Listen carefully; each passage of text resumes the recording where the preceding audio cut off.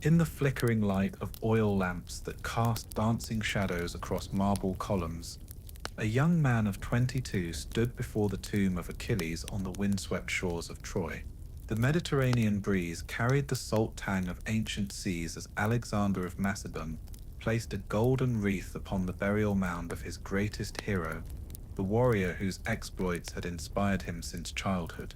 His companion Hephaestion honored Patroclus nearby, but Alexander's eyes burned with something beyond mere reverence. Here, where Homer's heroes had fought and died for glory that would echo through eternity, Alexander whispered a prayer that would prove prophetic. He asked not for long life or peaceful rule, for achievements that would surpass even those of the legendary Achilles. The winds that had once carried black ships across the wine-dark sea now seemed to whisper back their approval, for standing before that ancient tomb was a man destined to exceed every hero of myth and become legend himself. This was no mere royal pilgrimage, but the moment when Alexander publicly declared his intention to claim a place among the immortals. Within a decade, his armies would march to the ends of the known world.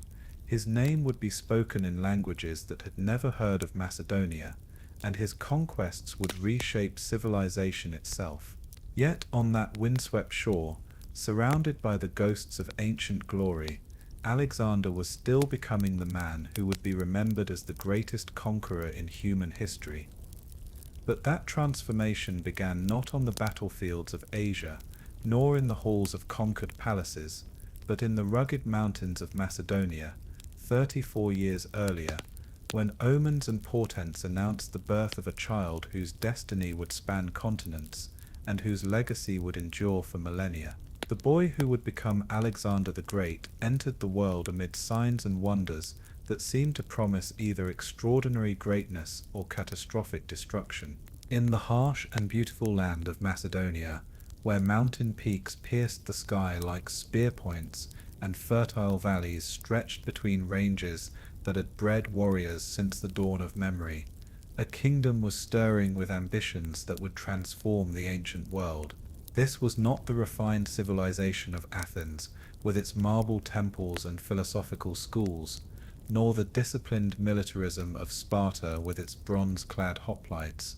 Macedonia was something raw and more primal, a land where kings still led their warriors into battle, and where the line between civilization and barbarism remained deliberately blurred. The Macedonia of the 4th century before Christ occupied a unique position in the Greek world, viewed by the southern city-states with a mixture of fear, envy, and contempt. To the sophisticated Athenians and the proud Spartans, the Macedonians were little better than barbarians, their kings crude mountain chieftains who happened to speak a dialect of Greek, but whose customs and culture seemed more akin to the tribal societies that pressed against the edges of Hellenic civilization. Yet this dismissive attitude masked a growing reality that would soon shock the classical world. Under the leadership of King Philip II, Macedonia had transformed itself from a collection of feuding tribes into a military powerhouse whose innovations in warfare and statecraft were decades ahead of their southern neighbors. The phalanx formations that had dominated Greek battlefields for centuries were being revolutionized by Macedonian tactical genius, while diplomatic marriages and strategic alliances were weaving a web of influence that stretched from the Black Sea to the Adriatic. The kingdom that would produce Alexander the Great was built on contradictions that would shape his character and his conquests. It was Greek enough to claim descent from the heroes of Troy, yet foreign enough to maintain the customs of horse-riding warriors from the northern steppes. It honored the gods of Olympus while preserving shamanistic traditions that predated classical religion by centuries. It produced soldiers disciplined enough to execute complex battlefield maneuvers while maintaining the fierce individualism of mountain clans who had never truly been conquered by any outside power. The royal court at Pella, the magnificent capital that Philip II had built to rival any city in Greece, embodied these contradictions in marble and gold. Here, Greek artists and architects worked alongside Thracian metalworkers and Illyrian horsemen to create a synthesis of cultures that would become the template for Alexander's later empire. The palace complex, with its elaborate mosaics depicting hunting scenes and mythological subjects, demonstrated that Macedonian wealth and sophistication could match anything produced by Athens or Corinth. The throne room where Philip II held court was a marvel of artistic achievement that deliberately combined Greek refinement with barbarian magnificence. Massive columns of imported marble supported a ceiling painted with scenes from the Iliad, while the floor featured intricate mosaics showing Alexander's ancestor Heracles performing his legendary labors. Persian carpets, spoils from Philip's early campaigns, covered portions of the floor, while Thracian silver vessels displayed the kingdom's connections to the tribal north. The very architecture of the palace proclaimed Macedonia's unique position in the ancient world. Unlike the austere simplicity favored by Spartan leaders or the democratic openness of Athenian public buildings, the Macedonian court was designed to impress and intimidate. Visitors approaching the throne would walk through a series of increasingly magnificent chambers, each one demonstrating different aspects of Macedonian power and sophistication.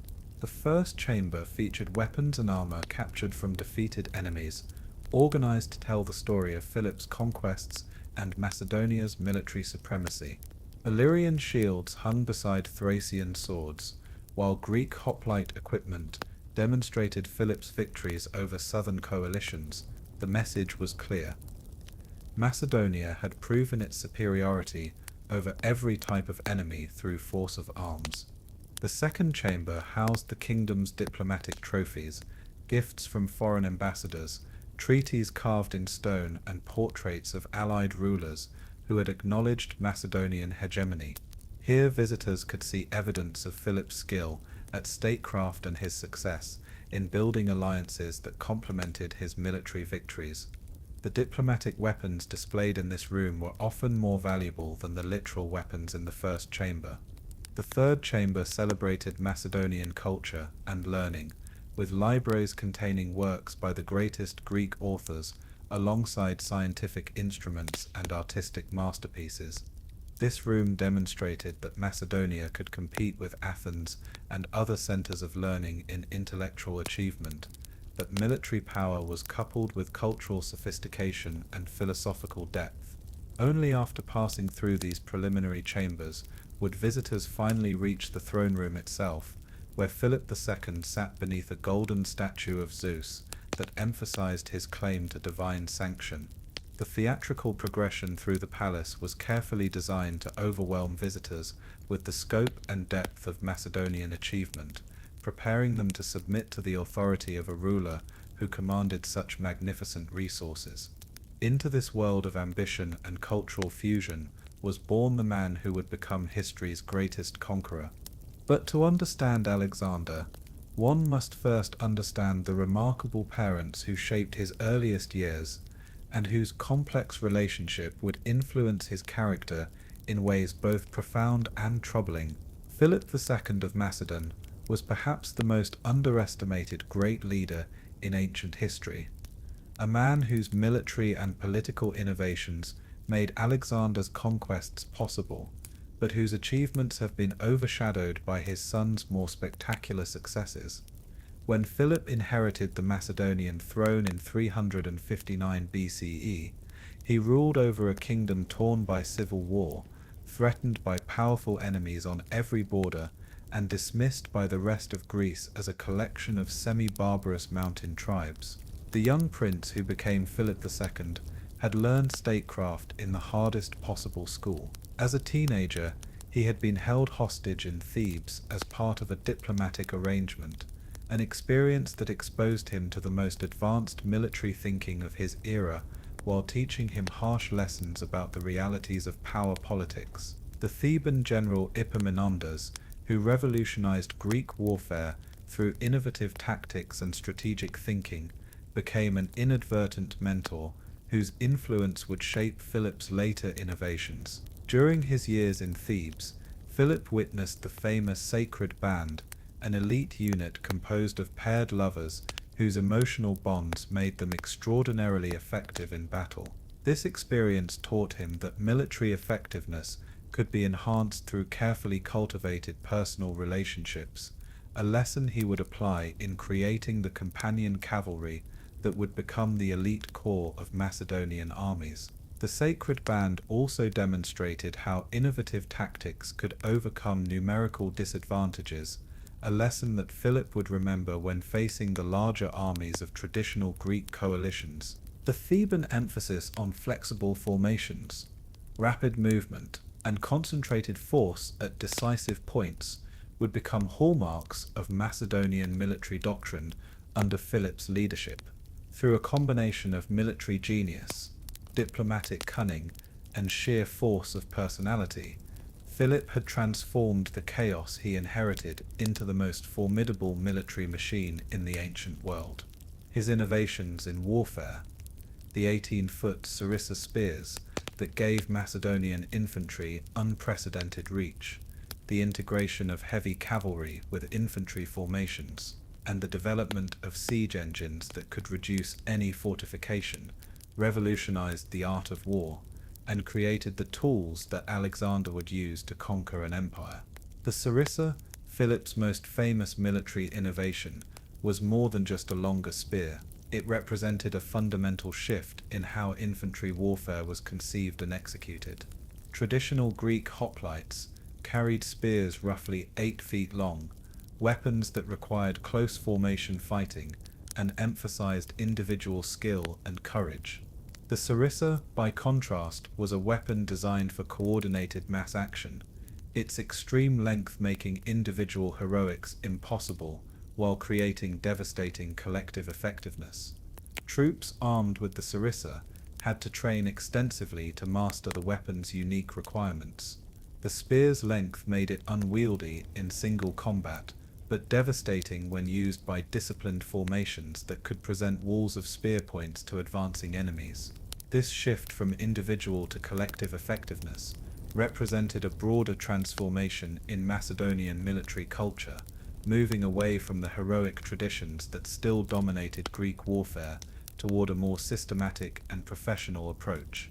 The integration of cavalry with infantry formations represented another revolutionary innovation that would prove crucial to Alexander's later successes. Traditional Greek armies treated cavalry as a supplementary force, useful for pursuit and reconnaissance, but incapable of decisive action against well-formed infantry. Philip's companion cavalry, by contrast, was designed to work in close coordination with infantry formations, creating combined arms tactics that could exploit enemy weaknesses more effectively than either force could achieve alone. The companions were drawn from the Macedonian nobility, young men who had grown up on horseback and whose social status gave them both the resources to maintain expensive equipment and the motivation to excel in battle. These were not mercenary soldiers fighting for pay, but aristocratic warriors whose personal honor was bound up with their military success and their loyalty to the royal family. But Philip was more than just a military innovator.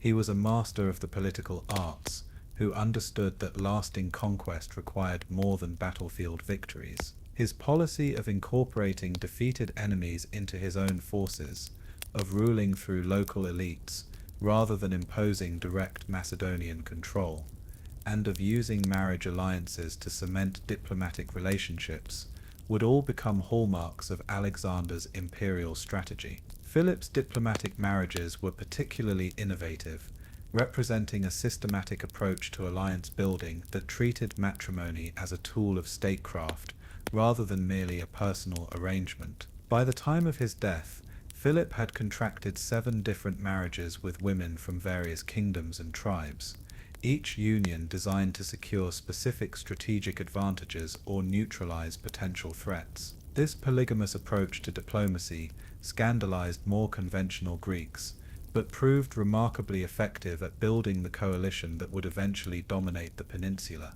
Each of Philip's wives brought not only her own political connections, but also cultural influences that enriched Macedonian court life and broadened the kingdom's intellectual horizons.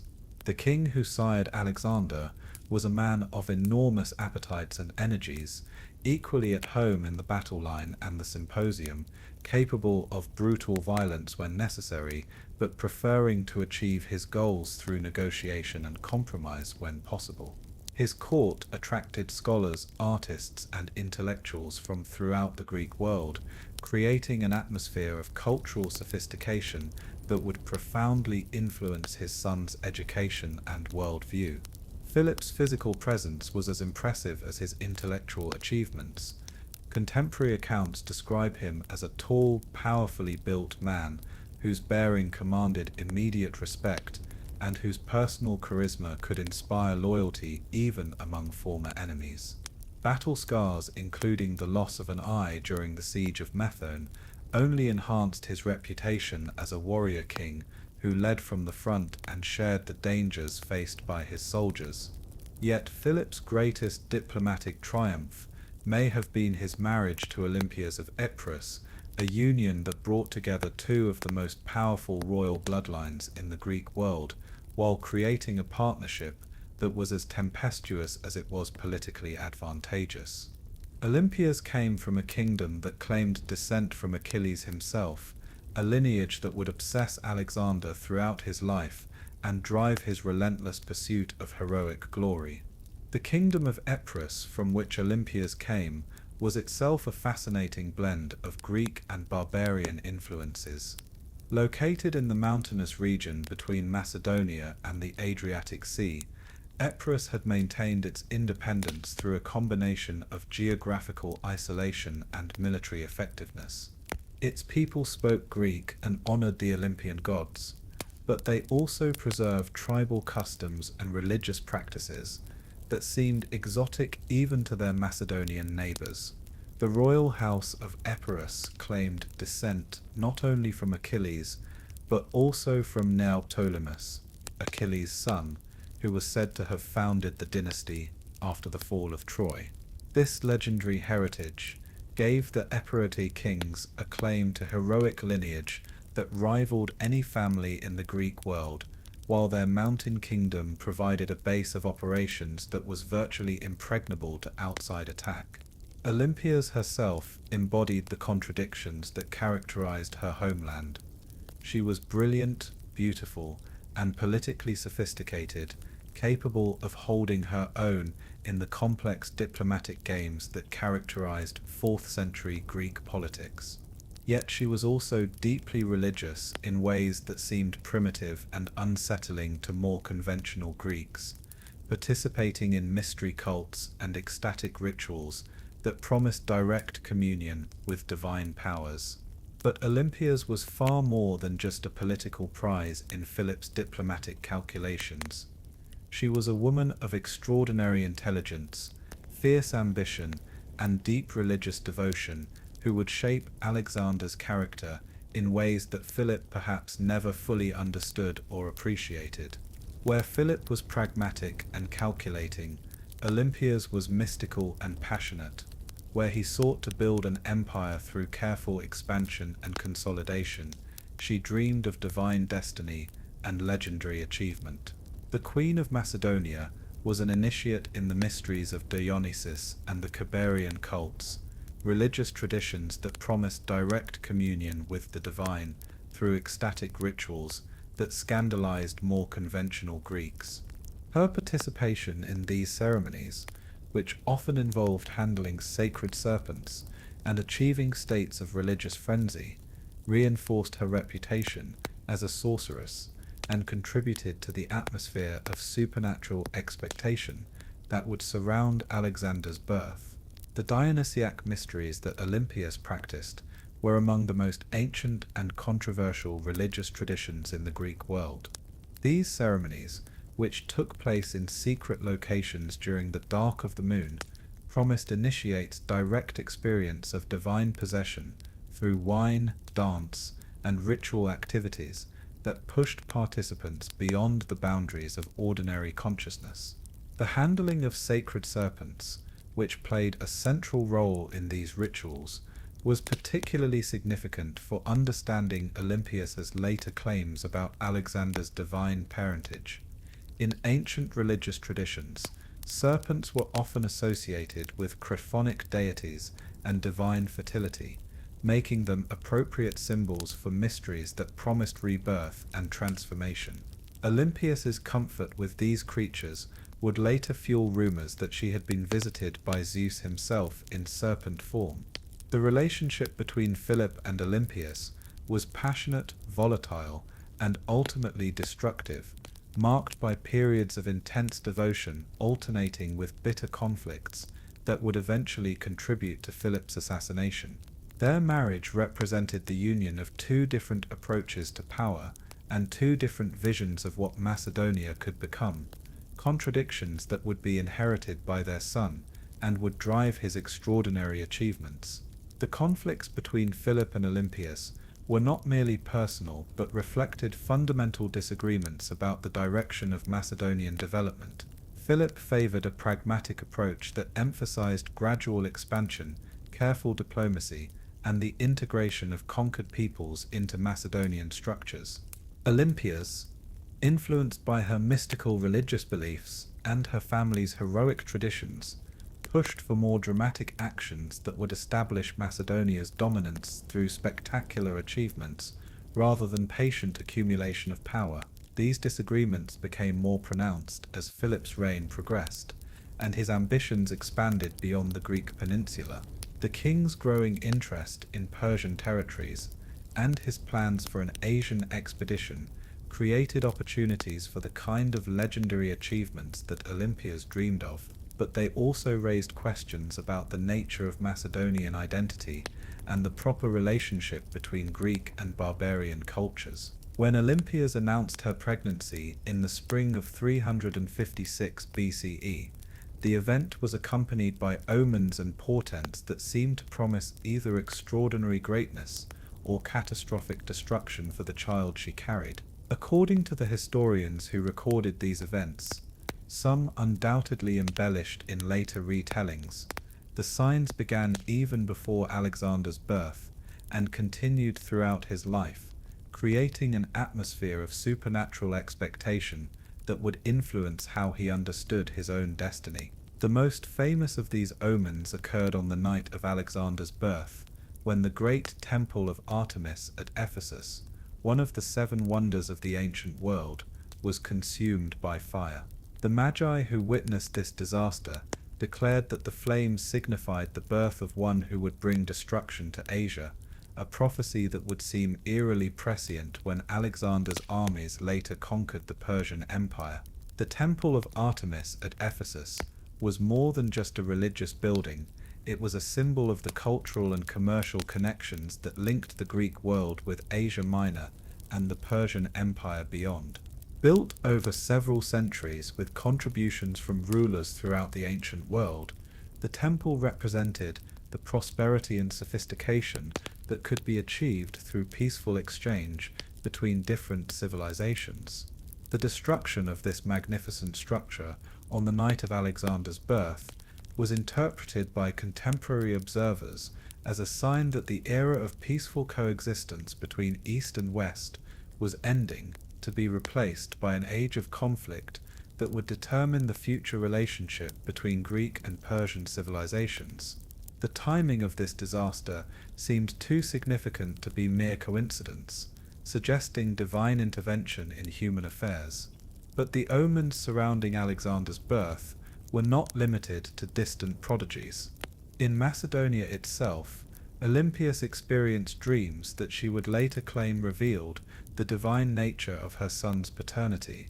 According to these visions, she had been visited by Zeus himself in the form of a serpent, and the child she carried was the offspring of the king of the gods, rather than merely the son of Philip II. The serpent form that Zeus allegedly assumed in these visions was particularly significant in ancient religious symbolism.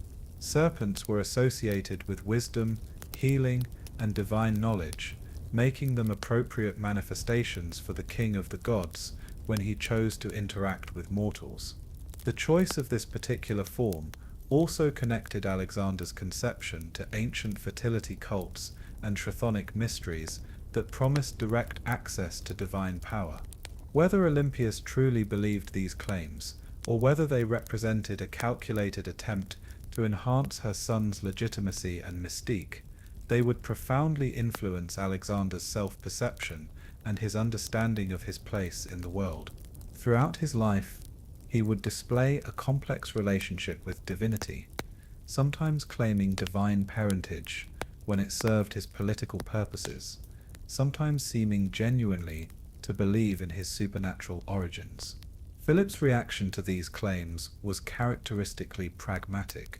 While he may have privately doubted the divine paternity of his son, he understood the political value of such beliefs and did nothing to discourage them. In a world where legitimacy often depended on divine approval, having a son who was believed to be the child of Zeus could only strengthen Macedonian prestige and Alexander's eventual claim to the throne. The birth itself, which occurred in the summer of 356 BCE, was marked by additional portents that would be remembered and interpreted by later historians seeking to understand the extraordinary career that followed. Eagles were said to have circled overhead as Olympias went into labor, while soothsayers declared that the alignment of the stars promised a future of unparalleled military success for the newborn prince. More concretely, Alexander's birth coincided with Philip's greatest military triumph to date, the capture of the city of Potidæa from Athenian control. The news of this victory arrived in Pella on the same day that Alexander was born, creating a symbolic connection between the child's arrival and Macedonian military success that would seem prophetic in light of his later achievements. The capture of Potidæa was more than just another military victory. It represented a direct challenge to Athenian power and a demonstration that Macedonia had become a force capable of competing with the greatest city-states of classical Greece. The timing of this success, coinciding with Alexander's birth, seemed to suggest divine approval for both the military campaign and the royal succession. The infant who would become Alexander the Great entered the world at a moment when Macedonia stood poised to transform the balance of power in the ancient world. Philip's military innovations had created the most effective army in Greece, while his diplomatic skills had begun to weave the alliances that would eventually allow Macedonia to dominate the peninsula. The birth of a male heir who could continue this work must have seemed like the final piece in Philip's grand strategy. Yet even in these early days, there were signs that Alexander would exceed his father's ambitions in ways that Philip might not have anticipated or entirely approved. The child who was born amid such supernatural expectations would grow up believing himself destined for achievements that would surpass those of any mortal king, and that divine purpose would drive him to accomplishments that would reshape the ancient world. The Macedonia of Alexander's birth was a kingdom in transition, caught between its tribal past and its imperial future, between its Greek heritage and its barbaric traditions. It was a land where ancient customs coexisted with new ideas, where warrior kings who claimed descent from Heracles and Achilles employed Greek tutors and adopted Athenian artistic styles. This cultural synthesis would profoundly influence Alexander's character and worldview, teaching him to see synthesis and adaptation as sources of strength rather than signs of weakness. The physical environment of Macedonia also shaped the future conqueror's character in ways that would prove crucial to his later success. The kingdom's mountainous terrain bred hardy warriors accustomed to hardship and capable of extraordinary endurance, while its position at the crossroads between Europe and Asia exposed its people to a constant flow of new ideas and influences. Alexander would grow up in a world where diversity was normal and adaptation was essential for survival.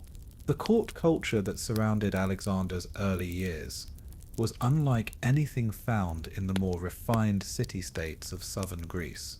Here, kings still drank with their soldiers and led from the front in battle, while queens participated actively in religious ceremonies that promised direct contact with the divine. This atmosphere of accessible power and mystical possibility would shape Alexander's leadership style and his understanding of the relationship between ruler and ruled.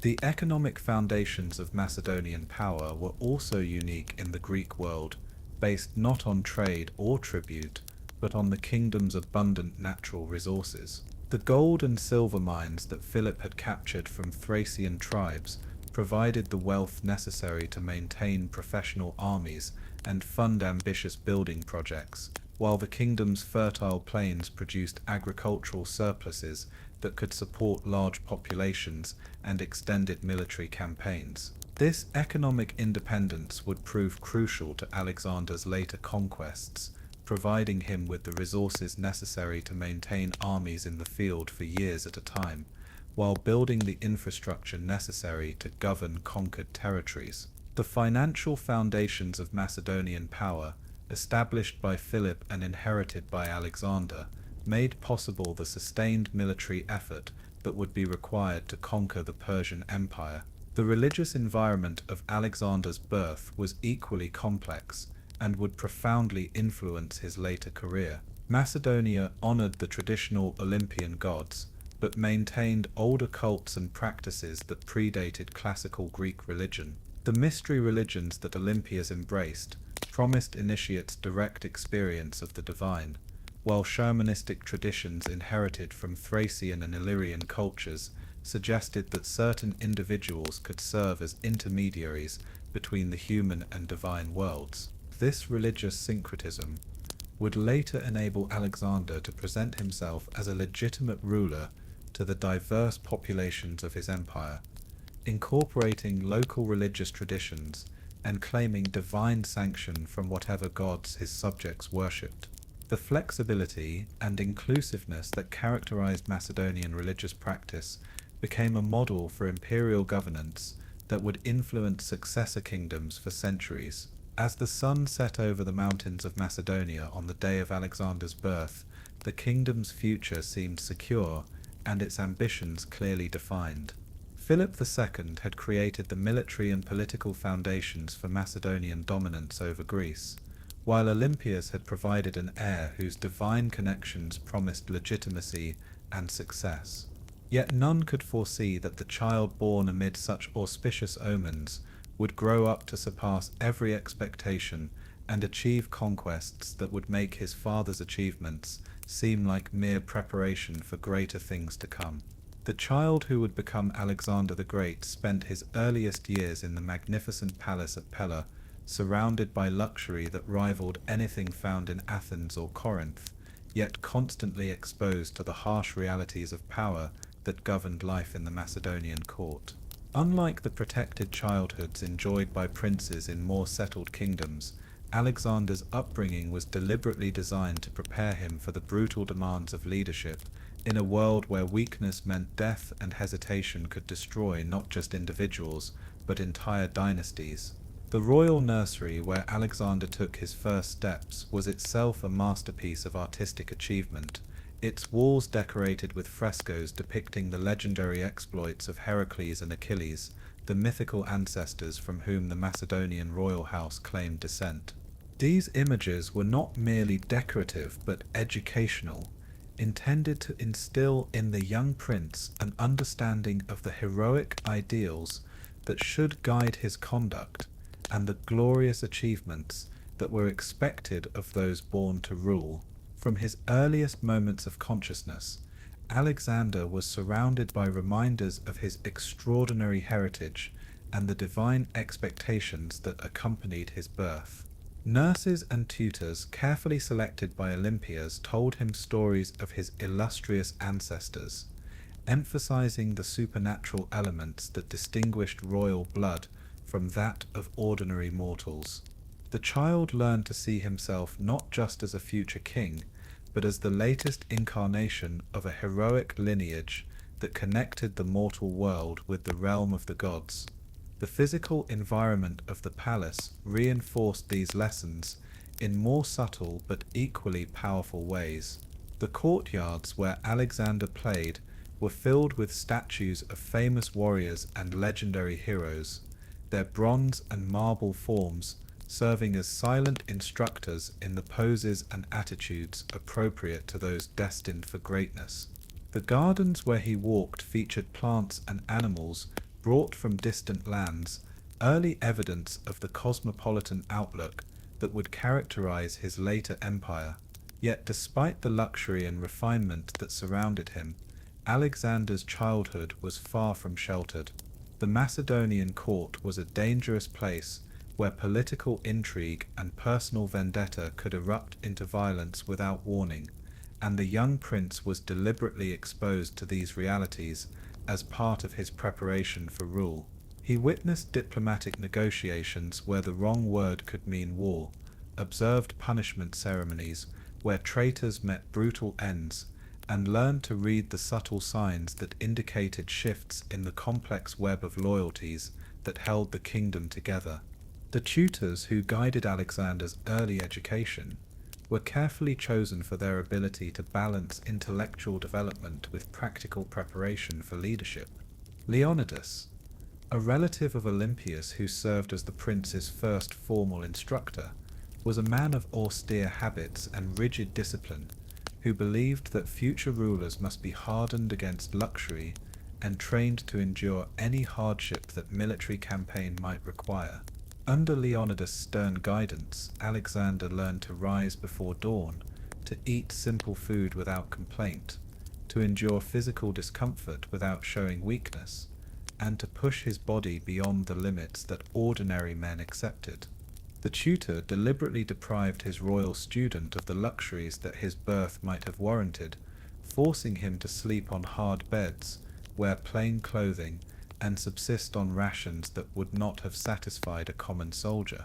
These harsh lessons were not cruelty, but calculated preparation for the realities of military leadership. Leonidas understood that soldiers would follow a commander who shared their hardships, but would despise one who demanded sacrifices he was unwilling to make himself. The physical toughening that Alexander endured in childhood would later enable him to march farther, fight longer, and endure greater hardships than any of his enemies, advantages that proved crucial to his military success. The intellectual component of Alexander's education was equally rigorous and far more sophisticated than the training provided to most royal heirs in the ancient world. Macedonia's position at the crossroads between Greek civilization and barbarian cultures required its rulers to understand and navigate complex international relationships, while the kingdom's growing power created opportunities and challenges that demanded exceptional intellectual abilities. Traditional Macedonian education emphasized practical skills, horsemanship, weapon handling, hunting, and the tactical knowledge necessary for military command. But Philip II understood that his heir would need broader intellectual foundations to achieve the ambitious goals that Macedonian expansion made possible. The kingdom's growing wealth and international connections had attracted scholars and teachers from throughout the Greek world, creating opportunities for educational innovation that had never before existed in Macedonia. The decision to invite Aristotle of Stagira to serve as Alexander's primary tutor represented perhaps the most significant educational experiment in ancient history, bringing together the greatest philosophical mind of the age with a student whose future achievements would surpass anything his teacher could have imagined. Aristotle, the son of a physician who had served Philip's father, combined systematic intellectual rigor with practical knowledge of the world that made him uniquely qualified to prepare Alexander for the challenges he would face. The relationship between teacher and student that developed during Alexander's teenage years would profoundly influence both men and create intellectual foundations that would shape the future of Western civilization. For Aristotle, the opportunity to educate a future ruler provided a unique laboratory for testing his theories about politics, ethics, and human nature. For Alexander, exposure to the philosopher's systematic approach to knowledge would provide intellectual tools that proved as valuable as any weapon in his later conquests. The school that Aristotle established at Mysa, a rural retreat away from the distractions of court life, represented a revolutionary approach to royal education that emphasized careful observation, logical analysis, and systematic understanding of the natural world. Here, surrounded by gardens designed for botanical study and equipped with instruments for astronomical observation, Alexander and a select group of young Macedonian nobles received an education that was unprecedented in its scope and sophistication. The curriculum that Aristotle developed for his royal students covered every aspect of knowledge that the ancient world had accumulated, from mathematics and natural philosophy to rhetoric and political theory.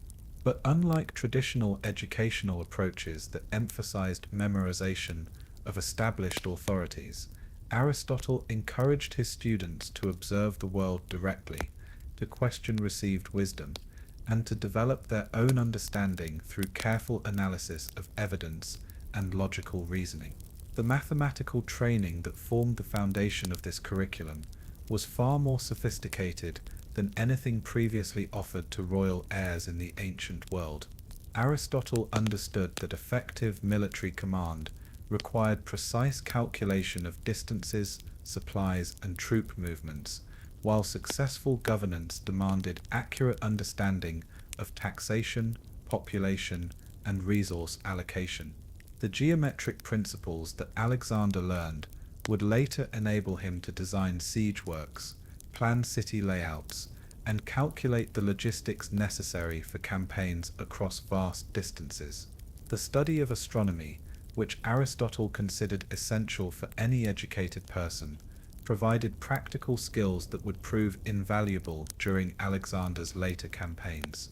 The ability to navigate by the stars, to predict seasonal changes, and to understand the relationship between celestial movements and terrestrial events gave Alexander advantages that his enemies often lacked. The careful observations of planetary motions and stellar positions that he learned to make would later enable him to maintain accurate orientation during marches through unfamiliar territories. The biological studies that formed a central component of this curriculum were particularly significant for Alexander's later development. Through dissection of animals and careful observation of plant growth, the future conqueror learned to see patterns and relationships that were invisible to casual observation. This training in systematic analysis would later enable him to recognize weaknesses in enemy formations, to understand the geographic factors that influence military operations, and to devise innovative solutions to tactical problems that had never before been encountered. The detailed study of anatomy that Aristotle required was not merely academic but intensely practical. Alexander learned to identify the vital organs of various animals, to understand how injury to different body parts would affect function, and to recognize the symptoms of disease and poison. This knowledge would later prove crucial when he needed to treat wounded soldiers, diagnose illness among his troops, or protect himself against assassination attempts. The botanical education that supplemented these anatomical studies was equally practical and far-reaching. Alexander learned to identify plants that could serve as food, medicine, or poison, to understand the growing seasons and environmental requirements of different crops, and to recognize the vegetation patterns that indicated favorable terrain for military operations. This knowledge would later enable him to maintain his armies in regions where local food supplies were inadequate, and to exploit natural resources that his enemies had overlooked. The zoological component of his education provided insights that would prove equally valuable during his campaigns. Through careful study of animal behavior, Alexander learned to read environmental signs that predicted weather changes, to understand the migration patterns that influenced the availability of game, and to recognize the presence of dangerous predators or venomous creatures. The systematic approach to animal classification that Aristotle taught would later enable Alexander to adapt quickly to the unfamiliar fauna he encountered in Asia and Africa. The political theory that Aristotle taught was equally revolutionary, challenging traditional assumptions about the nature of government and the proper relationship between rulers and subjects. The philosopher's concept of the ideal state, based on careful analysis of existing political systems and systematic consideration of how human communities could be organized to promote justice and prosperity, provided Alexander with intellectual foundations that would prove crucial when he later faced the challenge of governing diverse populations across vast territories. The comparative analysis of different governmental systems that formed a central part of this political education was particularly sophisticated. Aristotle had studied the constitutions of over 150 Greek city-states, analyzing their strengths and weaknesses, their historical development, and their effectiveness in achieving different objectives. This systematic approach to political analysis gave Alexander a broader perspective on governance than any previous ruler had possessed. The concept of constitutional monarchy that Aristotle developed specifically for Alexander's education represented a revolutionary synthesis of democratic and autocratic principles. The philosopher argued that effective rule required a combination of personal authority and institutional constraints, individual excellence and collective wisdom, traditional legitimacy and innovative adaptation. This theoretical framework would later enable Alexander to govern an empire that included populations with dramatically different political traditions. The study of law and justice that accompanied this political education was equally comprehensive and innovative. Aristotle taught Alexander to distinguish between different types of law: natural law that applied to all humans, positive law that reflected specific cultural traditions, and international law that governed relationships between different peoples. This sophisticated understanding of legal principles would later enable Alexander to create administrative systems that were both effective and acceptable to diverse populations. The economic theory that Aristotle included in his curriculum was decades ahead of conventional thinking and would prove crucial to Alexander's later success as an imperial administrator. The philosopher taught his student to understand the relationship between population, resources, and wealth, to analyze the factors that promoted trade and prosperity, and to recognize the economic foundations that made military and political power possible. The detailed study of currency, credit, and commercial relationships that formed part of this economic education was particularly valuable. Alexander learned to understand how different monetary systems worked, how exchange rates were determined, and how trade networks could be established and maintained across vast distances.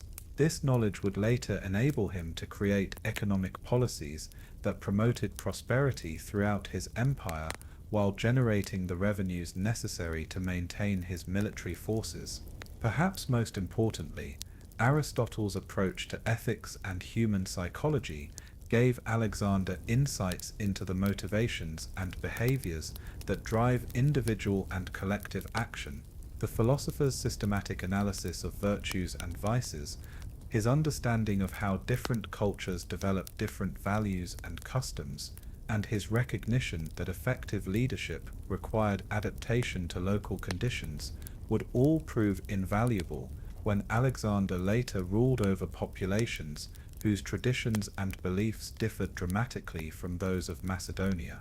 The psychological training that Aristotle provided was particularly sophisticated, based on careful observation of human behavior and systematic analysis of the factors that influenced individual and group decision-making. Alexander learned to recognize the signs of fear, anger, ambition, and loyalty, to understand how these emotions could be channeled for constructive purposes, and to identify the techniques that effective leaders use to inspire and motivate their followers. The study of rhetoric and persuasion that accompanied this psychological education was equally important for Alexander's later success. Aristotle taught his student the principles of effective communication, the techniques for adapting arguments to different audiences, and the methods for building consensus among diverse groups with conflicting interests. The systematic approach to speech-making that the philosopher developed would later enable Alexander to address his troops with speeches that became legendary for their inspirational power. The 3 years that Alexander spent under Aristotle's direct instruction were among the most intellectually stimulating of his life, exposing him to ideas and methods of thinking that were decades ahead of conventional wisdom. The systematic approach to problem solving that the philosopher taught would become one of Alexander's most important leadership tools, enabling him to analyze complex military and political situations with a clarity and precision that consistently gave him advantages over his enemies. The daily routine that Aristotle established for his students was carefully designed to develop both intellectual and physical capabilities simultaneously. The day began before dawn with physical exercise, including running, wrestling, and weapons training, designed to maintain the martial skills that would be essential for military leadership. This was followed by breakfast and a period of individual study during which students reviewed texts and prepared for the day's discussions. The morning was devoted to formal instruction in mathematics, natural philosophy, and the sciences, with Aristotle personally conducting lectures and demonstrations that brought abstract principles to life through practical applications. The afternoon was reserved for political theory, ethics, and rhetoric, subjects that required extensive discussion and debate among the students. The evening concluded with literary study, particularly focused on Homer and other poets whose works provided models for heroic conduct and noble expression. The competitive atmosphere that Aristotle deliberately cultivated among his students also proved valuable for Alexander's development. By encouraging intellectual debate and structured competition in various subjects, the philosopher taught his royal student to test his ideas against intelligent opposition and to refine his thinking through exposure to alternative perspectives. This experience would later enable Alexander to benefit from the counsel of advisors, even when their advice challenged his initial inclinations. The debates that took place during these evening sessions were particularly intense and wide-ranging, covering topics from the nature of justice to the proper conduct of war, from the relationship between ruler and subject to the question of whether cultural differences reflected natural inequality or merely environmental adaptation. These discussions forced Alexander to articulate and defend his own positions, while remaining open to arguments that might modify or refine his understanding. The influence of Homer's epic poems on Alexander's education deserves special attention, for these works shaped his understanding of heroic ideals and provided the moral framework within which he would interpret his own achievements. Aristotle personally prepared a special edition of the Iliad for his student, annotating the text with insights that emphasized the philosophical and ethical dimensions of the heroic tradition rather than merely its military aspects. This annotated Iliad became more than just a literary text. It served as a manual for heroic conduct that would guide Alexander throughout his life. The philosopher's marginal notes explained the strategic thinking behind Achilles' tactical decisions, analyzed the diplomatic skills that enabled various heroes to achieve their objectives, and explored the psychological factors that motivated heroic action. This sophisticated interpretation of the epic transformed it from entertainment into education. The copy of the Iliad that Alexander carried with him throughout his campaigns became his most treasured possession, consulted for guidance in difficult decisions, and referenced in speeches to his troops. The poem's portrayal of Achilles as the greatest of warriors, willing to sacrifice long life for imperishable glory, provided a template for heroic conduct that would drive Alexander's relentless pursuit of legendary achievement. But Aristotle's interpretation of Homer went beyond simple admiration for military prowess. The philosopher emphasized the intellectual qualities that distinguish true heroes from mere warriors, the strategic thinking that enabled Odysseus to overcome impossible odds, the diplomatic skills that made Nestor valuable despite his advanced age, and the moral courage that motivated Hector to defend his city even when he knew the cause was hopeless. This sophisticated understanding of heroic virtue would later enable Alexander to appeal to different audiences using appropriate aspects of the heroic tradition. To his Macedonian soldiers, he could present himself as the new Achilles, invincible in battle and destined for immortal glory. To conquered populations, he could emphasize the protective aspects of heroic leadership, positioning himself as the defender of civilization against chaos and barbarism. The scientific interests that Aristotle encouraged in his royal student would also prove surprisingly relevant to Alexander's later military success. The systematic study of geography, botany, and zoology that formed part of the Mesa curriculum provided practical knowledge that proved invaluable during campaigns in unfamiliar territories.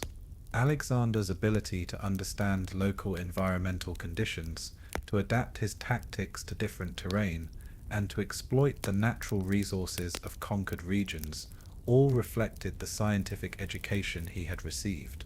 The geographic studies that Aristotle emphasized were particularly comprehensive, incorporating not only physical features, but also climate patterns, resource distribution, and human settlement patterns. Alexander learned to read maps and to create accurate surveys of unknown territories, skills that would later enable him to plan campaign routes through regions that no Greek had ever explored. The systematic approach to geographic analysis that the philosopher taught would prove crucial when Alexander later faced the challenge of governing an empire that stretched across multiple climate zones and geographic regions.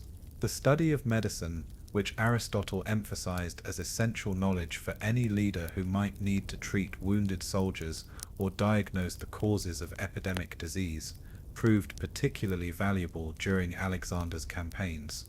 His understanding of anatomy, pharmacology, and the principles of hygiene that governed health in military camps enabled him to maintain the effectiveness of his armies under conditions that would have devastated forces led by less knowledgeable commanders. The medical training that Alexander received included not only theoretical knowledge but also practical experience in treating injuries and illnesses. Aristotle arranged for his students to observe surgical procedures, to study the effects of different medicines, and to learn the techniques for maintaining health in challenging environments. This hands-on experience would later enable Alexander to serve as physician to his own troops when professional medical assistance was unavailable. But perhaps the most important lesson that Alexander learned from Aristotle was the value of cultural synthesis and intellectual flexibility. The philosopher's systematic study of different political systems, religious traditions, and social customs taught his student to see diversity as a source of strength rather than a threat to unity. This perspective would later enable Alexander to govern an empire that included populations from every major civilization of the ancient world. The anthropological approach that Aristotle brought to the study of different cultures was revolutionary for its time, emphasizing systematic observation and analysis rather than simplistic judgments about superiority and inferiority. Alexander learned to identify the environmental and historical factors that shaped cultural development, to recognize the practical wisdom embedded in different social institutions, and to understand how successful synthesis could combine the best elements from different traditions. The friendships that Alexander formed during his time at Mesa would prove equally significant for his later career. The young Macedonian nobles who shared his education, Hephaestion, Cassander, Ptolemy, Lysimachus, and others, would become his closest advisors, most trusted generals, and eventual successors. The bonds forged through shared intellectual challenges and common exposure to Aristotle's revolutionary teaching methods created a network of relationships that would hold Alexander's empire together during his lifetime and provide the foundation for the Hellenistic kingdoms that emerged after his death.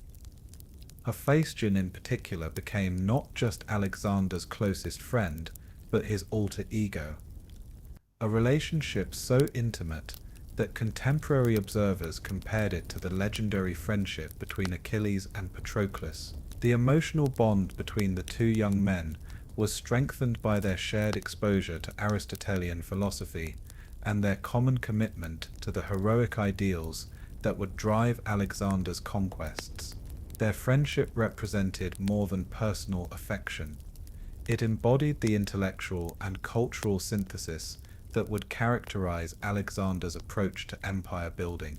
The competitive atmosphere that Aristotle deliberately cultivated among his students also proved valuable for Alexander's development.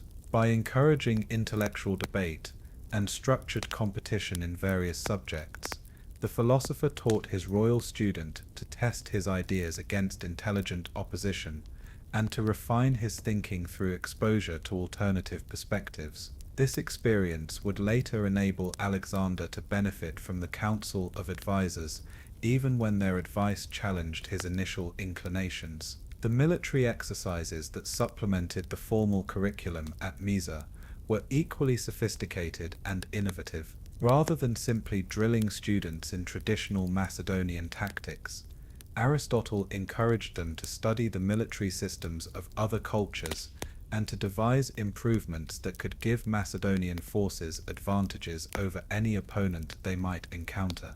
The war games that Alexander and his fellow students conducted during this period involved complex scenarios based on historical campaigns and theoretical situations that required creative solutions. These exercises developed not only tactical thinking, but also the ability to coordinate multiple units, to adapt to unexpected developments, and to maintain morale under adverse conditions.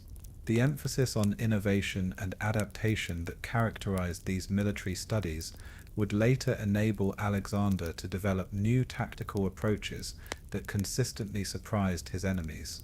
His ability to integrate different military traditions, to employ unconventional strategies that exploited enemy weaknesses, and to inspire his troops to achieve seemingly impossible objectives all reflected the educational foundation that Aristotle had provided. The religious and philosophical dimensions of Alexander's education were equally important for his later success. Aristotle's approach to theology, which sought to understand divine nature through rational analysis rather than blind faith, gave Alexander intellectual tools for navigating the complex religious landscape of the ancient world. The philosopher's teaching that different cultures might approach the same divine truths through different ritual practices would later enable Alexander to present himself as a legitimate ruler to populations whose religious traditions differed dramatically from those of Macedonia. The ethical training that formed a central component of Aristotelian education was particularly significant for Alexander's development as a leader.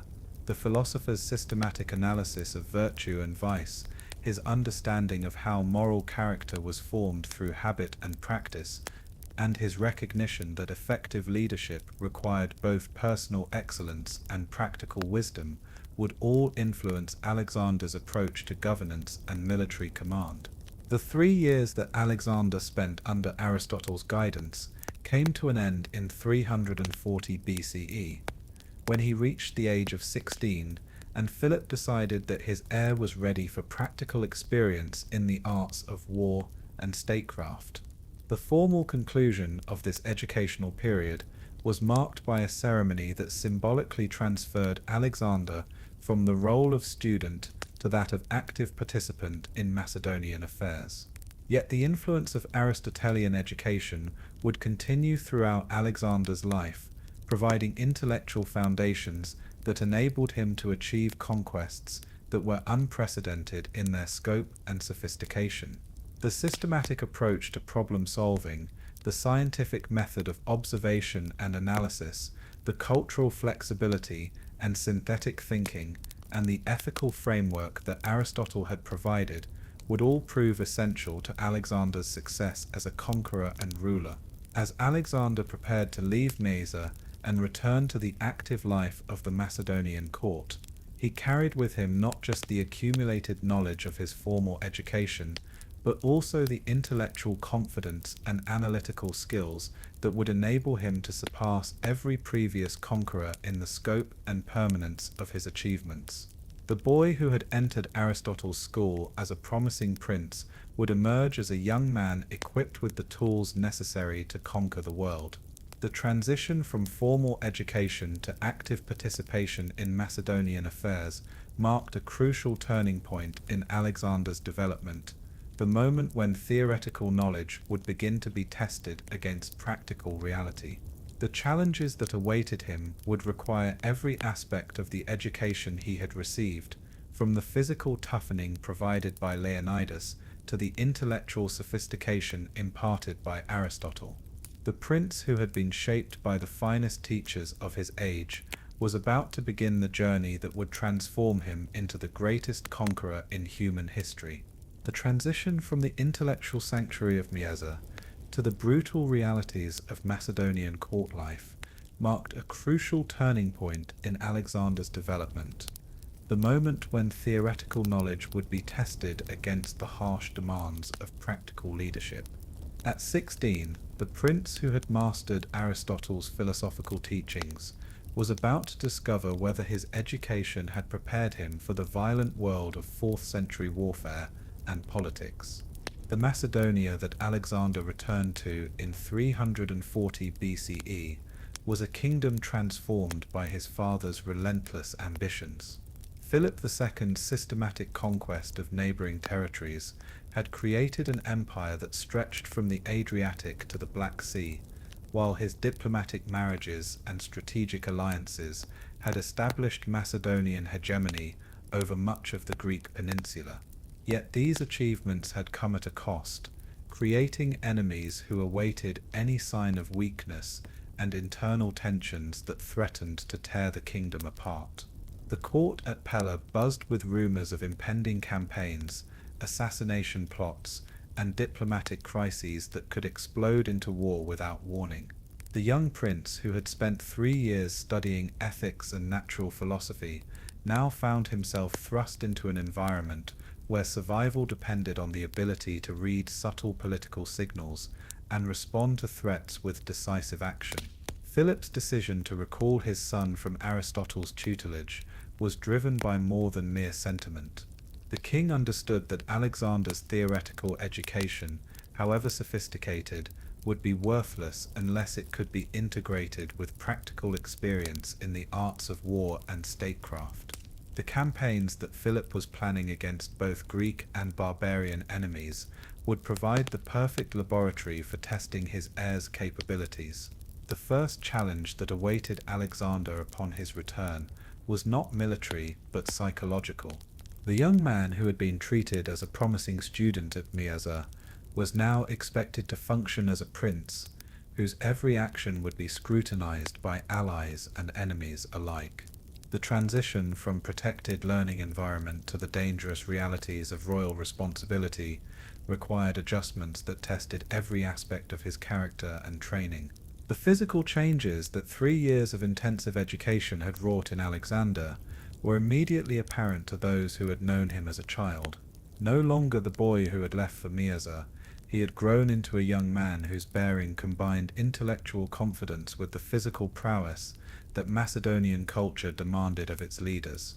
His blonde hair, which he wore longer than was conventional for warriors, caught the light in ways that emphasized his claimed descent from Achilles, while his heterochromatic eyes, one brown, one blue, seemed to pierce through deception and see truths that others missed. Yet it was not Alexander's physical appearance, but his intellectual transformation that most impressed those who encountered him during this period. The systematic thinking that Aristotle had taught was evident in how he approached every problem, from military logistics to diplomatic negotiations. Where other young nobles might rely on instinct or tradition, Alexander brought analytical rigor that consistently revealed solutions that had eluded more experienced minds. The first test of these capabilities came sooner than anyone expected, when Philip announced his intention to march against the fortress city of Perinthus on the shores of the Sea of Marmara. This strategic stronghold controlled vital trade routes between Europe and Asia, and its capture would provide Macedonia with a foothold for future operations against the Persian Empire. More immediately, the campaign would serve as Alexander's introduction to the realities of siege warfare and military command. The siege of Perinthus proved to be one of the most challenging military operations that Philip had ever undertaken. The city's position on a rocky peninsula made it nearly impregnable to conventional assault, while its wealthy merchants had hired the finest military engineers in the Greek world to design defenses that incorporated every innovation in fortification technology. The walls rose to heights of over 40 feet, were protected by multiple towers equipped with the latest artillery, and were supplied through sea routes that Macedonian forces could not effectively blockade. For Alexander, observing this siege provided invaluable lessons in the practical application of the theoretical knowledge he had gained at Mysa. The geometric principles that Aristotle had taught suddenly became vital tools for calculating angles of approach and ranges of artillery fire. The engineering knowledge he had acquired through dissection and biological study proved essential for understanding how siege engines functioned and how their effectiveness could be improved. But perhaps most importantly, the siege demonstrated the psychological dimensions of warfare that no amount of theoretical study could fully convey. Alexander watched as Philip employed a carefully orchestrated campaign of terror and persuasion designed to break the defenders' morale before the walls could be breached. Captured prisoners were tortured in sight of the city walls, while promises of mercy were alternated with demonstrations of Macedonian military might. The young prince observed how his father managed the complex logistics of maintaining an army in the field for extended periods, coordinating supply lines that stretched back to Macedonia, while dealing with the diseases and disciplinary problems that inevitably arose during prolonged campaigns.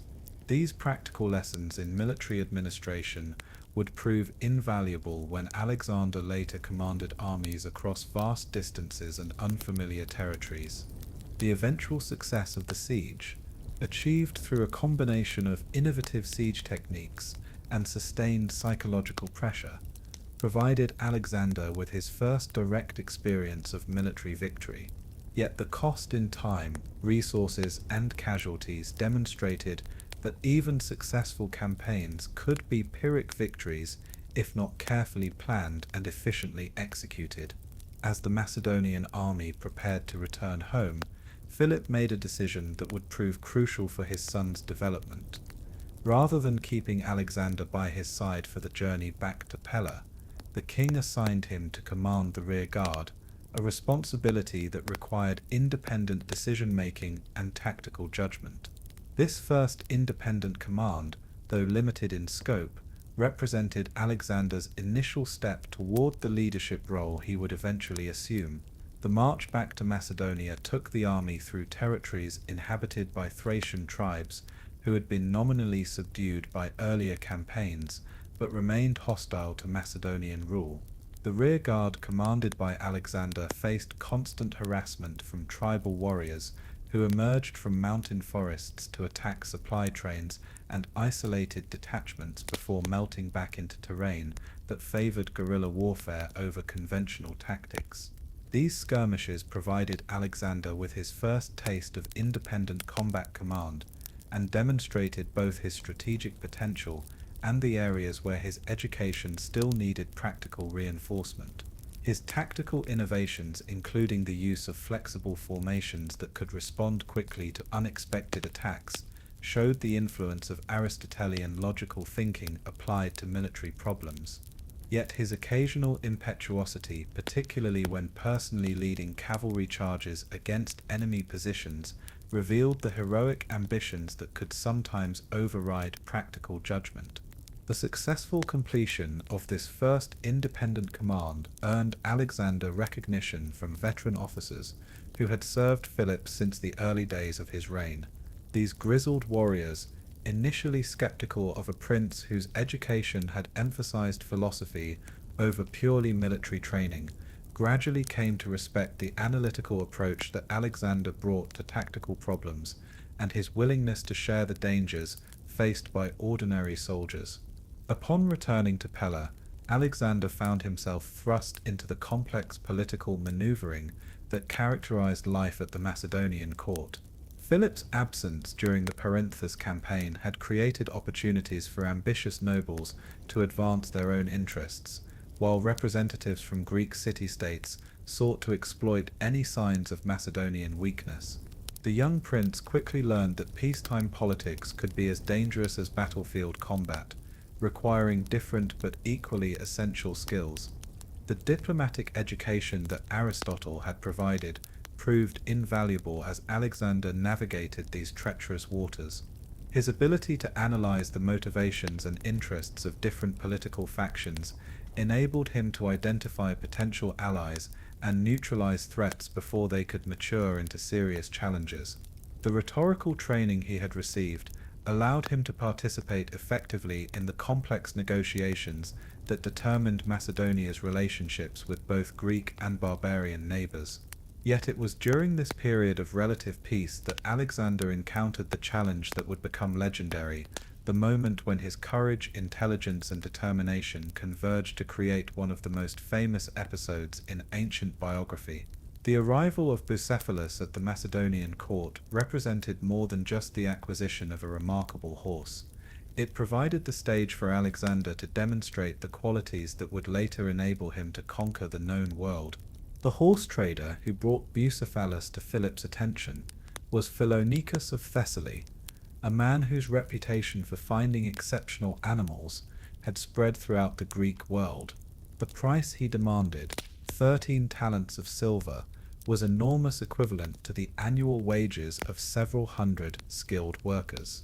Yet even this vast sum seemed modest when observers saw the magnificent black stallion that Philonicus claimed was worthy of a king. Bucephalus was unlike any horse that the Macedonians had ever seen.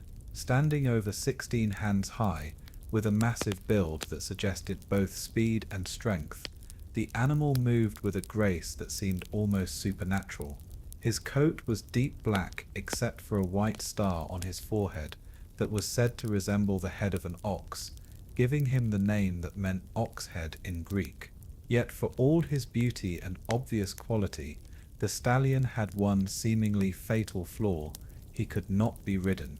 Every attempt to mount Bucephalus had ended in failure, with experienced horsemen thrown to the ground or forced to abandon their efforts when the animal reared and struck at anyone who approached. The most skilled trainers in Thessaly had declared the horse unmanageable, a magnificent but useless animal whose temperament made him unsuitable for anything but breeding if he could be controlled even for that purpose. Philip and his court watched as Philonicus attempted to demonstrate the stallion's qualities, only to see his own trainers fail as completely as every previous attempt. The king, whose expertise in horsemanship was legendary throughout Macedonia, studied the animal carefully but could see no solution to the problem. The horse's behavior seemed to confirm that some animals, like some men, were simply too proud and independent to accept domination.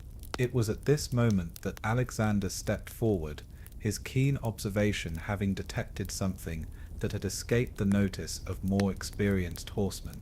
Where others saw only an unmanageable animal, the young prince recognized a specific problem with a specific solution.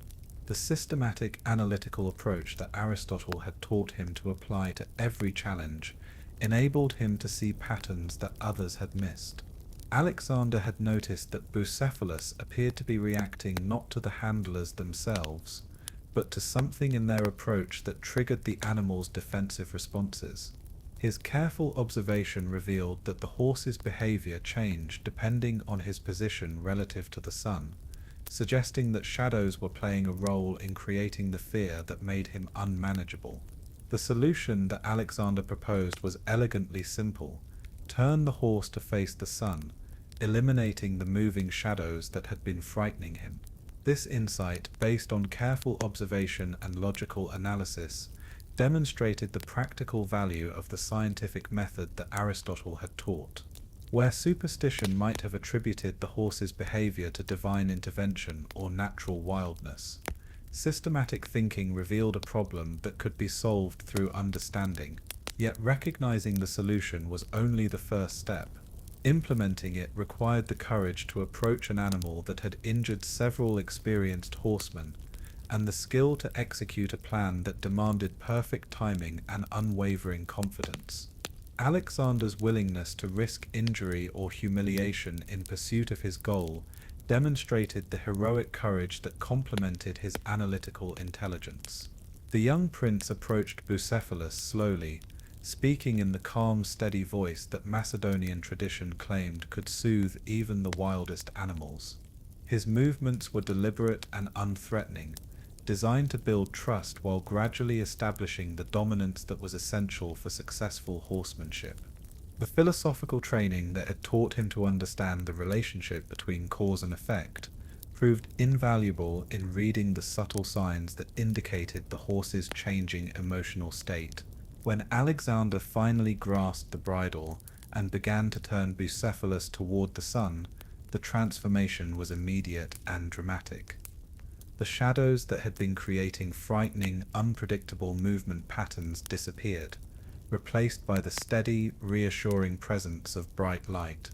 The stallion's tense muscles relaxed, his wild eyes calmed, and for the first time since arriving in Macedonia, he stood quietly while a human prepared to mount him. The moment when Alexander swung onto Bucephalus's back marked more than just the successful taming of a difficult horse. It represented the first public demonstration of the qualities that would later enable him to achieve seemingly impossible conquests: the ability to see solutions where others saw only problems, the courage to act on his convictions despite the risks involved, and the confidence that inspired others to follow him into situations that conventional wisdom declared hopeless. The ride that followed became the stuff of legend, as Alexander and Bucephalus moved together with a harmony that seemed almost supernatural. The horse that had been unmanageable became an extension of the young prince's will, responding to the slightest pressure of leg or shift of weight with movements that demonstrated perfect understanding and cooperation. The watching crowd, which had gathered expecting to witness another failure, instead saw the birth of a partnership that would become one of the most famous in history. Philip's reaction to his son's triumph was complex, combining paternal pride with the calculating assessment of a king who understood the political implications of what had just occurred. Alexander's success with Bucephalus demonstrated not only personal courage and intelligence, but also the divine favor that Macedonian culture associated with true leadership. The ability to master a horse that had defeated every previous challenger seemed to validate the claims of supernatural parentage that Olympias had encouraged. More practically, the episode established Alexander's reputation among the Macedonian nobility as a young man capable of achievements that exceeded his years. The systematic approach he had used to solve the problem impressed those who valued intelligence, while his willingness to risk physical danger earned respect from warriors who judged leaders by their personal courage. The combination of analytical thinking and heroic action that Alexander had displayed would become the hallmark of his leadership style. The partnership between Alexander and Bucephalus that began that day would endure for nearly 2 decades, carrying the future conqueror across 3 continents and through battles that would reshape the ancient world. The horse became more than just a mount. He was a symbol of Alexander's unique ability to achieve the impossible through a combination of intelligence, courage, and unwavering determination. Yet the taming of Bucephalus was only the beginning of Alexander's emergence as a military leader. The reputation he had gained through this exploit opened opportunities for greater responsibilities and more challenging assignments. Philip, recognizing his son's potential, began to include him in military planning sessions and diplomatic negotiations that would provide essential experience for future command. The campaigns that followed would test Alexander's abilities in increasingly demanding situations, from frontier skirmishes against barbarian tribes to major battles against sophisticated enemies. Each challenge would require him to adapt the theoretical knowledge he had gained from Aristotle to practical situations that no amount of study could fully prepare him for. The first of these tests came when Philip decided to campaign against the Illyrian tribes that threatened Macedonia's northwestern frontier. These mountain warriors, renowned for their ferocity and intimate knowledge of terrain that favored defensive warfare, had repeatedly defeated Macedonian expeditions through tactics that conventional military wisdom considered impossible to counter. Alexander's role in this campaign was carefully planned to provide him with experience in independent command, while limiting the risks that total autonomy might entail.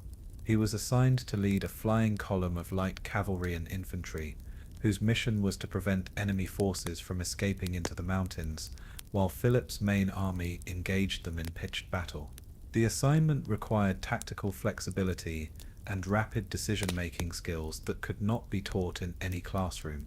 Alexander would need to read constantly changing situations, adapt his plans to unexpected developments, and coordinate his movements with the main army, despite being separated by distances that made direct communication impossible. The campaign began with a series of minor skirmishes that tested Alexander's ability to handle the practical challenges of field command. The logistics of keeping his forces supplied while operating in hostile territory, the discipline required to maintain unit cohesion during rapid movements, and the psychological skills necessary to keep morale high, despite constant danger, all demanded capabilities that went far beyond anything required of a royal heir.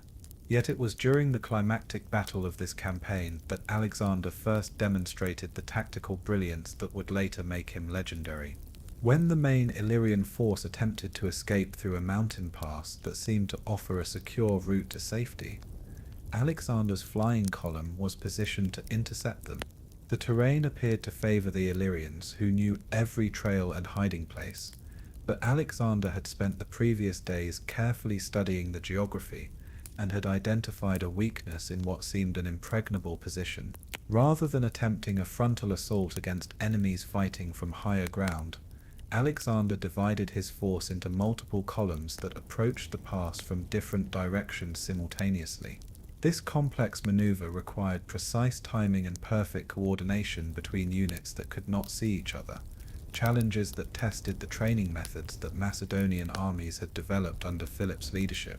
The success of this operation, which resulted in the complete destruction of the Illyrian force, demonstrated that Alexander had mastered not only the intellectual aspects of military command, but also the practical skills necessary to translate theoretical knowledge into battlefield success.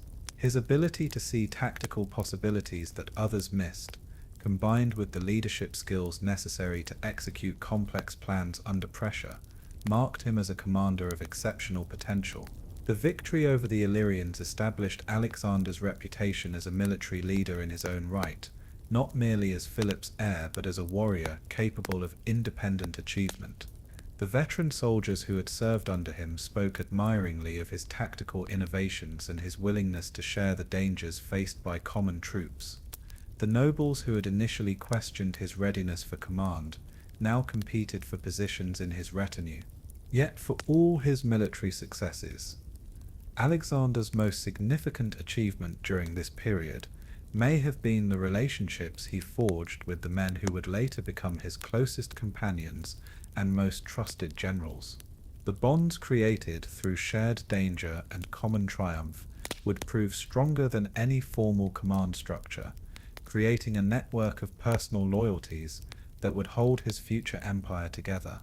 Hephaestion, who had been Alexander's closest friend since their days at Mysa, emerged as his principal lieutenant and most trusted advisor. Their partnership combined the intellectual compatibility they had developed through shared education with the mutual confidence that could only be forged through combat experience. The understanding between them became so complete that Alexander could communicate his intentions through subtle gestures that Hephaestion interpreted with uncanny accuracy. The other young nobles who served in Alexander's early campaigns, Ptolemy, Lysimachus, Cassander, Seleucus, and others, would later become the founders of kingdoms and dynasties that would rule much of the ancient world. Their shared experience during these formative years created bonds of loyalty and mutual understanding that would enable them to function as an integrated team during the far greater challenges that lay ahead. As Alexander's reputation grew and his responsibilities expanded, the young prince began to display the complex personality that would characterize his entire career. The intellectual curiosity fostered by Aristotelian education, combined with the heroic ambitions inherited from his parents to create a leader who was simultaneously rational and romantic, analytical and intuitive, capable of both remarkable self-control and explosive passion. The foundations of greatness were being laid through these early experiences, as theoretical knowledge was tempered by practical challenges and youthful ambition was channeled through increasingly demanding responsibilities. The prince, who had tamed Bucephalus through careful observation and calculated courage, was developing into a commander whose combination of intelligence and daring would soon astonish the world. Yet even as Alexander's capabilities expanded and his confidence grew, greater challenges awaited him.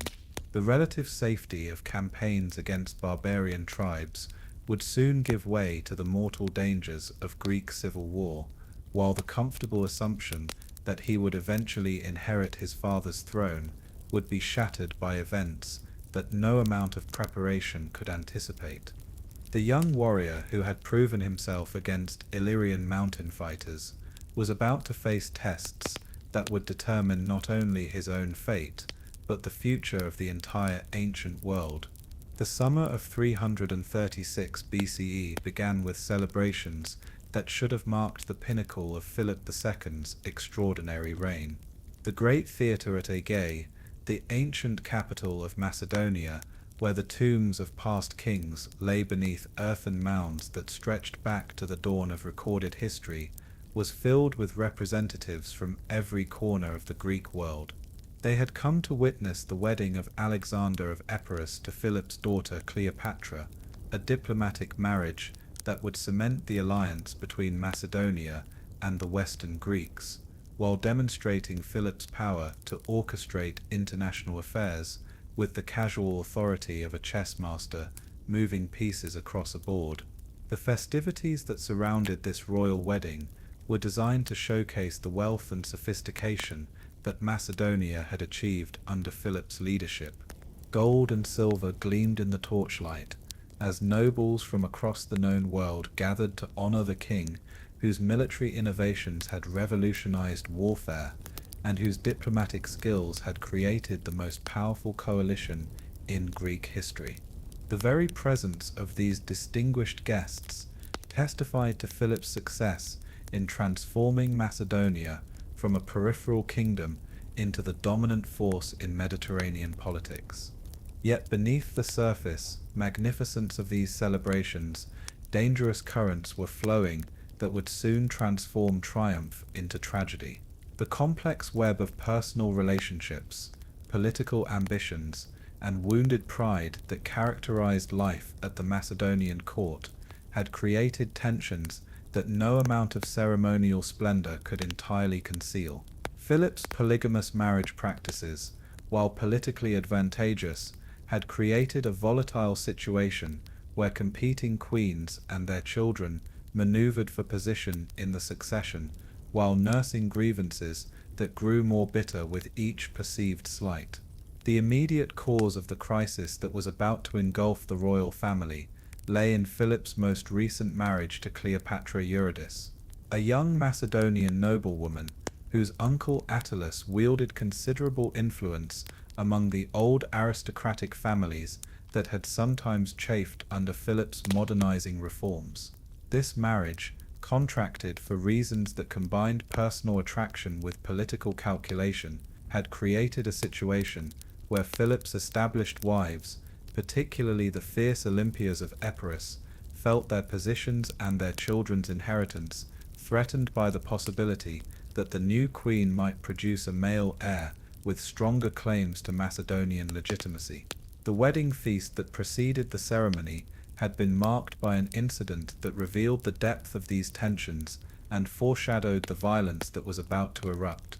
Attalus, emboldened by wine and his niece's new status as Philip's wife, had offered a toast that implicitly questioned Alexander's legitimacy, suggesting that the kingdom might soon have true-born heirs rather than the current heir, whose parentage was clouded by Olympias's foreign origins and rumored divine connections. Alexander's reaction to this provocation was swift and explosive, demonstrating both the heroic temper that would characterize his later career and the political instincts that had been sharpened by years of observation at Philip's court. Rising from his place at the high table, the 20-year-old prince hurled his wine cup at Attalus, while demanding whether the nobleman dared to call him a bastard. The confrontation that followed might have escalated into open violence if Philip himself had not intervened, though his attempt to restore order only inflamed the situation further. The king's decision to draw his sword against his own son, whether intended as a serious threat or merely a gesture of authority, revealed the extent to which family relationships had been poisoned by the political pressures surrounding the succession. Philip's stumble as he moved toward Alexander, caused by wine and the lingering effects of old battle wounds, prompted a bitter comment from the prince that would echo through the halls of power. "Look, men, here is the one who is preparing to cross from Europe to Asia, and he falls down crossing from couch to couch." This public humiliation, witnessed by nobles from throughout the Greek world, created a wound in Philip's pride that would prove difficult to heal. The king, who had built his reputation on personal prowess and political acumen, had been made to appear weak and ineffective by his own heir, in front of an audience whose respect was essential for maintaining Macedonian hegemony.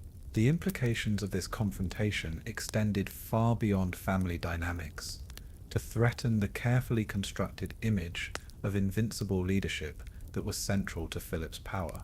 The immediate aftermath of this incident saw both Philip and Alexander attempt to repair the damage through gestures of reconciliation, but the underlying tensions remained unresolved.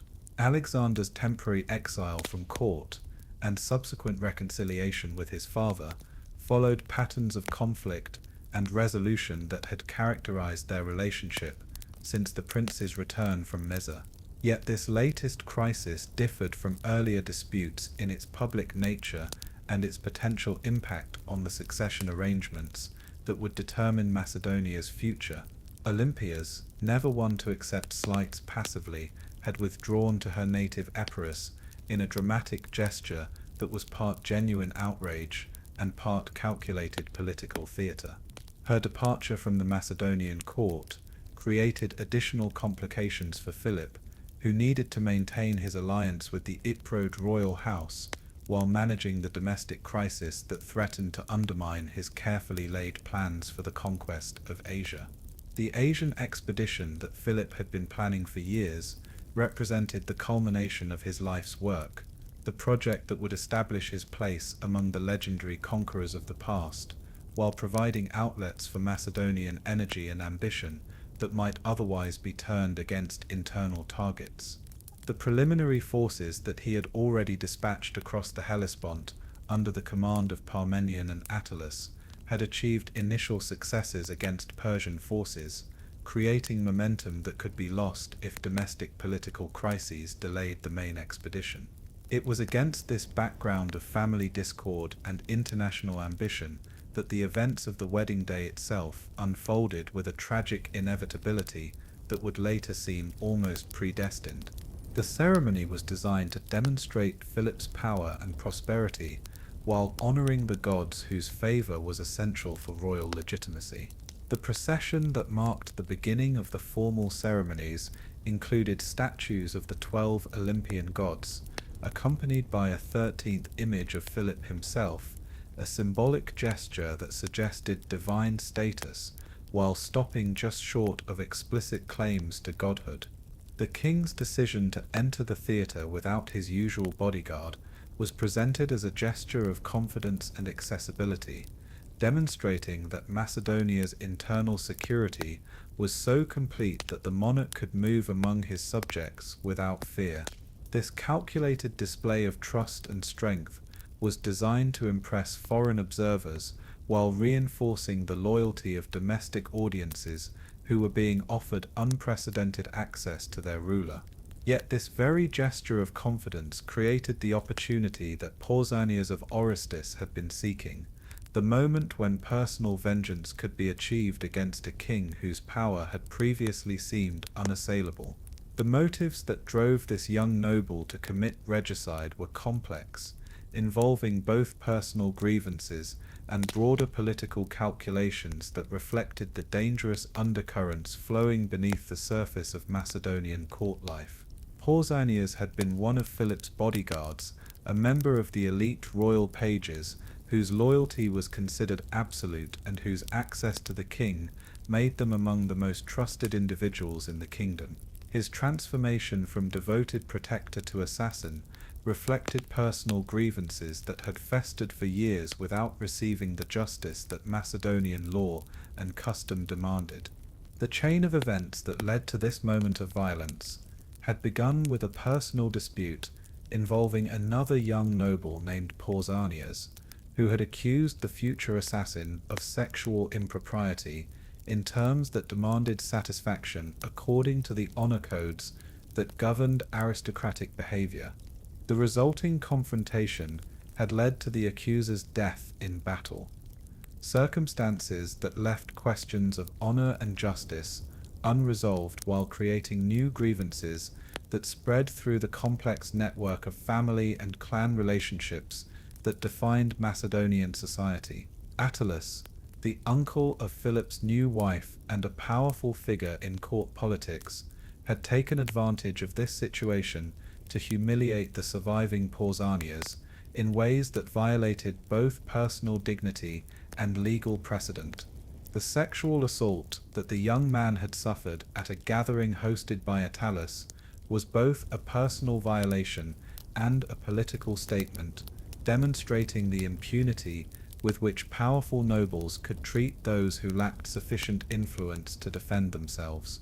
Philip's failure to provide justice for this outrage, whether from political calculation or personal indifference, had created a situation where the victim's only recourse was the ancient right of personal vengeance that predated formal legal systems.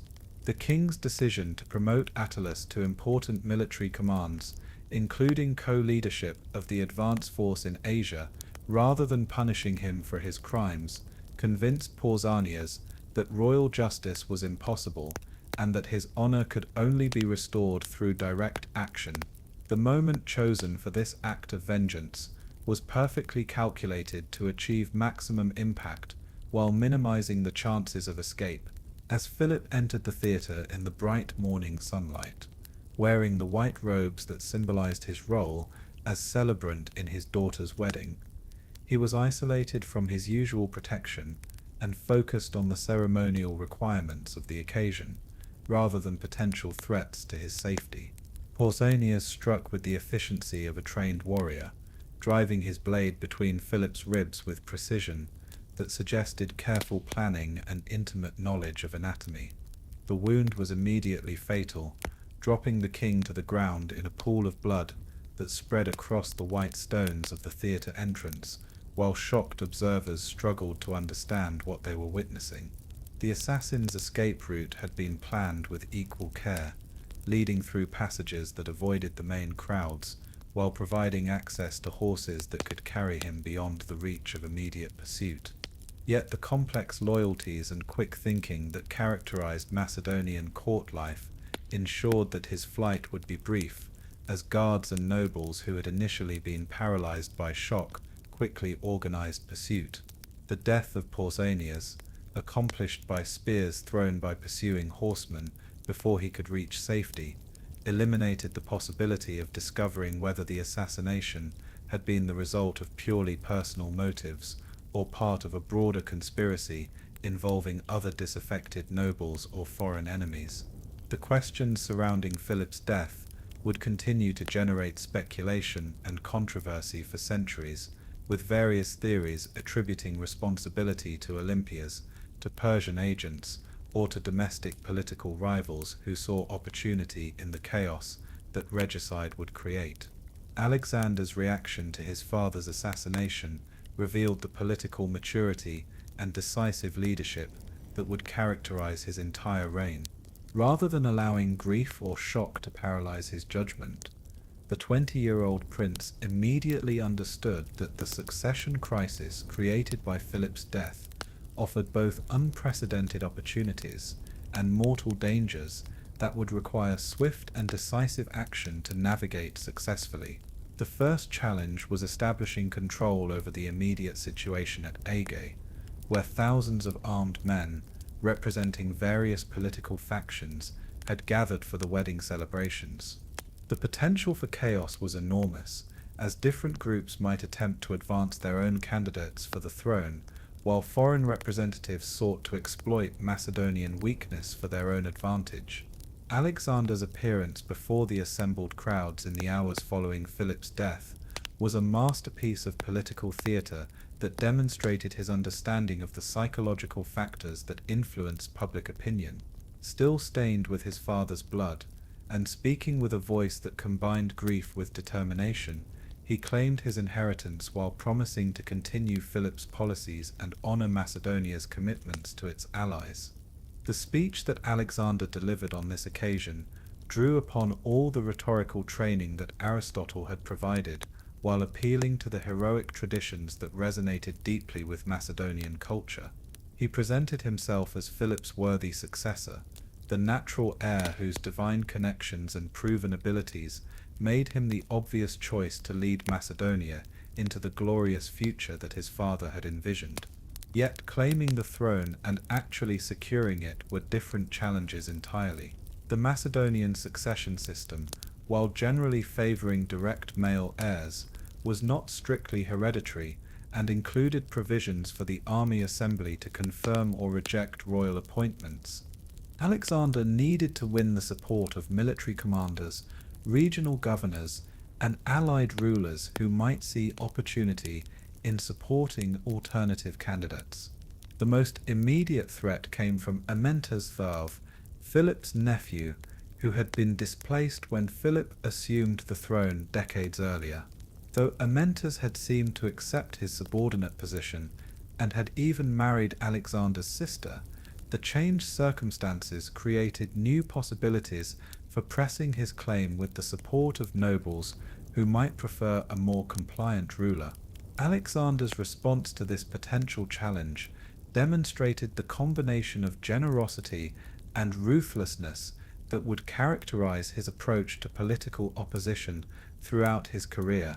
Rather than immediately executing Amyntas as a potential threat, he initially attempted to secure his loyalty through honors and responsibilities that would bind him to the new regime. Only when this approach proved insufficient would more direct methods be employed.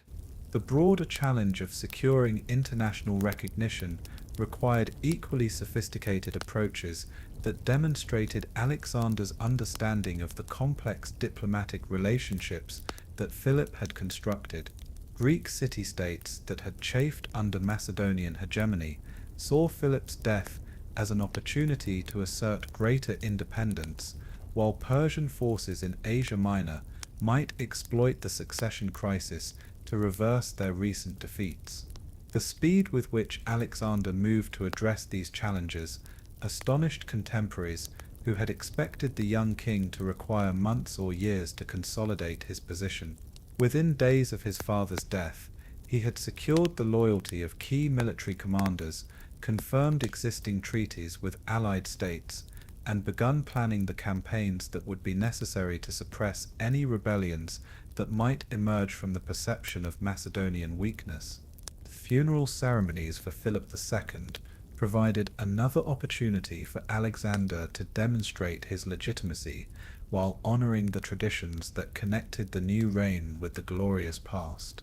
The burial rituals, conducted according to ancient Macedonian customs that emphasized the continuity of royal authority, were designed to show that the kingdom's strength remained undiminished despite the tragedy that had befallen its leader.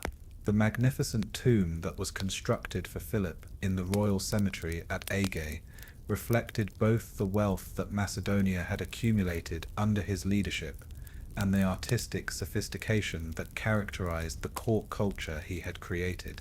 The golden artifacts and elaborate decorations that accompanied the king's burial were intended to demonstrate the prosperity that his policies had generated, while providing a model for the imperial grandeur that Alexander would later achieve.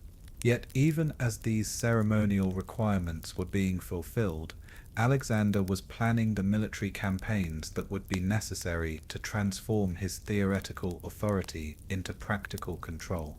The rebellions that were already beginning to emerge in Greece and the Balkans required immediate attention if they were not to encourage additional challenges to Macedonian hegemony. The first test of Alexander's leadership came from Thebes, the powerful Greek city-state that had been Macedonia's most dangerous enemy before being defeated by Philip at the Battle of Cheronea. The Theban leaders, encouraged by reports of Alexander's youth and inexperience, began organizing a coalition that might overthrow Macedonian domination of central Greece, while establishing Thebes as the leader of a new anti-Macedonian alliance. Alexander's response to this challenge revealed the strategic thinking that would later enable him to conquer the Persian Empire. Rather than allowing the Theban rebellion to gather momentum while he dealt with other pressing concerns, he recognized that swift action might prevent the formation of a broader coalition, while demonstrating his capabilities to potential enemies throughout the Greek world. The march from Macedonia to Thebes was accomplished with a speed that shocked contemporary observers and established Alexander's reputation for the lightning campaigns that would become his trademark. The army that appeared before Theban walls had covered the distance from Pella in less than 2 weeks, a logistical achievement that required careful planning and precise execution. The siege of Thebes that followed demonstrated Alexander's mastery of both the military techniques that Philip had developed and the psychological warfare that was often more effective than brute force.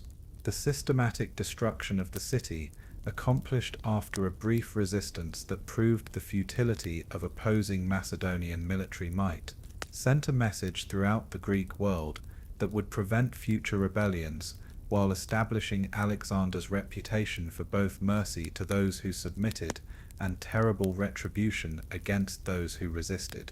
The decision to spare only the house of the poet Pindar from the general destruction was a calculated gesture that demonstrated Alexander's cultural sophistication while appealing to the intellectual sensibilities that were valued throughout the Greek world.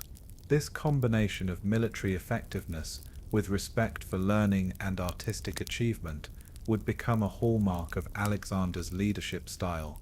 The aftermath of Thebes' destruction saw a wave of submissions from Greek city-states that preferred accommodation to the risk of suffering similar fates. The League of Corinth, Philip's instrument for controlling Greek affairs, was renewed with Alexander as its hegemon, while plans for the Asian expedition were confirmed by representatives who understood that opposition was futile. Yet even as Alexander secured his position in Greece, other challenges were emerging that would test his capabilities in different ways. The barbarian tribes of the northern frontiers, sensing opportunity in the transition between reigns, began organizing raids that threatened the security of Macedonia's core territories. These challenges required different strategies and tactics, than those that had proven effective against Greek city-states. The Thracian and Illyrian campaigns that Alexander conducted during his first year as king demonstrated his ability to adapt Macedonian military techniques to different types of warfare, while maintaining the initiative that prevented enemies from coordinating their efforts. The innovative tactics that he developed for fighting in mountainous terrain would later prove valuable during his Asian campaigns. As the first year of Alexander's reign drew to a close, the young king had successfully navigated the immediate challenges created by his father's assassination, while establishing his credentials as a military commander and political leader.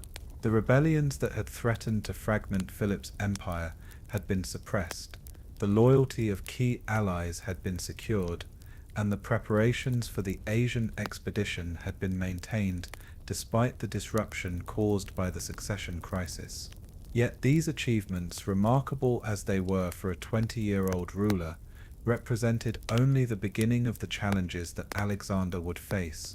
The Persian Empire that awaited him across the Hellespont was the largest and most sophisticated political entity in the ancient world, ruled by leaders who had governed vast territories for generations and defended by armies that had proven their effectiveness in countless campaigns. The transformation of Alexander from a successful regional ruler into the conqueror of the known world would require capabilities that no amount of preparation could guarantee. The young king, who had proven himself against Greek rebels and barbarian raiders, was about to face challenges that would test every aspect of his character, intelligence, and leadership ability. Standing on the threshold of his greatest adventure, Alexander had demonstrated that Philip's faith in his abilities had been justified, and that the education provided by Aristotle had created a leader capable of decisive action under the most difficult circumstances. The prince who had tamed Bucephalus through careful observation and calculated courage had become a king whose combination of intellectual sophistication and military prowess promised achievements that might surpass even those of his legendary father. The stage was set for the greatest military adventure in ancient history, as the young monarch who had inherited Philip's army and ambitions prepared to lead his forces into Asia in pursuit of conquests that would either establish his place among the immortal heroes or destroy him in the attempt. The death of Philip II had ended one chapter in Macedonian history, while opening another that would ultimately encompass the entire known world. In the spring of 334 BCE, as the first warm winds began to stir the waters of the Hellespont, and the snows melted from the mountain passes that connected Europe with Asia, Alexander stood on the shores of the Aegean Sea, contemplating the greatest gamble in military history. Behind him stretched the familiar landscapes of Macedonia and Greece, territories that he had secured through 2 years of relentless campaigning and political maneuvering. Ahead lay the vast expanse of the Persian Empire, a realm that had dominated the ancient world for over 2 centuries and commanded resources that dwarfed anything available to Greek civilization. The army that Alexander had assembled for this expedition represented the culmination of Philip II's military innovations combined with refinements that reflected his own tactical genius and understanding of combined arms warfare. 35,000 veterans stood ready to follow their young king into unknown territories, their bronze-tipped sarissas gleaming in the morning light, while their disciplined formations demonstrated the precision that had made Macedonian phalanxes invincible on European battlefields. The core of this force consisted of 6 battalions of Macedonian foot companions, each numbering 1,500 men drawn from the farming communities and small towns that had provided the backbone of Philip's conquests. These soldiers were not mercenaries fighting for pay, but citizens defending their homeland's interests, motivated by loyalty to their king and confidence in their own superiority over any enemy they might encounter. The companion cavalry, 1,300 of Macedonia's finest horsemen, led by Alexander himself, formed the offensive spearhead that would deliver decisive strikes at crucial moments in battle. These were the sons of noble families who had grown up alongside their king, bound to him by personal loyalty and shared ambition for the glory that successful conquest would bring. Their horses, bred from the finest stock available in the ancient world, were trained to respond to the slightest pressure while remaining steady under the chaos of battlefield conditions. Supporting these elite formations were contingents of allied Greek infantry, Thracian light cavalry, Cretan archers, and agrarian javelin men, creating a combined force that could adapt to any tactical situation while maintaining the coordination necessary for complex battlefield maneuvers. The diversity of this army reflected Alexander's understanding that different types of warfare required different military specializations, lessons learned from his father's campaigns and refined through his own experience. The logistical preparation for this expedition had required months of careful planning and demonstrated the sophisticated administrative capabilities that Macedonian government had developed under Philip's leadership. Supply ships carried grain, weapons, siege equipment, and the countless other necessities required to maintain an army in hostile territory, while a fleet of warships provided protection against Persian naval forces that might attempt to disrupt communications with the homeland.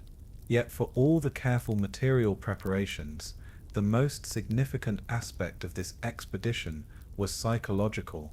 Alexander was not merely leading an army across a narrow strait, but attempting to transform the balance of power that had governed international relations since the rise of Persian hegemony under Cyrus the Great. The young king, who had proven his capabilities against Greek rebels and barbarian raiders, was now challenging the greatest empire in the ancient world. The symbolic importance of the crossing was not lost on Alexander, who understood that this moment would be remembered either as the beginning of a glorious conquest or as the prelude to a catastrophic defeat that would end Macedonian power forever. The decision to personally lead the first ship across the Hellespont was both a gesture of heroic leadership and a calculated political statement that demonstrated his commitment to the enterprise. As Alexander's ship approached the Asian shore, he performed the ritual gestures that would connect his expedition with the legendary heroes of the past, while claiming divine sanction for his enterprise.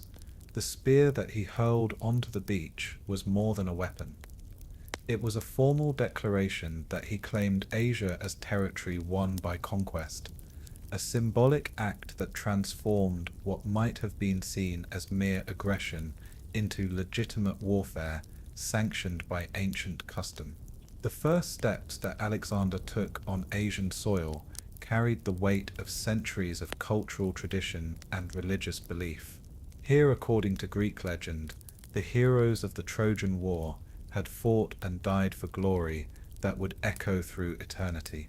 The young king who claimed descent from Achilles was consciously placing himself within this heroic tradition while promising achievements that would surpass even those of the legendary past. The pilgrimage to Troy that Alexander made immediately after landing was both personal devotion and political theatre, designed to inspire his followers while announcing his intentions to the wider world. The ceremonies at the tomb of Achilles, where Alexander laid wreaths and offered sacrifices to his mythical ancestor, proclaimed that this expedition was driven by more than mere ambition for conquest, but represented the fulfillment of divine destiny. The exchange of armor that Alexander performed at Achilles' tomb was particularly significant, replacing his own equipment with ancient weapons that legend claimed had belonged to the greatest of Greek heroes. This ritual transformation was intended to show that Alexander had literally assumed the mantle of heroic leadership while inheriting the supernatural protection that the gods provided to their chosen champions. Yet beneath these symbolic gestures lay practical military preparations that reflected Alexander's understanding of the challenges that awaited his army. The Persian Empire that he was invading was not the decadent despotism that Greek propaganda often portrayed, but a sophisticated political system that had successfully governed diverse populations across vast territories for generations. The Persian military forces that Alexander would face represented a formidable combination of professional troops, allied contingents, and hired mercenaries drawn from throughout the known world. The Persian heavy cavalry, equipped with armor that rivaled anything produced by Greek smiths, had proven their effectiveness in countless campaigns, while Greek mercenary infantry provided expertise in the tactical systems that had made city-state armies so formidable. The strategic situation that Alexander confronted upon landing was both challenging and promising. The advance forces that Philip had dispatched under Parmenion and Attalus had achieved initial successes, but were now contained by Persian armies that had recovered from their early surprises and were preparing systematic resistance to further Macedonian expansion. The Persian response to Alexander's invasion was coordinated by a council of satraps, provincial governors, who commanded both local resources and strategic expertise gained through years of governing frontier territories. These were not court nobles divorced from military realities, but experienced administrators who understood both the strengths and limitations of the forces under their command. The first major test of Alexander's capabilities came at the Granicus River, where Persian forces had established defensive positions designed to prevent Macedonian armies from advancing into the rich territories of western Anatolia. The battle that followed would demonstrate whether the tactical innovations that had proven effective against European enemies could succeed against the sophisticated military systems of Asian warfare. The Persian position at the Granicus was formidable, taking advantage of natural features that favored defensive warfare while providing multiple options for tactical flexibility. The steep banks of the river created obstacles that would disrupt Macedonian formations, while Persian cavalry positioned on higher ground could deliver devastating charges against any forces that successfully crossed the water barrier. The Persian commanders who had chosen this battlefield understood the strengths and weaknesses of Macedonian tactical systems better than most of Alexander's previous enemies. Several of them had studied Greek military methods during earlier campaigns, while the presence of Greek mercenary officers in their ranks provided expertise in countering phalanx formations and cavalry charges.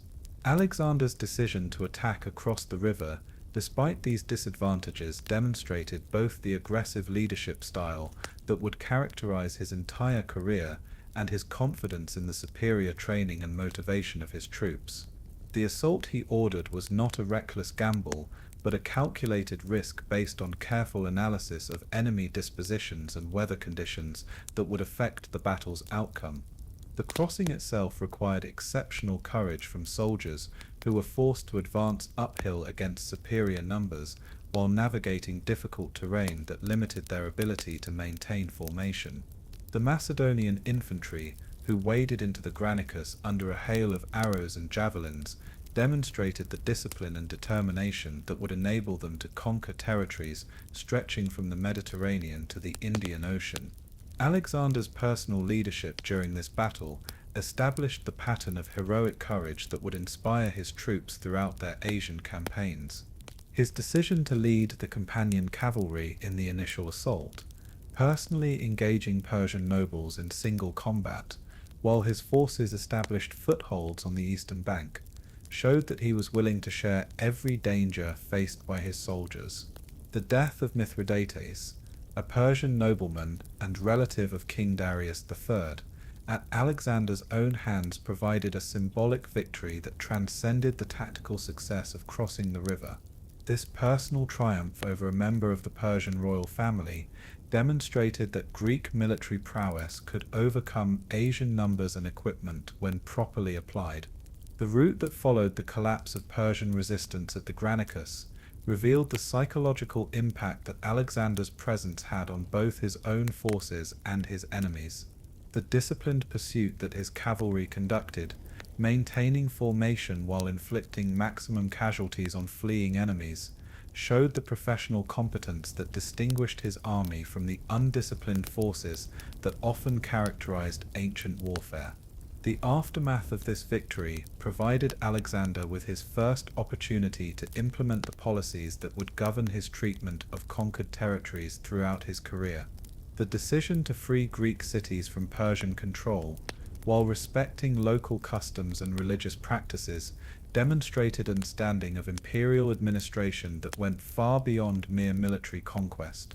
The liberation of Ephesus, one of the greatest cities in Asia Minor and home to the temple of Artemis that had burned on the night of Alexander's birth, was orchestrated as both political theatre and practical administration. The ceremonies that marked the restoration of Greek autonomy were designed to inspire similar communities to welcome Macedonian forces as liberators rather than conquerors. Yet Alexander's approach to governance was more nuanced than simple Greek chauvinism. His decision to retain Persian administrative structures, while replacing disloyal officials with more reliable appointees, showed pragmatic recognition that effective government required local knowledge and established institutions rather than wholesale replacement of existing systems. The treatment of captured Persian nobles and officials revealed another aspect of Alexander's political philosophy that would prove crucial to his later success. Rather than executing prisoners according to the brutal customs that often governed ancient warfare, he offered them opportunities to serve in his administration if they demonstrated genuine loyalty to his cause. This policy of integration, rather than elimination, created possibilities for the cultural synthesis that would become the hallmark of Alexander's empire. The Persian administrators, who accepted positions in the new government, brought expertise in managing complex bureaucratic systems while gaining personal stakes in Alexander's continued success.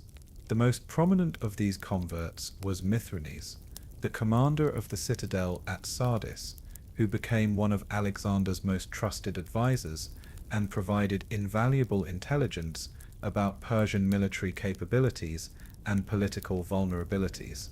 The military innovations that Alexander introduced during these early campaigns reflected his ability to adapt Macedonian tactical systems to the different requirements of Asian warfare. The integration of captured Persian cavalry units into his own forces provided both additional military capability and practical demonstrations of his inclusive approach to imperial administration. These Persian horsemen, initially treated with suspicion by Macedonian veterans, gradually proved their worth through shared dangers and common victories. The siege techniques that Alexander's forces employed against fortified cities demonstrated the sophisticated engineering capabilities that Philip's military reforms had developed. The combination of traditional Greek siege methods with Persian innovations created more effective approaches to reducing fortifications than either system could achieve independently. The siege of Miletus, one of the first major fortified cities to resist Alexander's advance, became a laboratory for testing these new approaches. Miletus, situated on a peninsula that jutted into the Aegean Sea, possessed natural defenses that had protected it for centuries against various invaders. The city's walls, recently strengthened with Persian resources, incorporated the latest developments in fortification technology, while its harbour provided access to naval reinforcement that could break any blockade that land forces might establish. The Persian fleet that attempted to relieve Miletus represented the empire's most sophisticated naval technology, with ships that were larger and more heavily armed than anything in Alexander's maritime forces. The naval battle that developed outside Miletus harbour became the first test of Macedonian capabilities in a type of warfare where Persian advantages seemed insurmountable. Alexander's solution to this challenge demonstrated the innovative thinking that would characterize his entire career. Rather than accepting a direct naval confrontation where Persian advantages would be decisive, he landed troops on the small island that controlled access to the harbour, establishing artillery positions that could dominate the water approaches while making it impossible for Persian ships to operate effectively. The siege that followed became a masterpiece of coordinated land and sea operations, with Macedonian forces controlling every avenue of approach while maintaining their own supply lines through superior positioning and tactical coordination. The surrender of Miletus after a siege that lasted only weeks demonstrated that even the strongest Persian fortifications could not withstand systematic Macedonian assault methods. The treatment of Miletus after its surrender established precedents for Alexander's future governance policies. The city's Greek population was granted autonomy and democratic government, while Persian officials who submitted were allowed to retain their positions under Macedonian oversight. The economic policies that Alexander implemented encouraged trade and prosperity while generating revenues that could support continued military operations. The capture of Halicarnassus, the greatest fortress city in western Anatolia, and the stronghold of Memnon of Rhodes, the most capable Persian commander in the region, presented even greater challenges. Memnon, a Greek mercenary who had earned Persian trust through years of effective service, understood Macedonian tactical methods better than any other enemy commander, and had prepared defenses specifically designed to counter Alexander's anticipated approaches. The fortifications of Halicarnassus incorporated every innovation in defensive architecture that the ancient world had developed, with multiple concentric walls, advanced artillery positions, and a harbour that could support indefinite resistance if naval supply lines remained open. The garrison that defended these walls included the best troops available to Persian forces in Anatolia, while Memnon's leadership provided the tactical expertise necessary to exploit every advantage that the defensive position offered. The siege operations that Alexander conducted against Halicarnassus lasted for months and required innovations in siege technique that pushed ancient military engineering to its limits. The massive siege towers that Macedonian engineers constructed had to be tall enough to overtop walls that rose to unprecedented heights, while battering rams of extraordinary size were needed to breach fortifications that were far thicker than anything previously encountered. The underground warfare that characterized the later stages of this siege introduced techniques that had rarely been used in Greek military operations. The tunnels that Macedonian sappers dug beneath the walls of Halicarnassus were countered by Persian countermines, creating a subterranean battlefield where combat took place in conditions that tested the courage and endurance of both sides. The final assault on Halicarnassus, coordinated across multiple breach points, while naval forces prevented evacuation by sea, demonstrated the sophisticated tactical coordination that Alexander's forces had developed during their first year in Asia. The systematic reduction of the city's defenses required precise timing and flawless execution by units operating independently while maintaining overall strategic coherence. Memnon's escape from the fallen city, accomplished through naval routes that Macedonian forces could not effectively blockade, preserved Persian hopes for eventual counterattack, while providing Alexander with a dangerous enemy who possessed both tactical expertise and intimate knowledge of Macedonian capabilities. The continuation of this conflict would influence strategic planning for both sides throughout the coming campaigns. As news of Alexander's early victories spread throughout the Persian Empire, the strategic situation began to evolve in ways that would define the character of the entire campaign.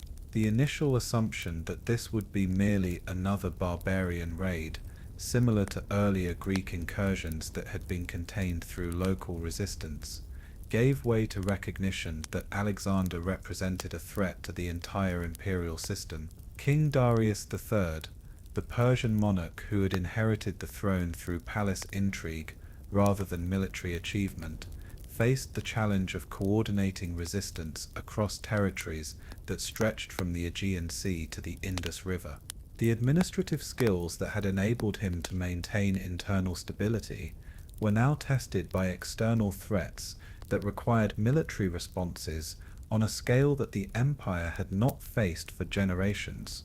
The council meetings that Darius convened in the royal capital of Bucephalus brought together satraps, military commanders, and court advisors whose diverse perspectives reflected the complex challenges that the empire faced.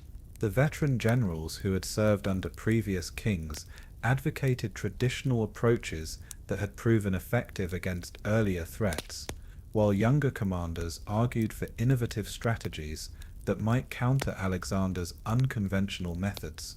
The intelligence reports that reached the Persian court provided detailed information about Macedonian capabilities, but offered conflicting assessments of the ultimate threat that Alexander's invasion represented. Some observers emphasized the limited size of his forces and the vast distances that separated him from reinforcement, while others stressed the sophisticated training and exceptional leadership that made his army far more dangerous than its numbers might suggest. The resources available to Darius were theoretically overwhelming, with subject populations numbering in the millions and tribute revenues that could fund military operations far exceeding anything available to Macedonian forces.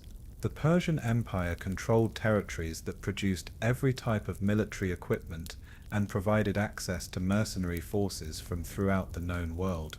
Yet the practical challenges of coordinating resistance across such vast distances while maintaining control over potentially rebellious subject peoples created vulnerabilities that Alexander was uniquely positioned to exploit. The communication systems that had enabled effective imperial administration in peacetime proved inadequate for the rapid decision-making that military crisis required. The decision to allow Alexander's forces to advance deeper into Anatolia while preparing a massive counterattack represented sound strategic thinking that took advantage of Persian strengths while minimizing the risks created by hasty responses to initial defeats. The time gained through this approach would enable Darius to assemble forces from throughout his empire while drawing Alexander farther from his bases of supply and reinforcement. The mobilization orders that went out from Persepolis to every corner of the empire demanded unprecedented contributions of men, equipment, and resources for a campaign that would either crush the Macedonian invasion or establish Alexander as the rightful successor to Cyrus and his heirs. The scale of preparation that these orders required demonstrated both the vast capabilities of Persian administration and the enormous challenges that coordinating such diverse forces would entail. Yet this strategy also provided Alexander with opportunities to demonstrate his capabilities while building momentum that would attract additional allies and discourage potential opponents. Each victory achieved during these early months of the campaign enhanced Macedonian prestige, while undermining confidence in Persian military effectiveness throughout the eastern Mediterranean. The liberation of Greek cities throughout western Anatolia created a wave of enthusiasm that extended far beyond the immediate tactical advantages gained through these conquests. The restoration of democratic governments and the elimination of Persian tribute obligations provided practical benefits that encouraged communities throughout the region to view Alexander as a legitimate liberator rather than merely another foreign conqueror.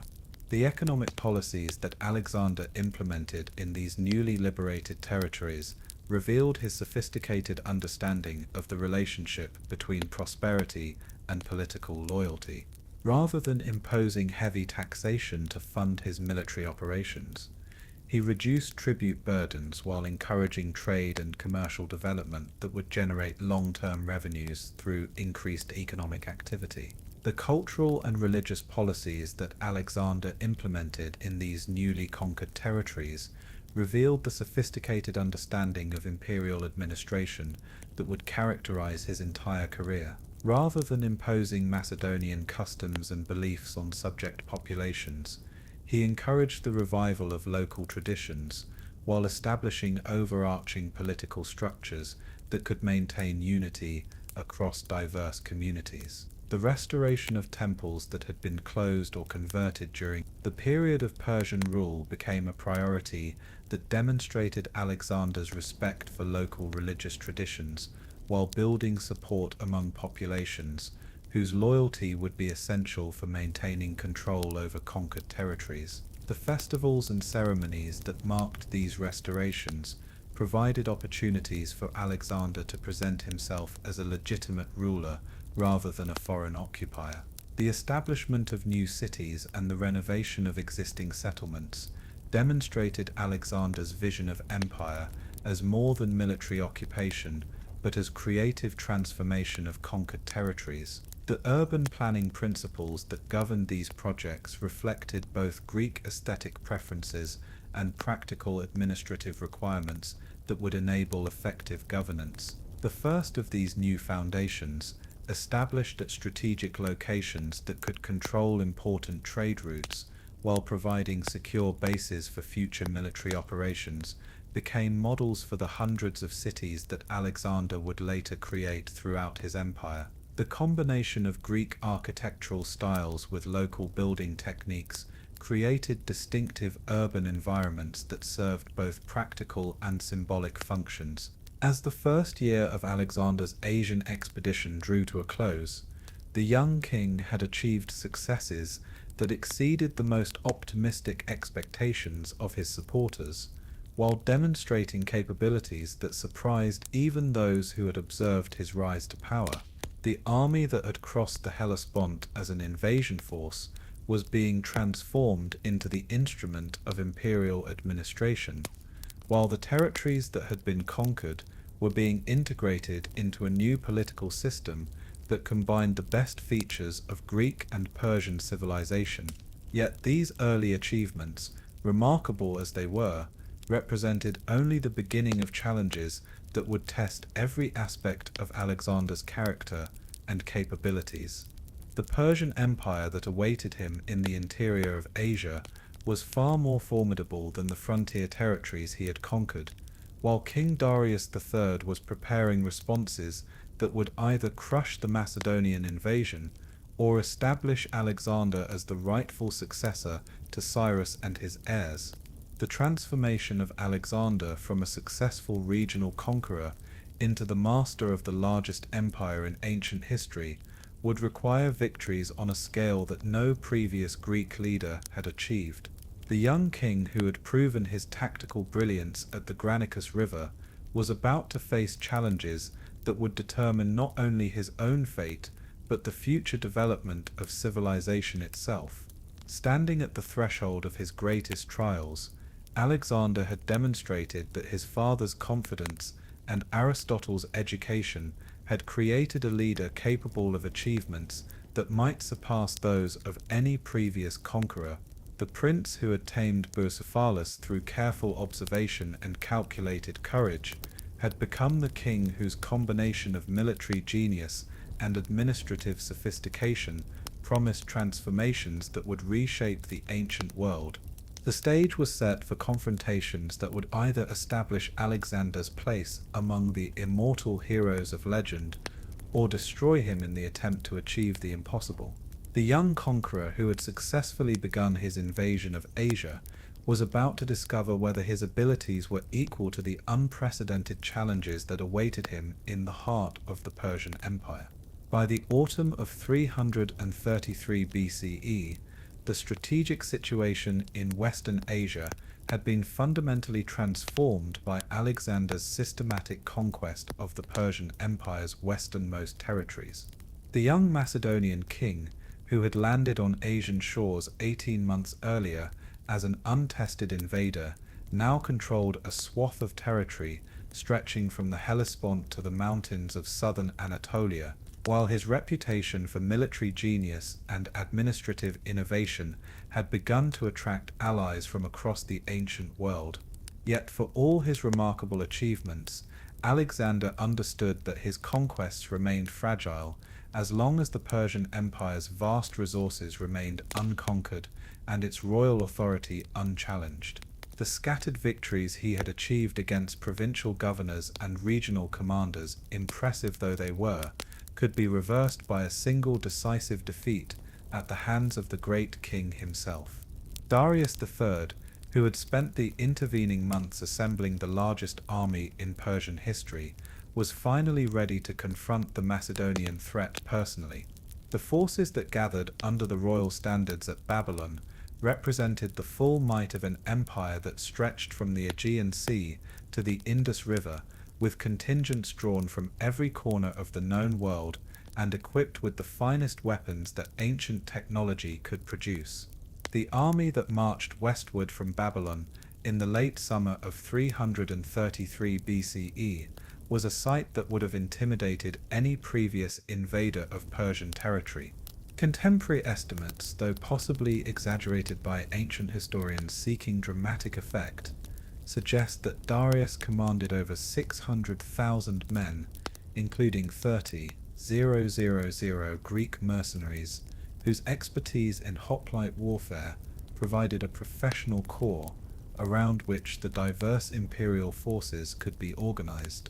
The Persian heavy cavalry, the elite Immortals infantry corps, and the fearsome scythed chariots that had terrorized enemies for generations were supported by contingents from every satrap in the empire: Syrian archers, Bactrian horsemen, Indian war elephants, and Scythian nomads marched alongside palace guards whose armor gleamed with gold and precious stones, creating a spectacle of imperial power that was designed as much to overawe opponents as to destroy them in battle.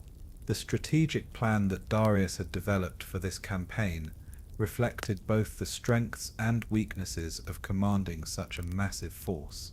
The sheer size of his army made it nearly invincible in open battle, provided it could be brought to favorable ground where numbers would be decisive.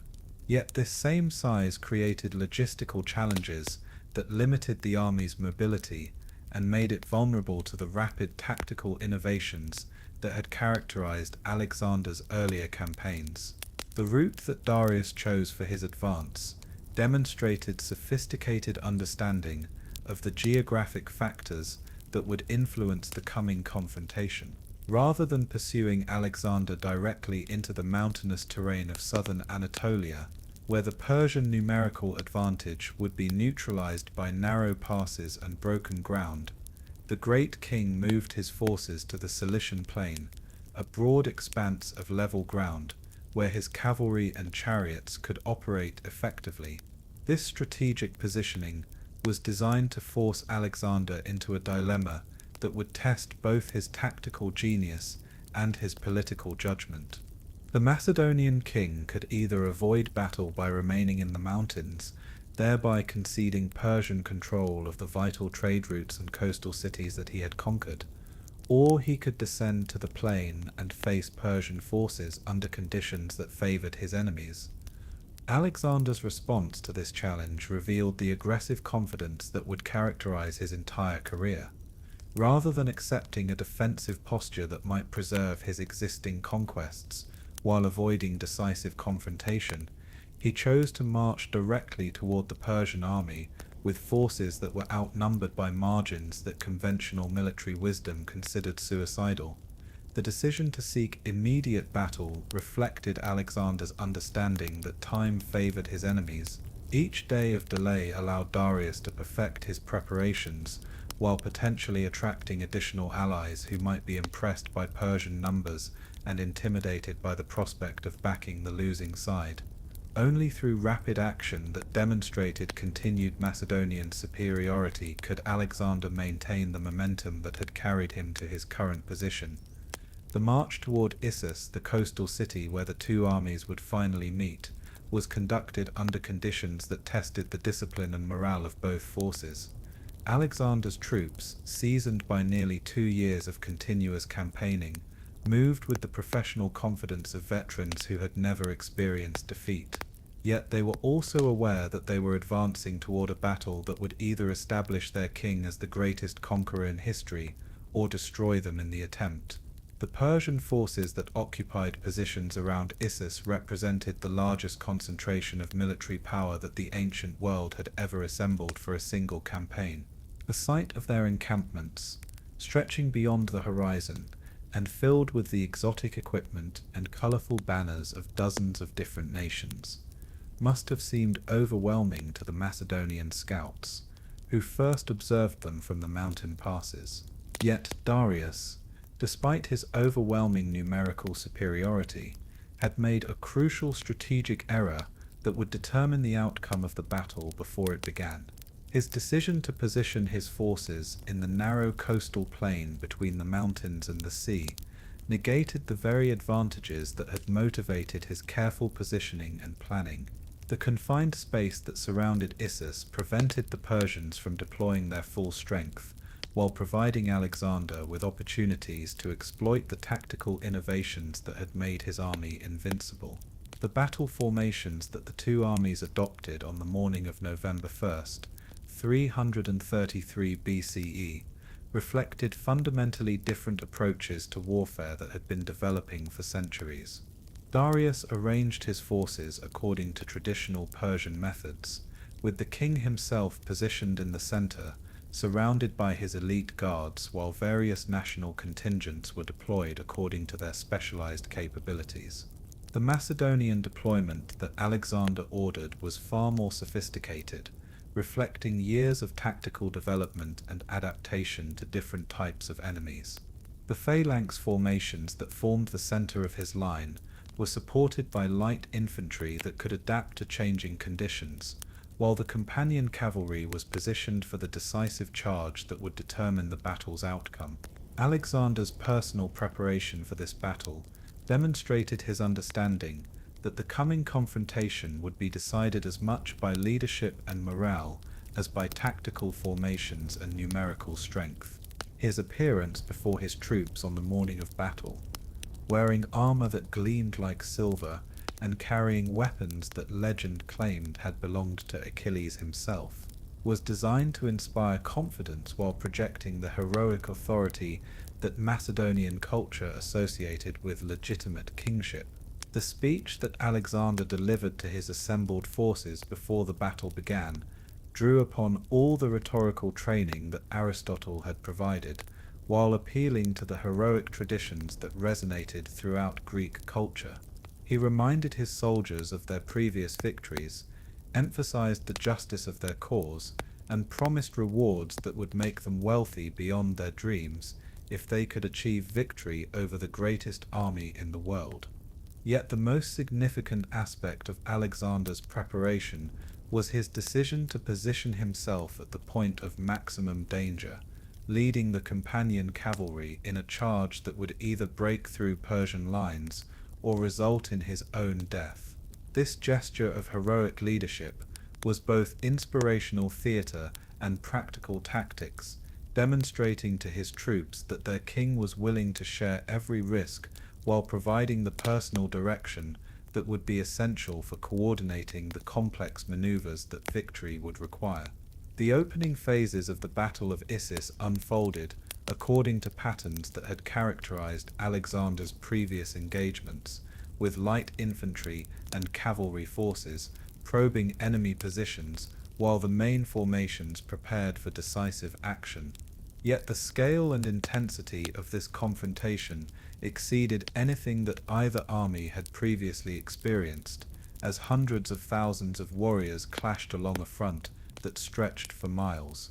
The Persian strategy for the battle was based on the assumption that superior numbers would eventually overwhelm Macedonian resistance, regardless of tactical innovations or leadership advantages. The plan called for coordinated attacks across the entire front that would prevent Alexander from concentrating his forces at any single point, while exploiting Persian advantages in archery and cavalry warfare. The initial Persian assault achieved significant success, particularly on Alexander's left flank, where Thessalian cavalry faced overwhelming numbers of Persian horsemen, supported by missile troops that could strike from beyond the range of effective retaliation.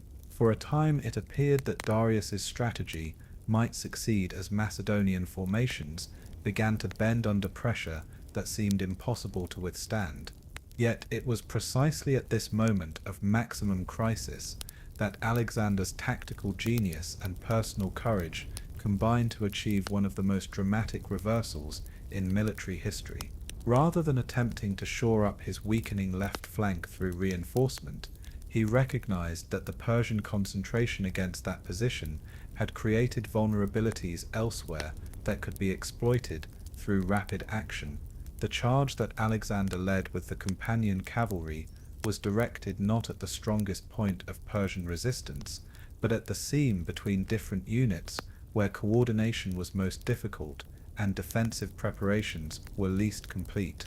This calculated risk required perfect timing and flawless execution, as failure would have resulted in the destruction of the Macedonian army's most elite formation.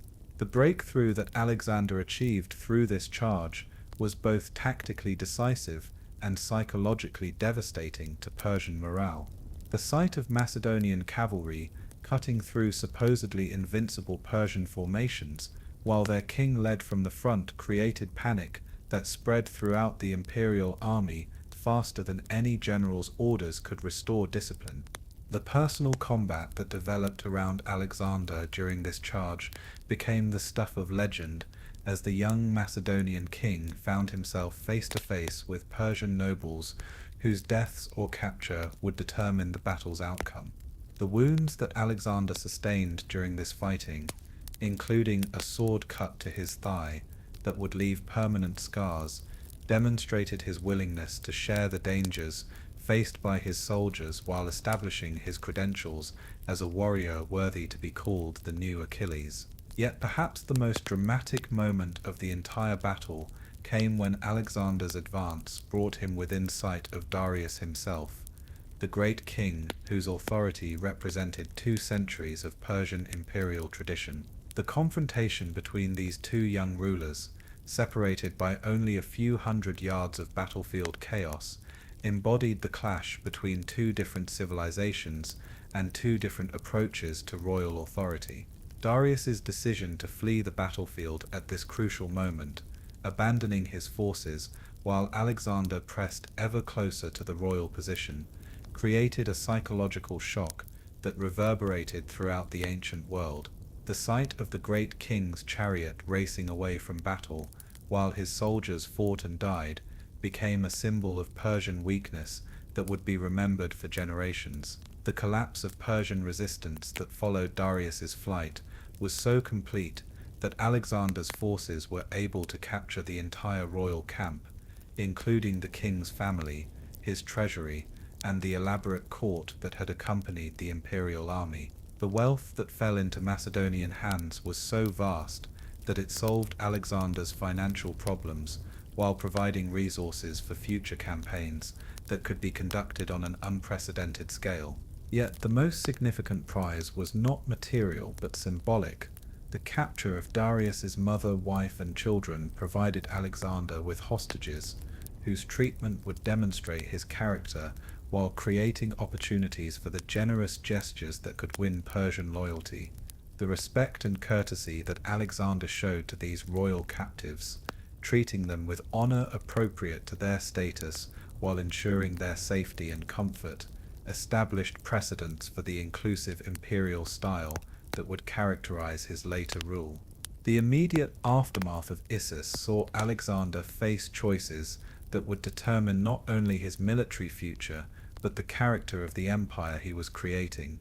The pursuit of Darius, which many of his generals urged as the logical next step, would have offered opportunities to eliminate Persian resistance entirely, while establishing Alexander as the undisputed successor to imperial authority. Yet Alexander's decision to turn south toward Egypt rather than pursuing his defeated enemy reflected strategic thinking that went beyond immediate military advantage. The conquest of Egypt would provide secure bases for future operations, while demonstrating that his ambitions extended beyond mere conquest of Persian territories to encompass the creation of a new type of empire that could unite East and West under enlightened leadership. The Siege of Tyre, the island fortress that controlled maritime trade routes throughout the eastern Mediterranean, became Alexander's next great challenge and provided opportunities to demonstrate the siege warfare capabilities that would be essential for reducing the fortified cities that protected the Persian Empire's core territories. The 7-month siege that followed would test every aspect of Macedonian engineering skill, while establishing Alexander's reputation as a commander who could overcome any obstacle through persistence and innovation. The construction of the causeway that connected the island of Tyre to the mainland represented one of the greatest engineering achievements in ancient warfare, requiring coordination between military and civilian specialists, while defending the work against constant attack from Tyrian forces, who understood that their city's survival depended on preventing this connection.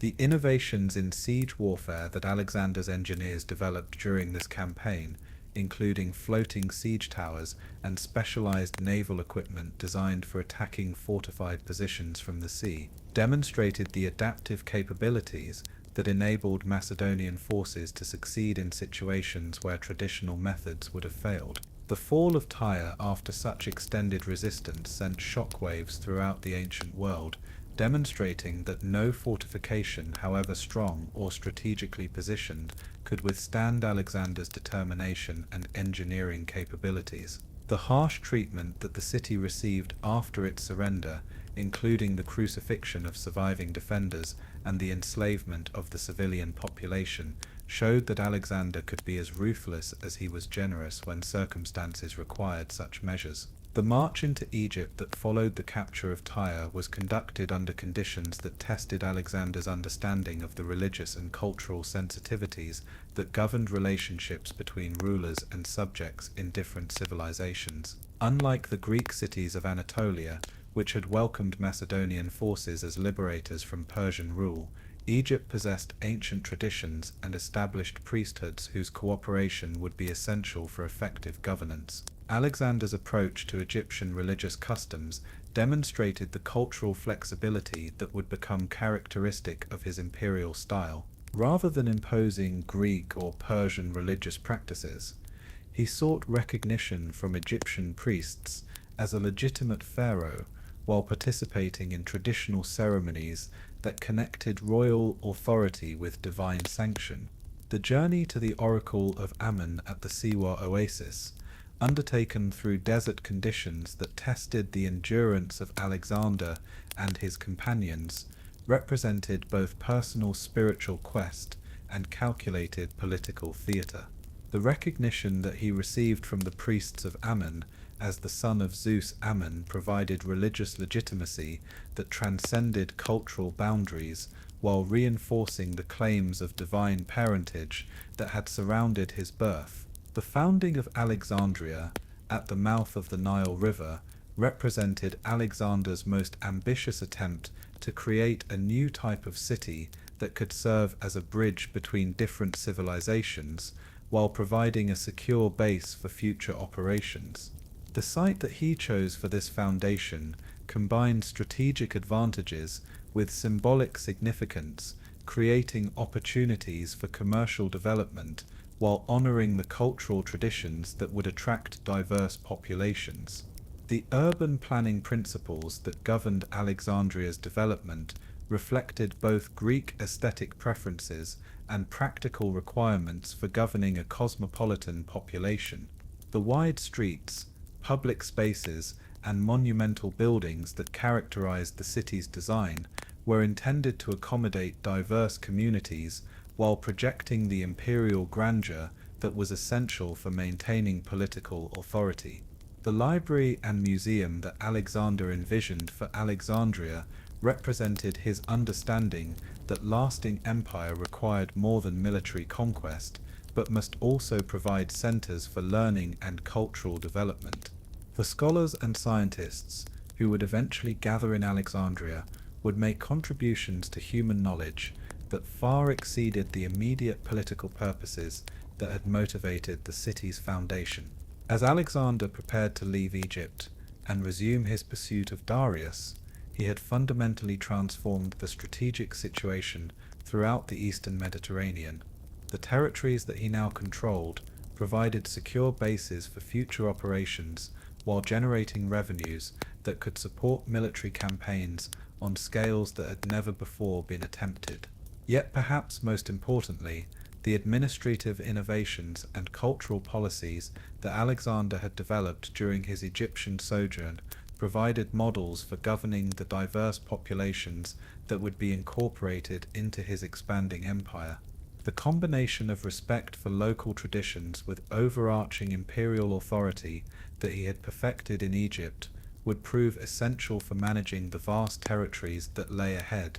The young king who departed from Alexandria in the spring of 331 BCE had been transformed by his experiences from a successful regional conqueror into a leader whose vision encompassed the creation of a new type of civilization that could unite the ancient world under enlightened rule. The challenges that awaited him in Mesopotamia and beyond would test whether this vision could be realized through the military and political capabilities that he had demonstrated thus far.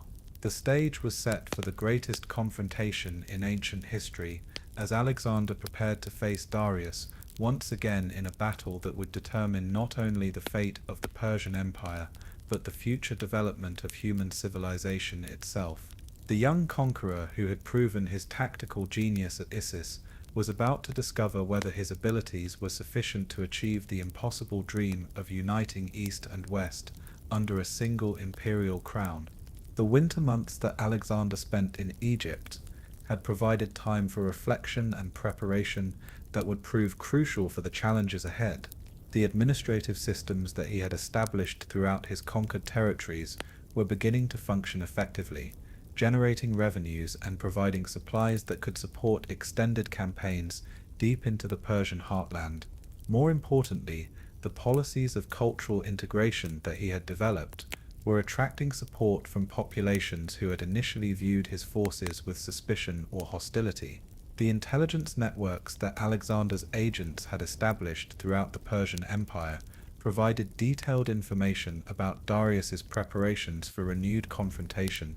Reports from Babylon and Persepolis described military preparations on an unprecedented scale, with the great king determined to assemble forces that would dwarf even the massive army that had been defeated at Issus. Yet these same intelligence reports also revealed growing divisions within the Persian leadership, as various satraps and court officials began to question Darius's competence, while considering whether their own interests might be better served through accommodation with the apparently unstoppable Macedonian advance. The political foundations of Persian imperial authority were beginning to crack under the pressure of repeated military defeats and the erosion of confidence in royal leadership. The diplomatic initiatives that Alexander launched during his Egyptian sojourn demonstrated his understanding that lasting conquest required more than military victory, but must also provide incentives for voluntary submission by populations who recognized the advantages of enlightened governance. The embassies that he sent to various Persian territories offered generous terms to communities that would accept Macedonian authority, while making clear the consequences that awaited those who chose resistance.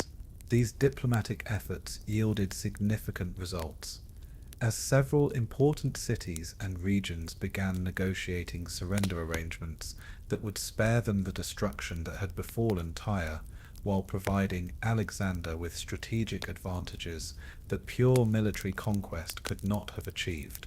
The precedent of voluntary submission that these agreements established would prove invaluable during the later phases of Alexander's campaigns. As spring approached and the campaign season began, Alexander faced the momentous decision of whether to advance directly toward the Persian heartland or to consolidate his existing conquests while waiting for more favorable conditions. The choice he made would determine not only the immediate course of the war, but the ultimate character of the empire he was creating. The decision to march immediately toward Mesopotamia where Darius was known to be assembling his forces, reflected Alexander's understanding that hesitation would be interpreted as weakness, while allowing his enemies additional time to perfect their preparations. The momentum that had carried him to his current position could only be maintained through continued aggressive action that demonstrated Macedonian invincibility, while preventing the formation of effective coalitions against his expanding power. The army that departed from Alexandria in the spring of 331 BCE was significantly different from the force that had crossed the Hellespont 3 years earlier. Combat experience had transformed these soldiers into veterans whose confidence in their own abilities and their leader's genius was absolute. While the incorporation of allied contingents and captured equipment had created capabilities that far exceeded anything available to traditional Greek armies. The march toward the final confrontation with Darius would test every aspect of the military and administrative innovations that Alexander had developed during his rise to power. The logistical challenges of maintaining an army deep in enemy territory, the political complexities of governing conquered populations while conducting active military operations, and the tactical problems posed by Persian defensive preparations would all require solutions that went beyond anything previously attempted in ancient warfare. Yet Alexander approached these challenges with the confidence born of unbroken success, and the knowledge that he commanded not just an army, but a movement that was transforming the ancient world. The young king who had once tamed Bucephalus through careful observation and calculated courage was about to attempt the greatest feat in military history, the conquest of the largest empire the world had ever known.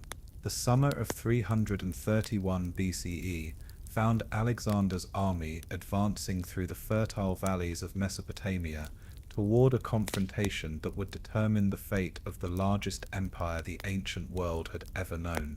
Behind them lay the conquered territories of Anatolia and Egypt, now secured by garrisons and governed by administrators who were transforming Greek military occupation into the foundations of a new type of imperial system. Ahead waited Darius III and the final concentration of Persian military power, assembled on the plains near the ancient city of Gaugamela. The march from Egypt to Mesopotamia had been conducted through territories that bore witness to the antiquity and grandeur of Eastern civilization. Here, among the ruins of Babylon and the ziggurat temples that reached toward heaven like man-made mountains, Alexander's soldiers encountered cultural achievements that dwarfed anything produced by Greek civilization. The irrigation systems that had sustained agriculture for millennia, the astronomical observations that had tracked celestial movements with mathematical precision, and the legal codes that had governed complex societies since the dawn of recorded history, all testified to the sophistication of the empire they were attempting to conquer. Yet for all their respect for Eastern achievements, Alexander's forces moved forward with the confidence born of unbroken victory and absolute faith in their leader's genius. The army that had crossed the Hellespont 4 years earlier as an untested invasion force had been transformed by constant campaigning into the finest military instrument in the ancient world, its various components working together with mechanical precision while maintaining the flexibility to adapt to any tactical situation. The intelligence reports that reached Alexander during his advance provided detailed information about the unprecedented preparations that Darius had made for this final confrontation. The Persian king, learning from his humiliating defeat at Issus, had chosen the battlefield carefully, selecting terrain that would favor his numerical superiority while neutralizing the tactical innovations that had made Macedonian forces so effective in previous engagements. The plain of Gaugamela, located near the modern city of Mosul in northern Iraq, offered everything that Persian strategy required: vast open spaces where massive armies could maneuver freely, level ground that favored cavalry and chariot operations, and geographic features that could be modified to create additional tactical advantages. For months, thousands of Persian engineers had labored to perfect this battlefield, removing obstacles that might disrupt chariot charges while creating defensive positions that could channel enemy movements into predetermined killing zones. The army that Darius assembled for this decisive battle represented the greatest concentration of military power in ancient history. Contemporary sources, though possibly exaggerated for dramatic effect, suggest that Persian forces numbered over 1 million men drawn from every corner of the empire. Indian war elephants, their tusks tipped with bronze spear points, stood alongside Scythian horse archers whose mobility and marksmanship had made them legendary throughout the steppes. Bactrian heavy cavalry, armored in scales of iron and bronze, formed massive formations that could shatter any infantry line through sheer weight and momentum. The centerpiece of Darius's battle plan was a force of 200 scythed chariots, equipped with blade-tipped wheels and driven by the most skilled charioteers in the empire. These vehicles, designed specifically to break up the phalanx formations that had given Alexander so many victories, represented a return to the terror weapons that had once made Persian armies invincible across 3 continents. Yet the most significant aspect of Persian preparations was not material but psychological. Darius had learned from his previous encounters with Alexander that the young Macedonian king's greatest weapon was not his tactical innovations, but his ability to inspire absolute devotion in his followers while destroying enemy morale through personal heroism and aggressive leadership. The Persian battle plan was designed specifically to counter these advantages by preventing Alexander from exercising personal leadership while demonstrating Persian superiority through overwhelming displays of force. Alexander's response to these preparations revealed the strategic maturity that had developed during 4 years of constant warfare and imperial administration. Rather than attempting to avoid battle or seek more favorable terrain, he chose to meet Darius on ground that appeared to favor his enemies, confident that superior training, tactical flexibility, and personal leadership could overcome any numerical disadvantage. The night before the battle, as the 2 armies lay encamped within sight of each other across the darkened plain, Alexander conducted a personal reconnaissance that would become legendary for its audacious courage. Accompanied only by a small group of trusted companions, he rode through the darkness to observe Persian dispositions, studying enemy formations with the systematic attention to detail that Aristotle had taught him while assessing tactical possibilities that would determine the next day's combat. The sight that greeted Alexander from the hills overlooking the Persian camp must have tested even his legendary confidence. Hundreds of thousands of campfires stretched beyond the horizon, their smoke rising into the star-filled sky, while the sounds of exotic languages and unfamiliar military preparations filled the night air. Never before had any Greek commander faced such overwhelming odds, and never again would any general attempt to achieve victory against such seemingly impossible disadvantages. Yet Alexander's reaction to this spectacle was characteristically aggressive and optimistic. Rather than allowing the vast scale of enemy preparations to intimidate his forces, he used the reconnaissance to identify weaknesses in Persian dispositions while planning the complex tactical maneuvers that would be necessary to achieve victory. The detailed battle plan that he developed during this night-long study would demonstrate the full extent of his tactical genius while providing his soldiers with clear objectives that could be achieved through disciplined execution. The dawn of October 1st, 331 BCE, revealed the full magnitude of the forces that would clash on the plains of Gaugamela. The Persian army, deployed according to traditional Eastern methods, presented a front that extended for miles across the level ground. Its various contingents, arrayed in formations that emphasized the exotic diversity of Darius's empire. The great king himself occupied the center position, surrounded by his elite guards and positioned behind the scythed chariots that would deliver the opening assault. The Macedonian deployment that Alexander ordered was far more compact, but infinitely more sophisticated, reflecting years of tactical development and adaptation to different types of enemies. The phalanx formations that anchored his center were supported by light infantry and cavalry units, whose precise positioning would allow them to respond rapidly to changing battlefield conditions, while maintaining the overall coherence that was essential for complex tactical maneuvers. Alexander's personal position at the head of the companion cavalry demonstrated once again his willingness to share the greatest dangers, while providing the inspirational leadership that his soldiers had come to expect. The armor he wore, gleaming in the morning sunlight and decorated with symbols that connected him to Achilles and the heroic tradition, was designed to be visible across the battlefield, while protecting him against the concentrated attacks that enemy forces would certainly direct against his person. The opening phase of the battle unfolded according to Persian plans, with massive formations of cavalry and infantry advancing across the plain, while the feared scythed chariots thundered toward Macedonian lines with a sound like earthquake. The psychological impact of this assault was enormous, as Alexander's soldiers faced weapons and tactics that few of them had ever encountered, while outnumbered by margins that conventional military wisdom considered insurmountable. Yet the response that Alexander had prepared for this assault demonstrated the tactical innovations that had made his army invincible throughout 4 years of campaigning. Rather than attempting to meet the chariot charge with solid formations that would be shattered by impact, he had trained his troops to open lanes that would allow the vehicles to pass through while subjecting them to concentrated missile fire from protected positions.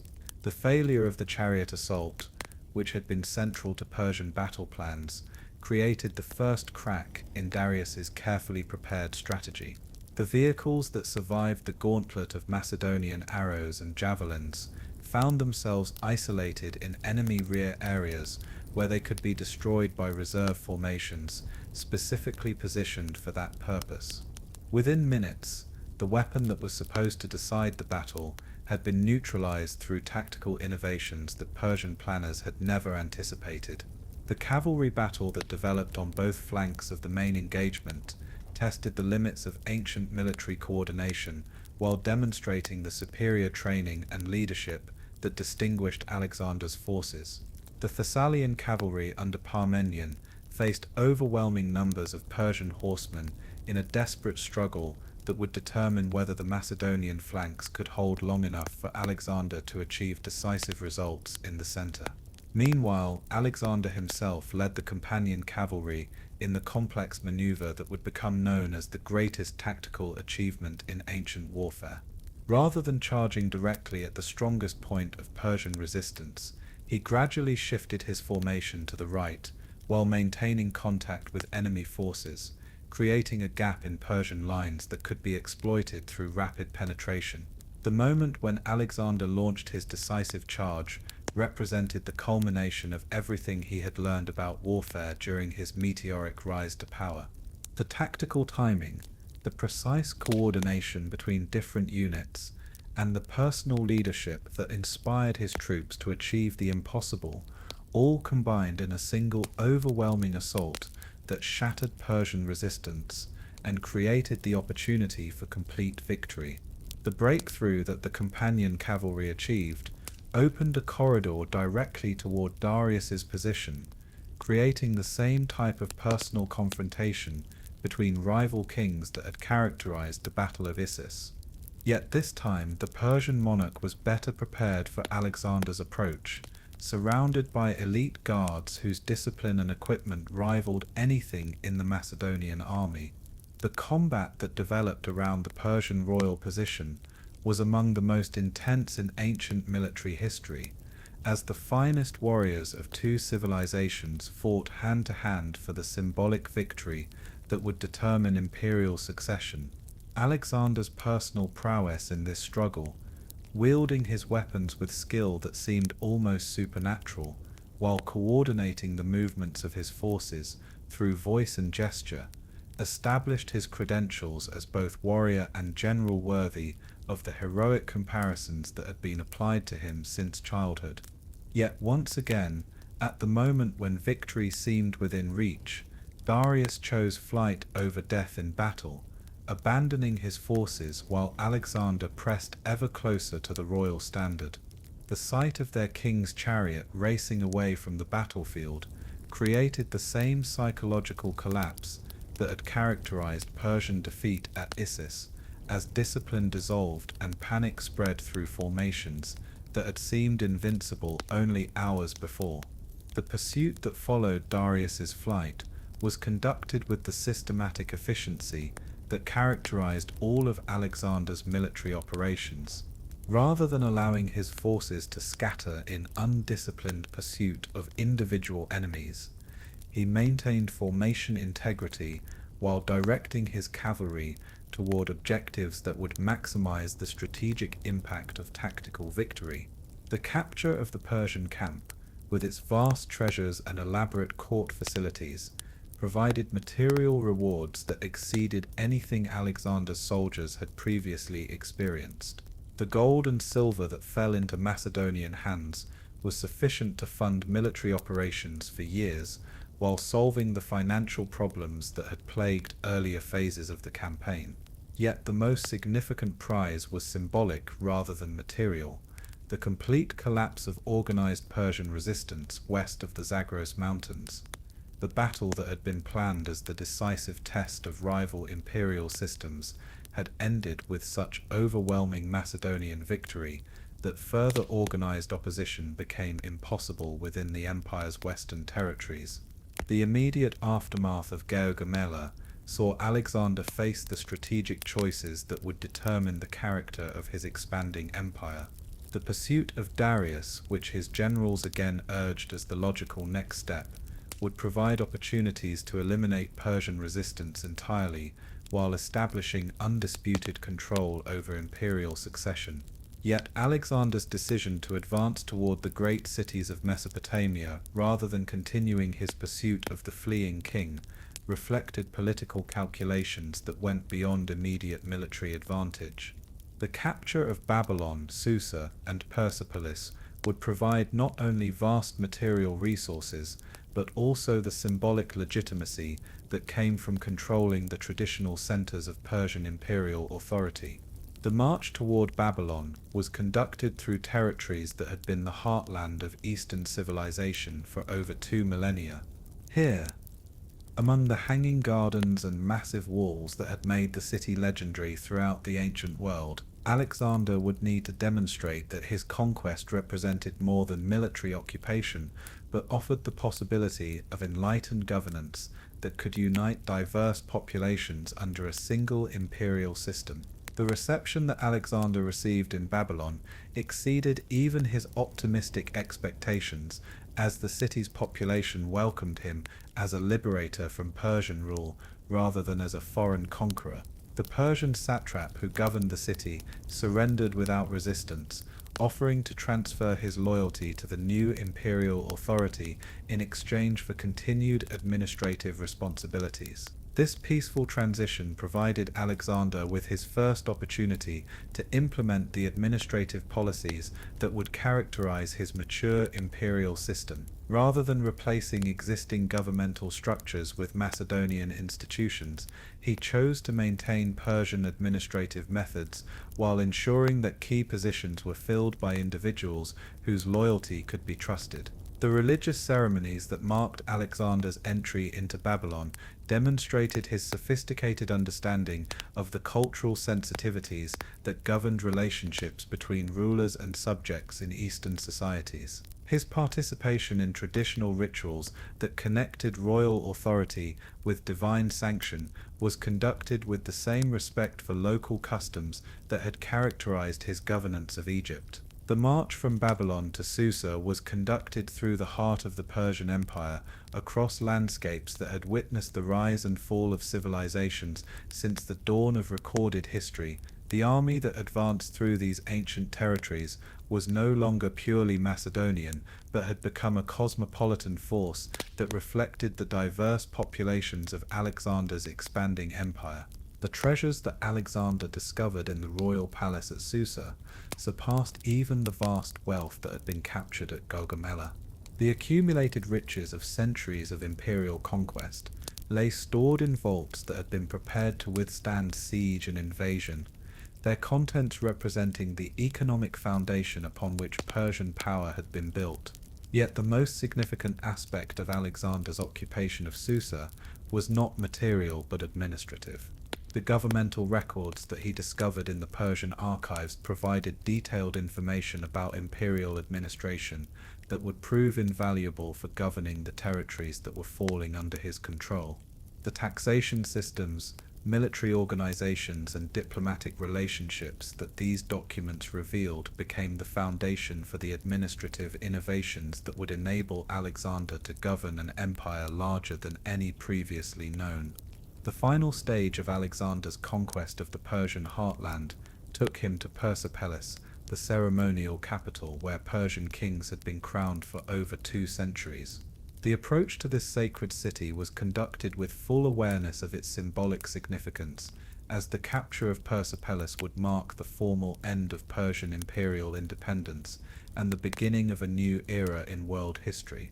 The city that Alexander entered in the spring of 330 BCE was a marvel of ancient architecture and artistic achievement, its palaces and temples decorated with reliefs that celebrated Persian imperial glory while displaying the wealth and sophistication that had made the empire legendary. The Apadana Palace, where representatives from throughout the known world had once come to pay tribute to the King of Kings, stood as a monument to imperial achievements that had dominated the ancient world for generations.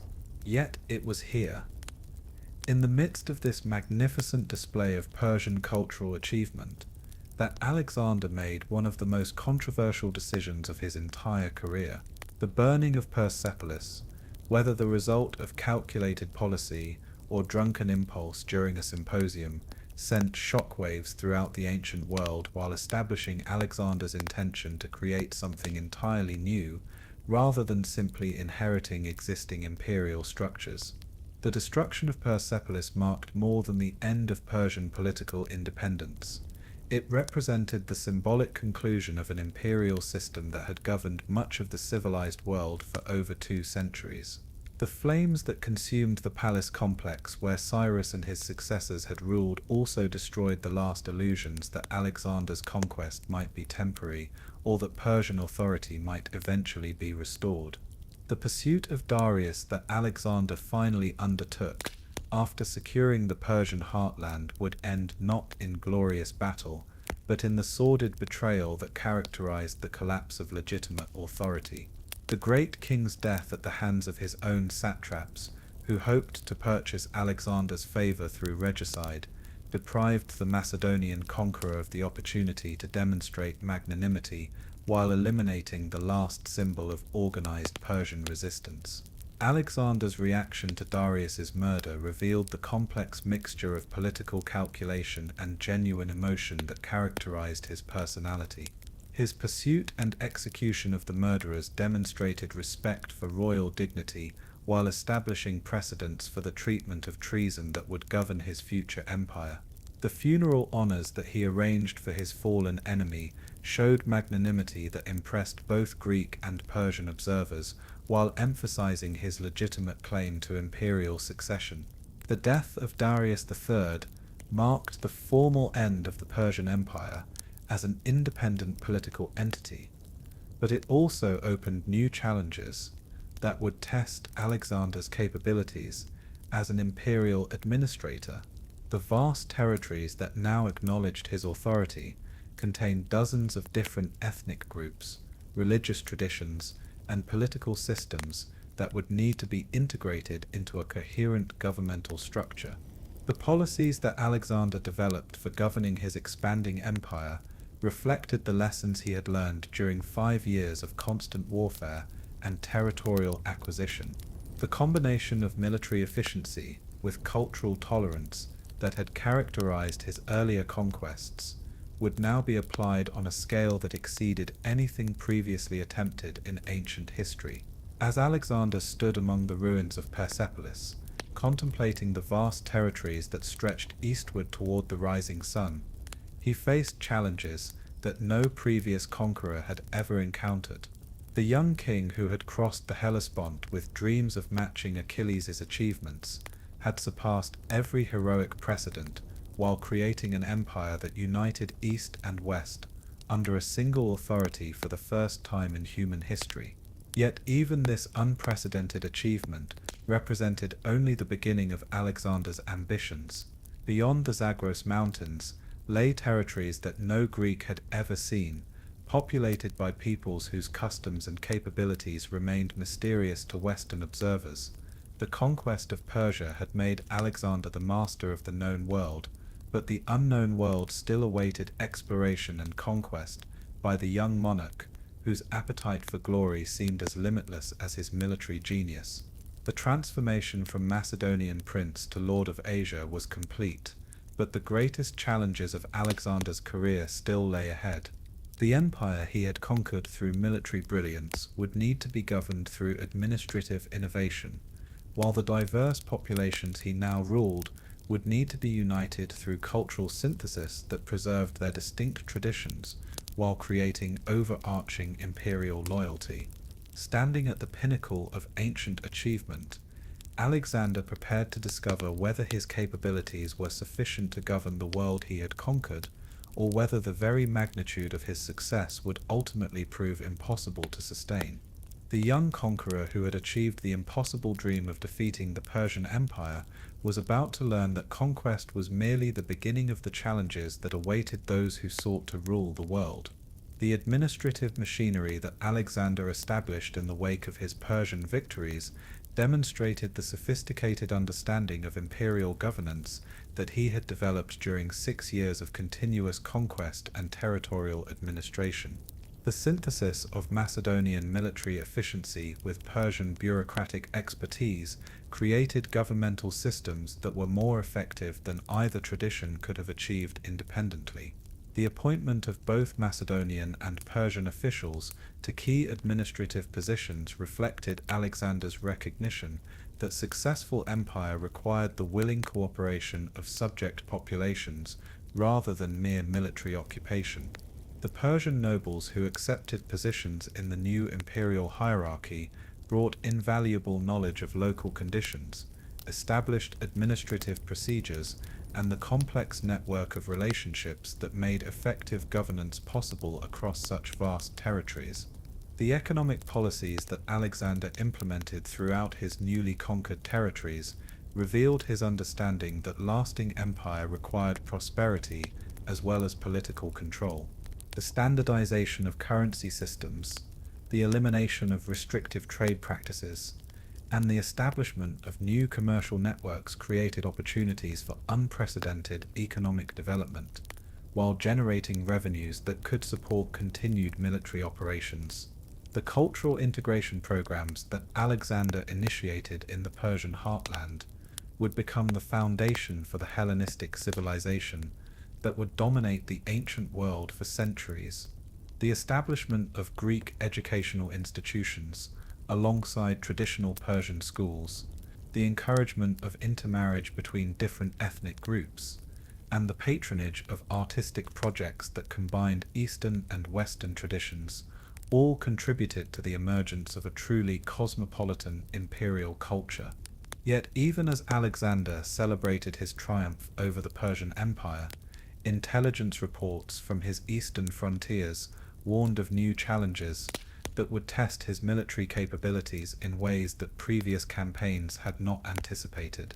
The territories beyond the Zagros Mountains contained populations whose military traditions, geographic advantages, and cultural resistance to foreign rule would require innovative approaches that went beyond the tactical systems that had proven so effective against Persian forces.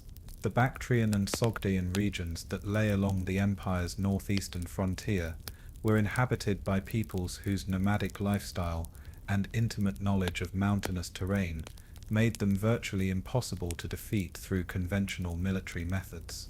These warriors, many of them related to the Scythian tribes that had terrorized civilized populations for generations, possessed mobility and tactical flexibility that rivaled anything in Alexander's own army.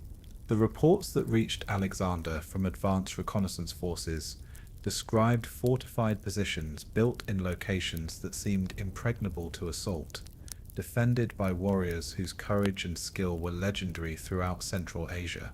The prospect of campaigning in such difficult terrain against such formidable enemies would require adaptations to Macedonian military doctrine that would test Alexander's tactical genius while demanding sacrifices from his troops that exceeded anything they had previously endured. As Alexander prepared for these new challenges, he could reflect with satisfaction on achievements that surpassed those of any previous conqueror in human history. The empire that acknowledged his authority stretched from the Mediterranean Sea to the Hindu Kush, encompassing territories that contained the majority of the civilized world's population, while controlling trade routes that generated wealth beyond calculation. Yet the very magnitude of these achievements created new responsibilities and new dangers that would define the remainder of Alexander's career. The young king who had begun his reign by securing Macedonia's position in Greece had become the ruler of an empire so vast that effective governance required innovations in administration, military organization, and cultural policy that had never before been attempted. The transformation from conqueror to emperor was about to begin, as Alexander faced the challenge of creating lasting institutions that could preserve and govern the territories he had won through military brilliance. The greatest test of his capabilities lay not in future battles, but in the peaceful arts of administration, diplomacy, and cultural synthesis that would determine whether his empire would survive its founder or fragment into the chaos that had characterized so many previous attempts at universal rule. In the spring of 327 BCE, as the snows melted from the peaks of the Hindu Kush and the first warm winds began to stir the valley floors where his armies had wintered, Alexander stood at the entrance to the Khyber Pass, contemplating the greatest challenge of his extraordinary career. Beyond the narrow defile that connected Central Asia with the Indian subcontinent lay territories that no Greek had ever seen, populated by peoples whose customs, military capabilities, and political organizations remained mysterious to Western observers. The intelligence reports that had reached Alexander during his campaigns in Bactria and Sogdiana painted a picture of a land that defied every assumption about the nature of civilized society. Here were kingdoms ruled by warrior philosophers whose armies included creatures that existed only in legend, cities whose wealth rivaled those of Babylon and Persepolis, and religious traditions that promised insights into the fundamental nature of existence itself.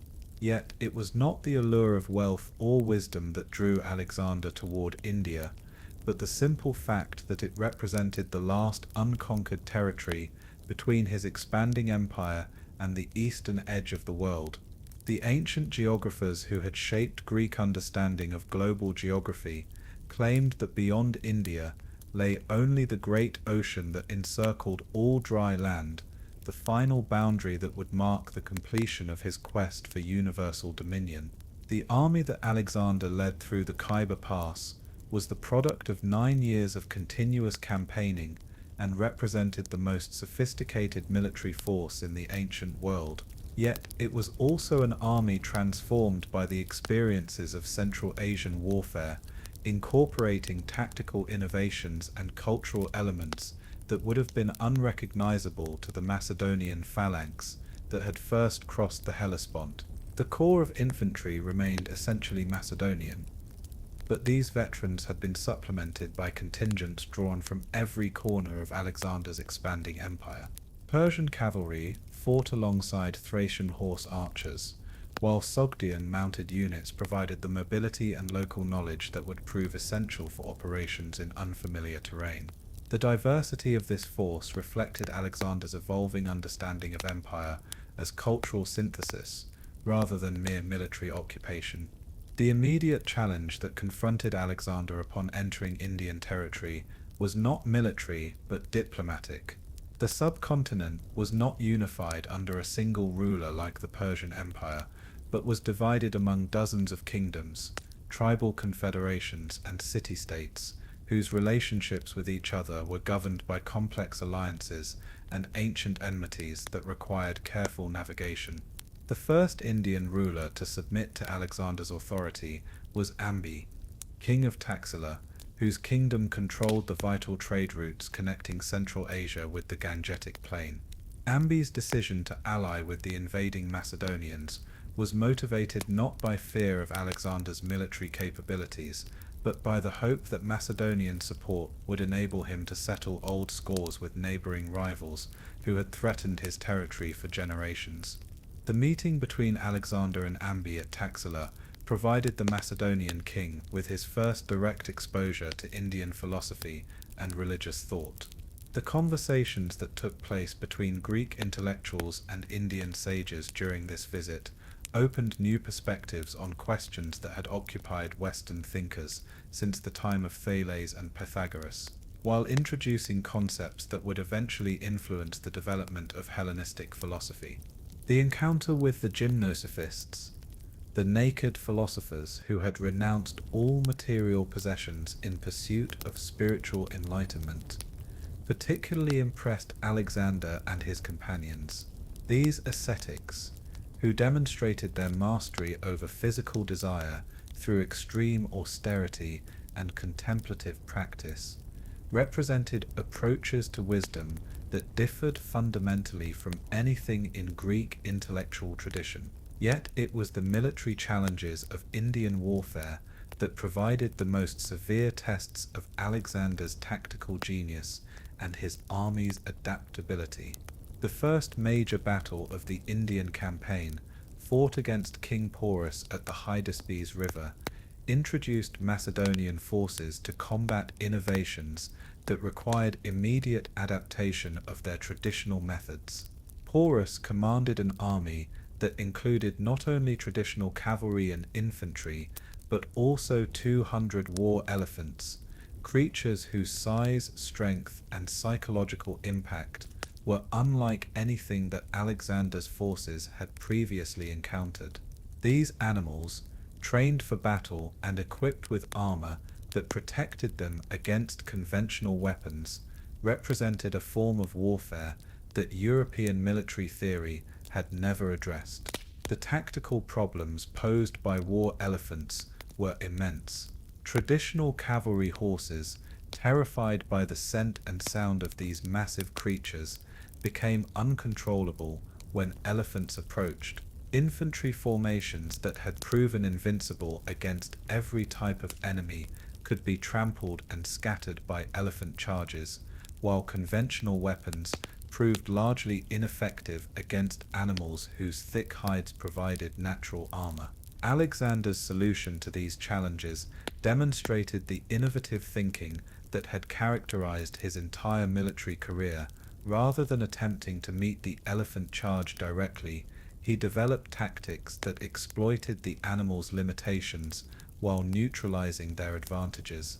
The use of specialized arrowheads designed to wound rather than kill elephants, the employment of noise and fire to disrupt their formations, and the targeting of their handlers rather than the animals themselves, all reflected systematic analysis of enemy capabilities combined with creative adaptation of available resources. The Battle of the Hydaspes itself, fought during the monsoon season when the river was swollen with seasonal rains, required coordination between multiple tactical innovations while operating under environmental conditions that challenged every aspect of military organization. The crossing of the river, accomplished during a thunderstorm that concealed Macedonian movements while creating additional hazards for both armies, demonstrated the sophisticated planning and flexible execution that had made Alexander's forces invincible. The preliminary maneuvers that preceded the main battle revealed Alexander's understanding that victory against Porus would require more than tactical superiority, but would demand psychological warfare designed to undermine enemy morale while inspiring confidence in his own troops. The feints and diversions that he employed during the river crossing created confusion among Indian forces while providing opportunities for the main assault to achieve surprise. The personal combat between Alexander and Porus became one of the legendary encounters of ancient warfare, as two warrior kings, whose reputations had been forged through years of successful campaigning, met in single combat that would determine not only the battle's outcome, but the future of Indian resistance to Macedonian expansion. The wounds that both rulers sustained during this fight, serious injuries that demonstrated their willingness to share the dangers faced by common soldiers, established mutual respect that would influence their subsequent relationship. Alexander's victory at the Hydaspes was achieved through a combination of tactical innovation, personal leadership, and the superior training that had characterized his forces throughout their Asian campaigns. Yet the most significant aspect of this triumph was not military but political. Alexander's treatment of the defeated Porus revealed his evolving approach to conquest and imperial administration. Rather than executing his defeated enemy or reducing him to subordinate status, Alexander chose to restore Porus to his throne, while expanding his territories to include the kingdoms of rulers who had opposed both monarchs. This decision reflected sophisticated understanding of Indian political conditions and recognition that effective governance of the subcontinent would require the cooperation of local rulers who possessed legitimacy and administrative expertise. The policies that Alexander implemented during his Indian campaigns demonstrated the cultural flexibility that had become characteristic of his imperial style. Rather than imposing Greek customs and institutions on Indian populations, he sought to understand and accommodate local traditions while establishing overarching political structures that could maintain unity across diverse communities. The establishment of new cities at strategic locations throughout the conquered territories provided bases for Macedonian garrisons, while creating opportunities for cultural exchange between Greek colonists and Indian populations. These foundations, many of them named Alexandria in honor of their founder, became centers for the synthesis of Eastern and Western traditions that would characterize Hellenistic civilization.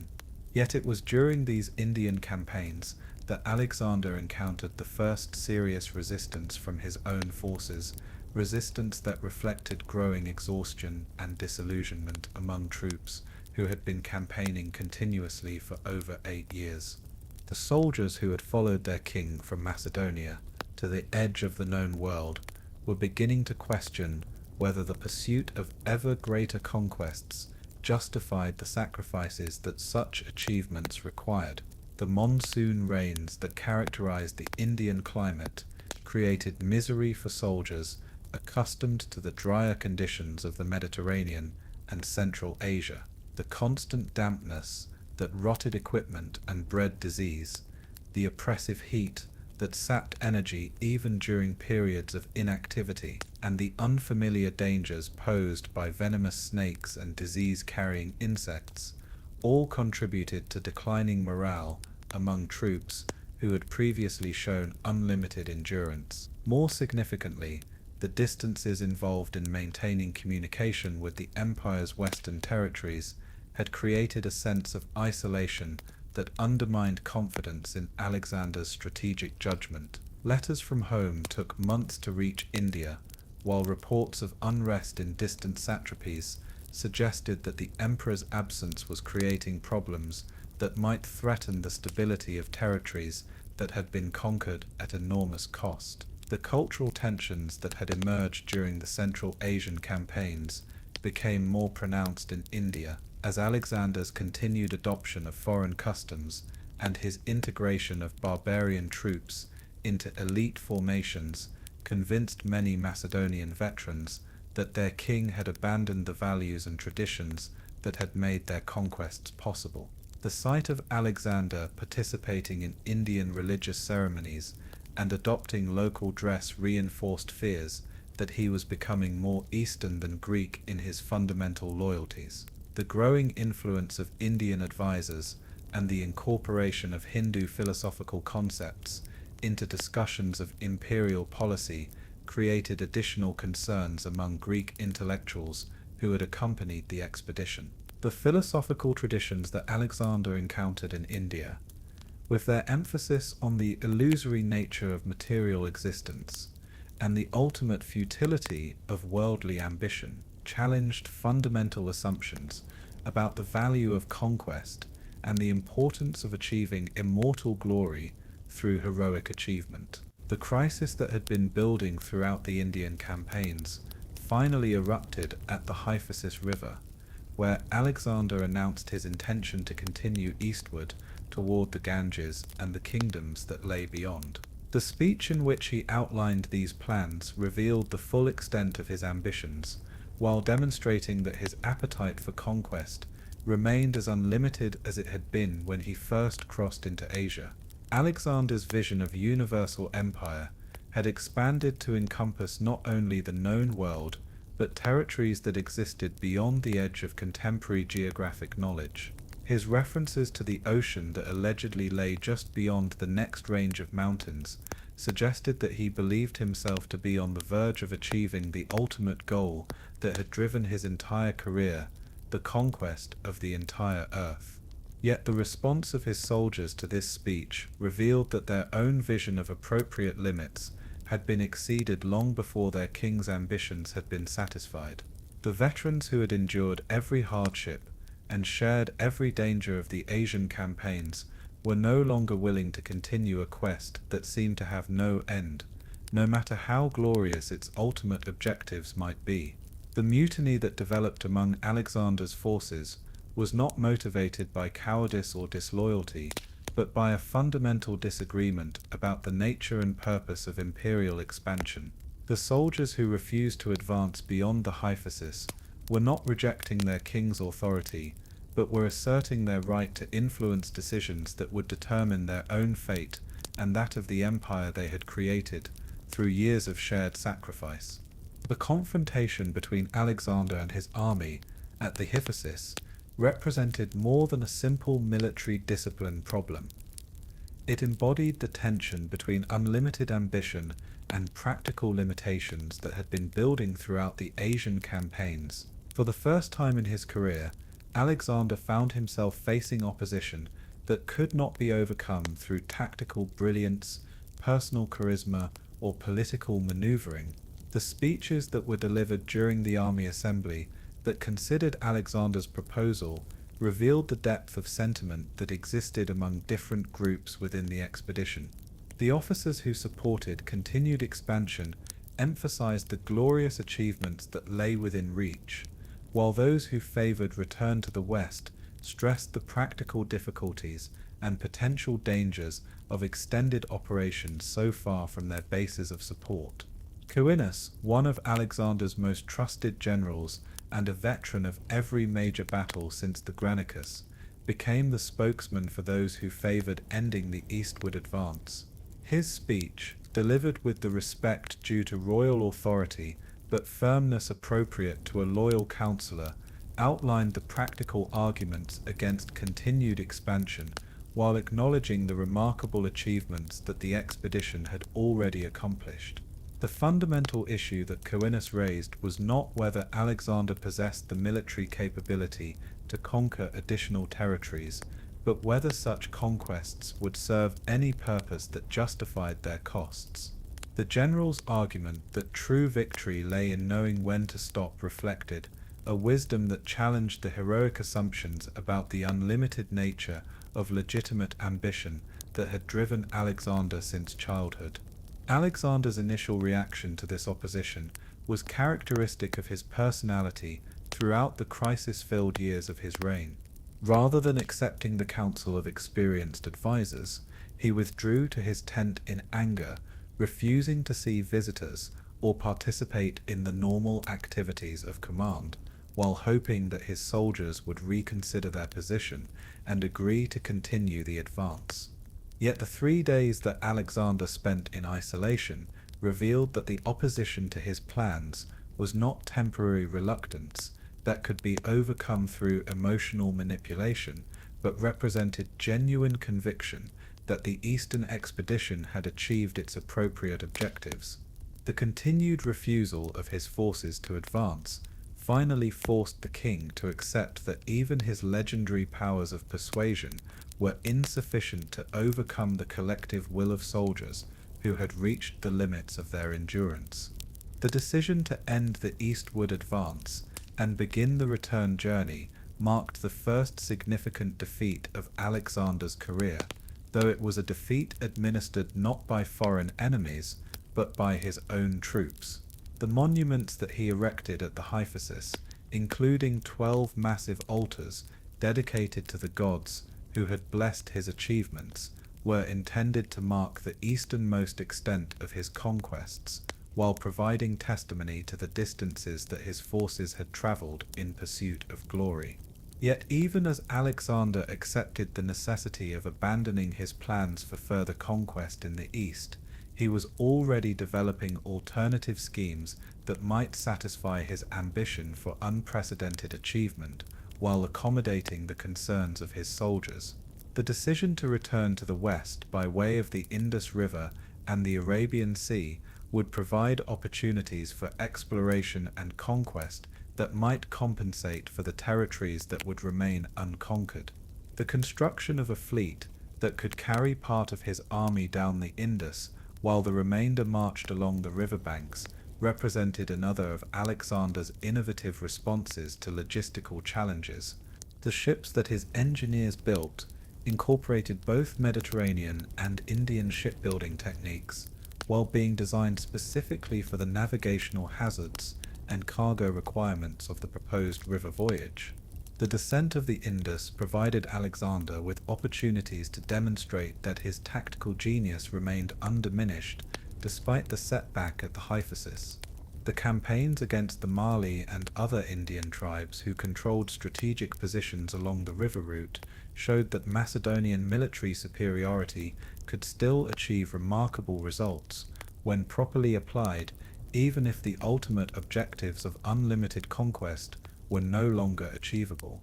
Yet it was during the assault on the Malian capital that Alexander suffered the most serious wound of his career, an arrow that penetrated his lung and brought him closer to death than any previous injury. The sight of their wounded king, bleeding profusely while his soldiers fought desperately to protect him, created panic among troops who had come to view him as invincible and whose loyalty was based partly on confidence in his supernatural protection. The recovery from this near-fatal wound required months of careful treatment and demonstrated Alexander's remarkable physical resilience, while providing additional evidence of the medical knowledge that his physicians had accumulated during years of treating battlefield injuries. Yet the psychological impact of seeing their king so severely wounded created lasting changes in the relationship between Alexander and his army that would influence the remainder of the expedition. As the Indian phase of Alexander's campaigns drew to a close, and his forces prepared for the journey across the Gedrosian desert that would carry them back to the familiar territories of the Persian heartland, the young conqueror who had achieved more than any previous military leader in history faced the realization that even his remarkable capabilities had limits that could not be transcended through will or genius alone. The empire that he had created through 9 years of unprecedented conquest now stretched from Macedonia to the Indus River, encompassing territories that contained the majority of the world's population, while controlling trade routes that generated wealth beyond calculation. Yet the very magnitude of these achievements had created challenges that would test his abilities as administrator and statesman during the years that remained to him. The transformation from conqueror to emperor was entering its final phase, as Alexander prepared to discover whether the political and cultural innovations he had developed during his rise to power would prove sufficient to govern the vast territories he had won through military brilliance. The greatest test of his legacy lay not in future battles but in the peaceful arts of administration that would determine whether his empire would survive its founder or fragment into the chaos that had characterized so many previous attempts at universal rule. The crossing of the Gedrosian Desert in the autumn of 325 BCE became one of the most harrowing ordeals in military history, a 60-day nightmare that tested the limits of human endurance while claiming more lives than many of Alexander's greatest battles. The army that entered this wasteland was the most experienced military force in the ancient world, hardened by a decade of constant campaigning across 3 continents. The force that emerged was a shadow of its former strength, its survivors forever marked by an experience that demonstrated even the greatest conqueror was subject to the inexorable laws of nature. The desert that stretched between the Indus River Valley and the Persian Gulf was unlike any terrain that Alexander's forces had previously encountered. Here, beneath a sun that burned with merciless intensity, shifting sand dunes obliterated landmarks while mirages mocked the desperate search for water. The temperature during the day reached levels that made metal armor untouchable, while nights brought cold that penetrated to the bone and left soldiers shivering despite their exhaustion. The systematic breakdown of military discipline that characterized the desert crossing revealed how quickly civilized behavior could collapse when basic survival was threatened. Units that had maintained perfect formation through the chaos of battle scattered in desperate searches for water, while officers abandoned their posts to care for dying soldiers whose need transcended all military protocol. Alexander's leadership during this ordeal demonstrated both the heroic courage that had defined his character since youth and the practical adaptations that extreme circumstances demanded. His decision to march on foot alongside his soldiers, sharing their hardships while refusing the privileges that rank might have provided, maintained morale during the darkest moments when many believed the expedition was doomed to perish in the trackless wastes. The personal sacrifices that Alexander made during the crossing became legendary among his surviving soldiers. When precious water was discovered and brought to him in a helmet, he poured it onto the sand in full view of his troops, declaring that he would not drink while his soldiers remained thirsty. This gesture of solidarity with his men's suffering created bonds of loyalty that would endure long after the immediate crisis had passed. Yet for all his personal heroism, Alexander could not overcome the mathematical realities of desert survival. The death toll mounted daily as soldiers succumbed to heat exhaustion, dehydration, and the myriad diseases that flourished in conditions where basic hygiene became impossible to maintain. Entire units disappeared during sandstorms that reduced visibility to mere feet, while separating men from their companions and water sources. The psychological impact of watching comrades die in agony, their bodies left unburied in the desert sand, created trauma that would haunt survivors for the remainder of their lives. Veterans who had faced death countless times in battle discovered that there was something uniquely horrible about dying of thirst under a burning sun, far from home and apparently forgotten by the gods who had once blessed their endeavors. The logistical failures that contributed to the disaster revealed the limitations of even the most sophisticated ancient military organization when confronted with environmental challenges that exceeded all previous experience. Supply calculations that had proven accurate in every other campaign proved woefully inadequate for conditions where water consumption tripled while availability approached zero. The emergence from the desert, accomplished after 2 months of suffering that had reduced Alexander's forces by perhaps 1/3, marked a transformation in the character of the expedition and in Alexander's own understanding of his capabilities and limitations. The king who had believed himself capable of conquering the world had learned that some enemies could not be defeated through tactical brilliance or personal courage. The march to Carmania, where Alexander was reunited with Craterus and the portion of his army that had returned by the northern route, provided opportunities for the first accurate assessment of the losses suffered during the desert crossing. The numbers were staggering: thousands of veteran soldiers dead, irreplaceable equipment abandoned in the sand, and the morale of survivors shaken by an experience that challenged every assumption about their invincibility. Yet Alexander's response to this disaster revealed the resilience and adaptability that had characterized his entire career. Rather than allowing the desert losses to demoralize his remaining forces, he organized celebrations and festivals that emphasized the achievement of survival while honoring the courage of those who had perished. The reunification ceremonies were designed to restore confidence while beginning the process of rebuilding military strength.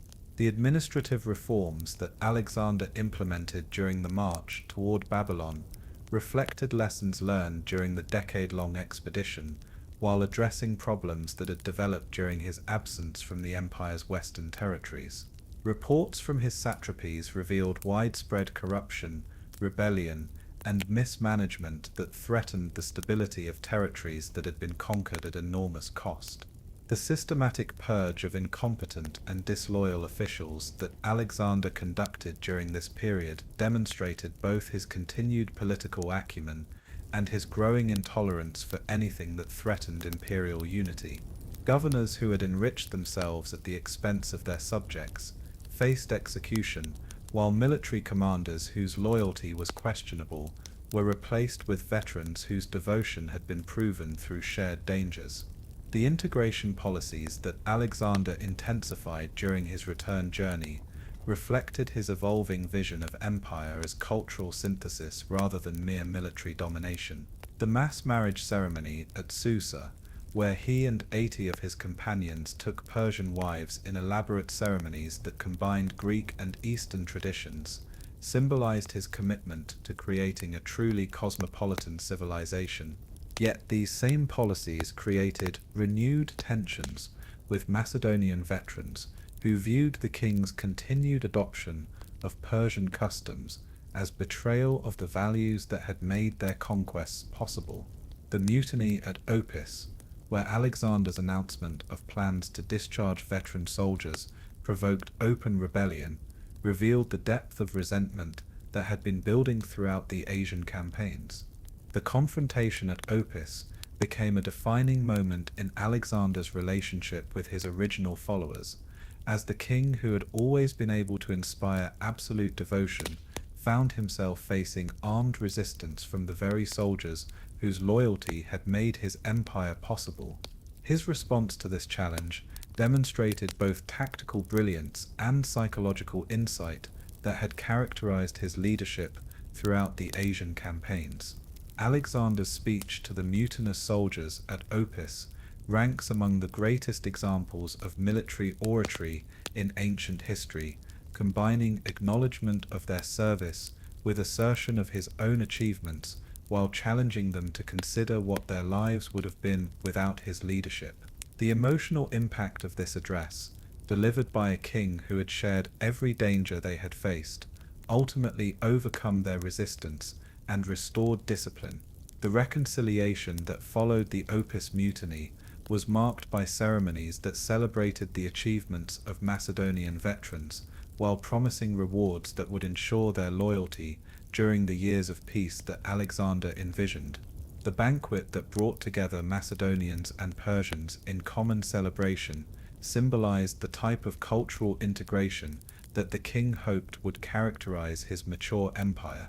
The return to Babylon in the spring of 323 BCE marked the beginning of what should have been a new phase in Alexander's career. As the 32-year-old emperor prepared to consolidate his conquests, while planning the next stage of expansion that would extend his dominion to include Arabia and perhaps the western Mediterranean.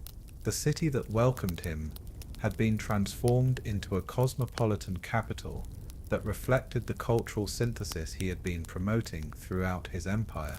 The administrative machinery that Alexander found functioning in Babylon exceeded anything that had existed in the ancient world, combining Macedonian efficiency with Persian sophistication, while incorporating innovations that reflected experience gained during a decade of governing diverse populations. The governmental systems that he had created were proving capable of managing an empire that stretched from Macedonia to India, while maintaining the cultural flexibility that was essential for effective rule. The military preparations that Alexander initiated for his proposed Arabian expedition demonstrated that his appetite for conquest remained undiminished despite the setbacks he had experienced in India and during the desert crossing. The forces that he was assembling included contingents drawn from every corner of his empire, creating an army that truly represented the diversity of populations under his rule. The plans that Alexander developed for the Arabian campaign revealed strategic thinking that had evolved considerably since his early battles against Persian forces. The integration of naval and land operations, the systematic preparation of supply bases, and the coordination of diplomatic initiatives all reflected lessons learned during 10 years of continuous warfare against increasingly sophisticated enemies. Yet it was also during this period of apparent triumph that the first signs appeared of the illness that would ultimately claim Alexander's life. The fever that began to affect him during the late spring of 323 BCE was initially dismissed as a minor ailment, perhaps caused by the exhaustion of constant campaigning or the stress of governing an empire that spanned 3 continents.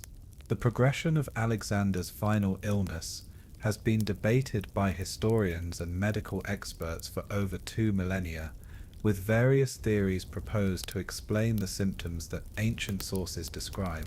The sudden onset of high fever, severe abdominal pain, and progressive weakness suggested either acute infection, poisoning, or one of several diseases that were endemic to the Mesopotamian region. The possibility of assassination through poison has been suggested by some sources, reflecting the political tensions that existed within Alexander's court and the potential benefits that various individuals might have gained from his death. The timing of his illness, occurring just as he was preparing for renewed military campaigns, created opportunities for speculation about motives and methods that could have been employed by potential conspirators.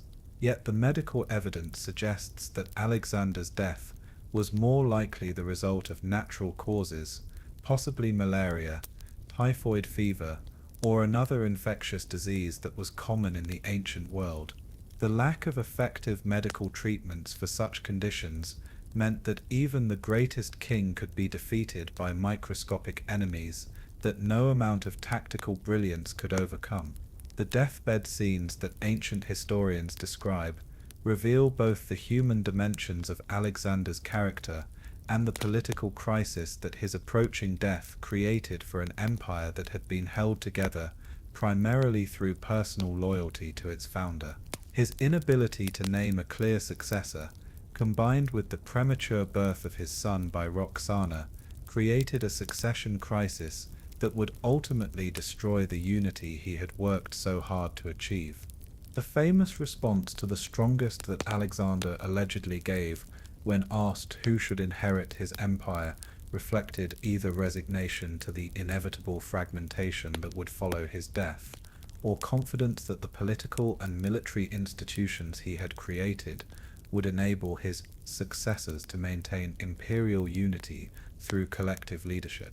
The death of Alexander on June 10th, 323 BCE, in the palace at Babylon where Nebuchadnezzar had once ruled, marked the end of an era that had transformed the ancient world beyond recognition.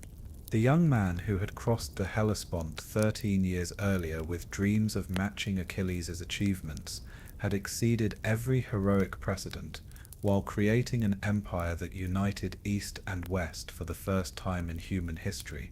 The immediate aftermath of Alexander's death saw the emergence of conflicts that would determine the fate of his empire and the character of the Hellenistic world that would emerge from its fragmentation.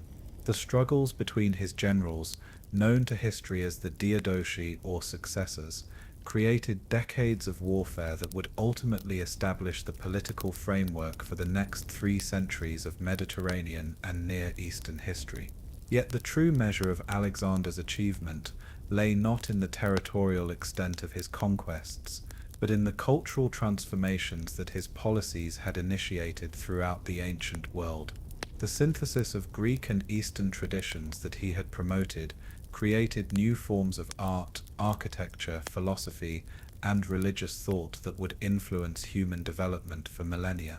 The cities that Alexander had founded throughout his empire became centers for the spread of Hellenistic civilization, carrying Greek language, culture, and political institutions to regions where they had never before penetrated.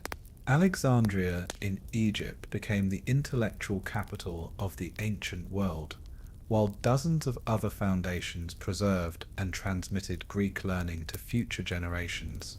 The economic integration that Alexander had achieved through the standardization of currency, the protection of trade routes, and the elimination of political barriers created commercial networks that connected regions from Spain to India.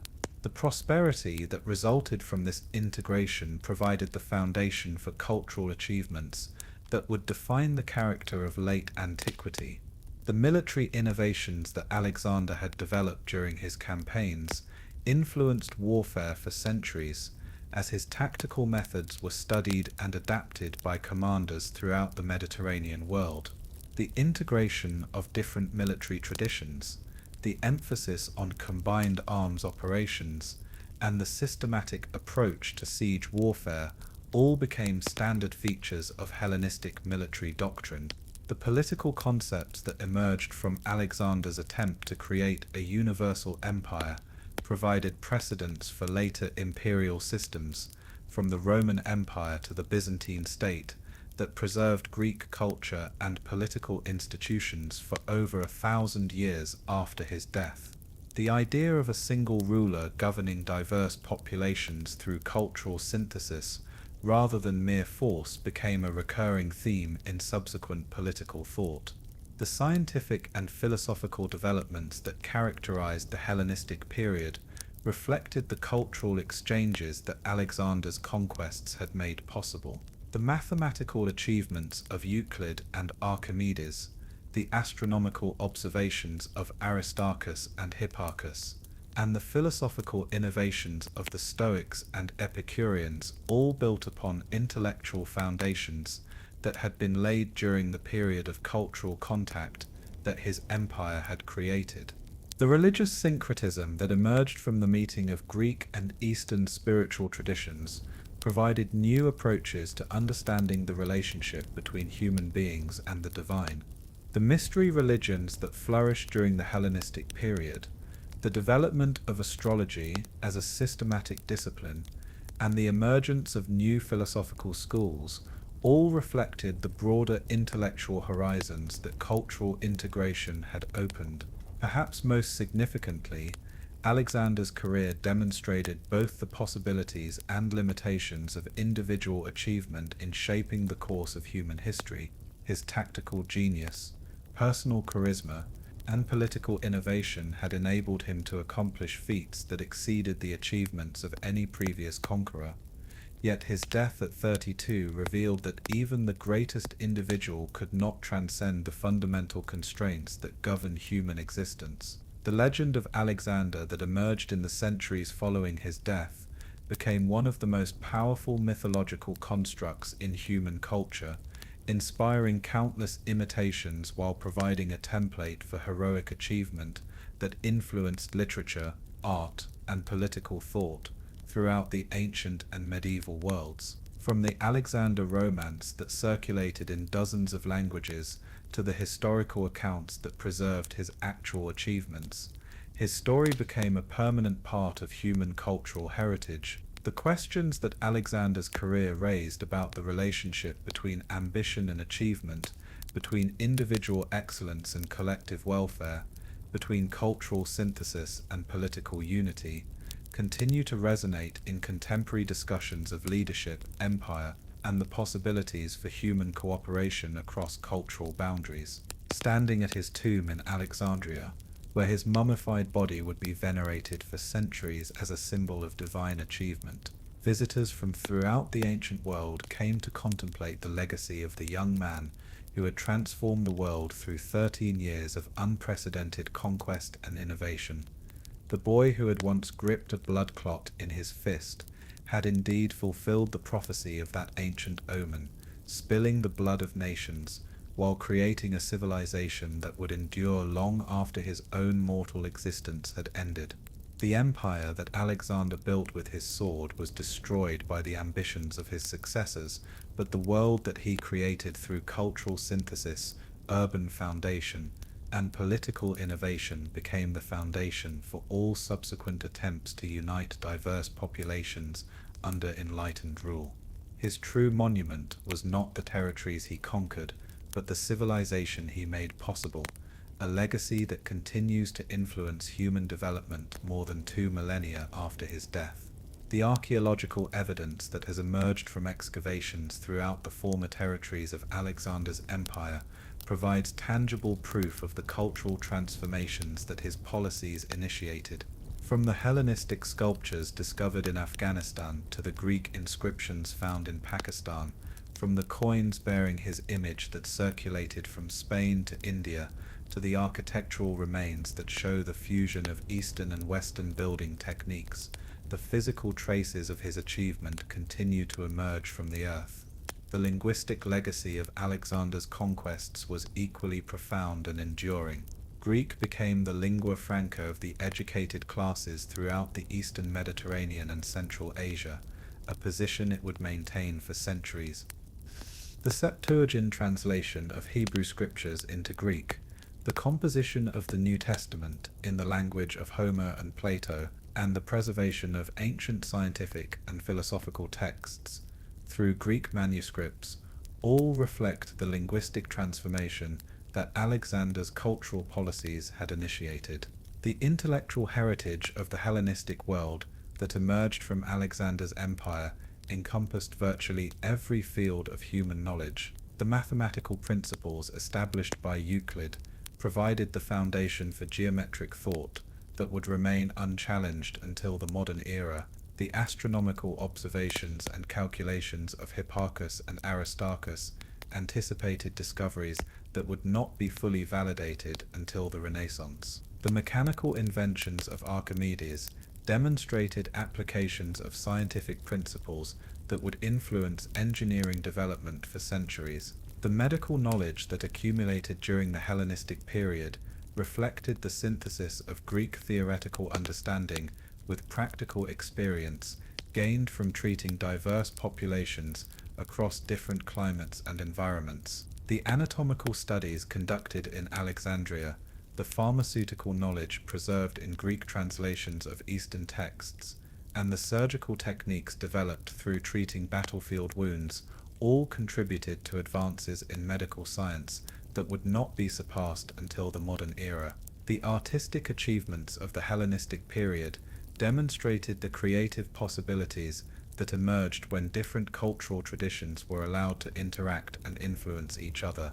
The sculptural techniques that combined Greek idealism with Eastern realism created masterpieces that captured both physical beauty and psychological depth with unprecedented effectiveness. The architectural innovations that merged Greek structural principles with Eastern decorative traditions produced buildings whose grandeur and sophistication would inspire imitation throughout the ancient world.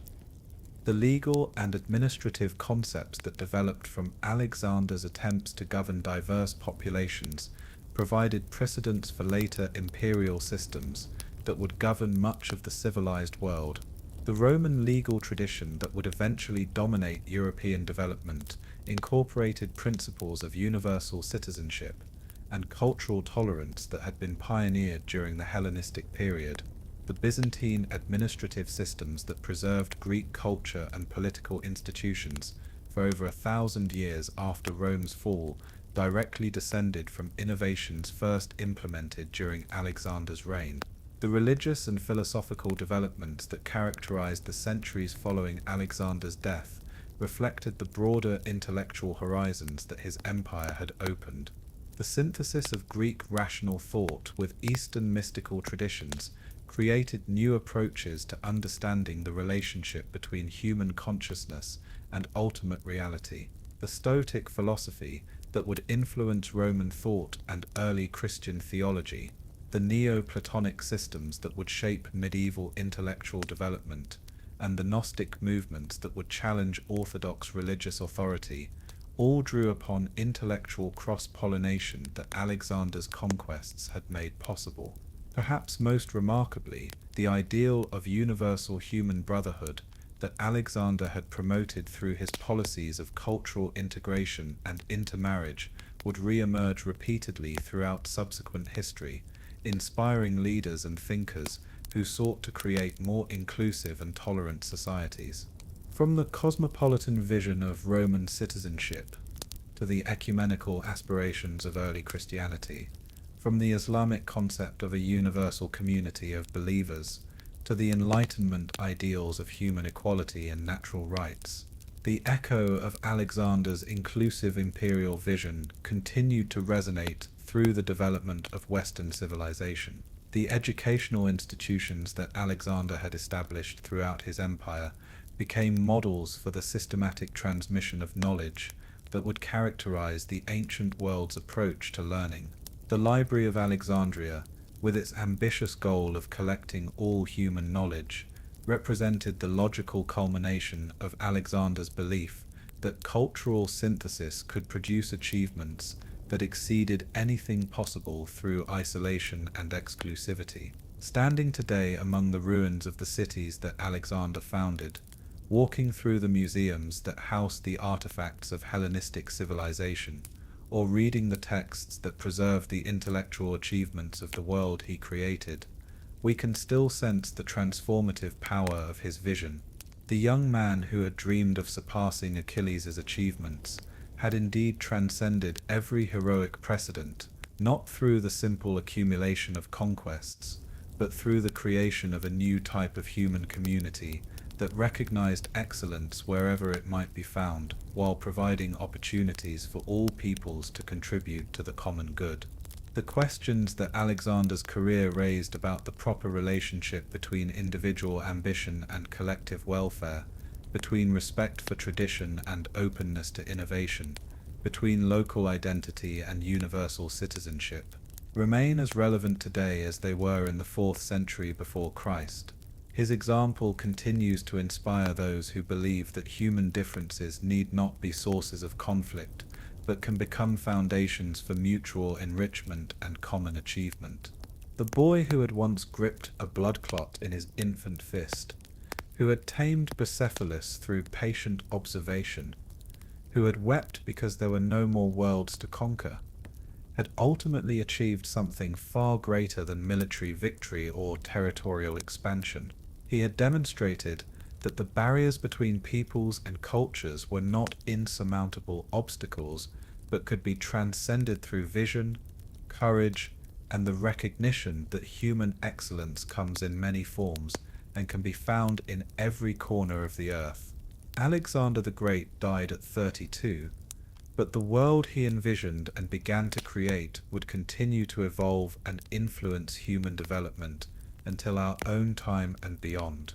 His true immortality lies not in the bronze and marble monuments that commemorate his battles, but in every moment when peoples of different backgrounds come together in mutual respect and common purpose, carrying forward the dream of the young Macedonian king, who believed that all humanity could be united under the banner of excellence and enlightened rule.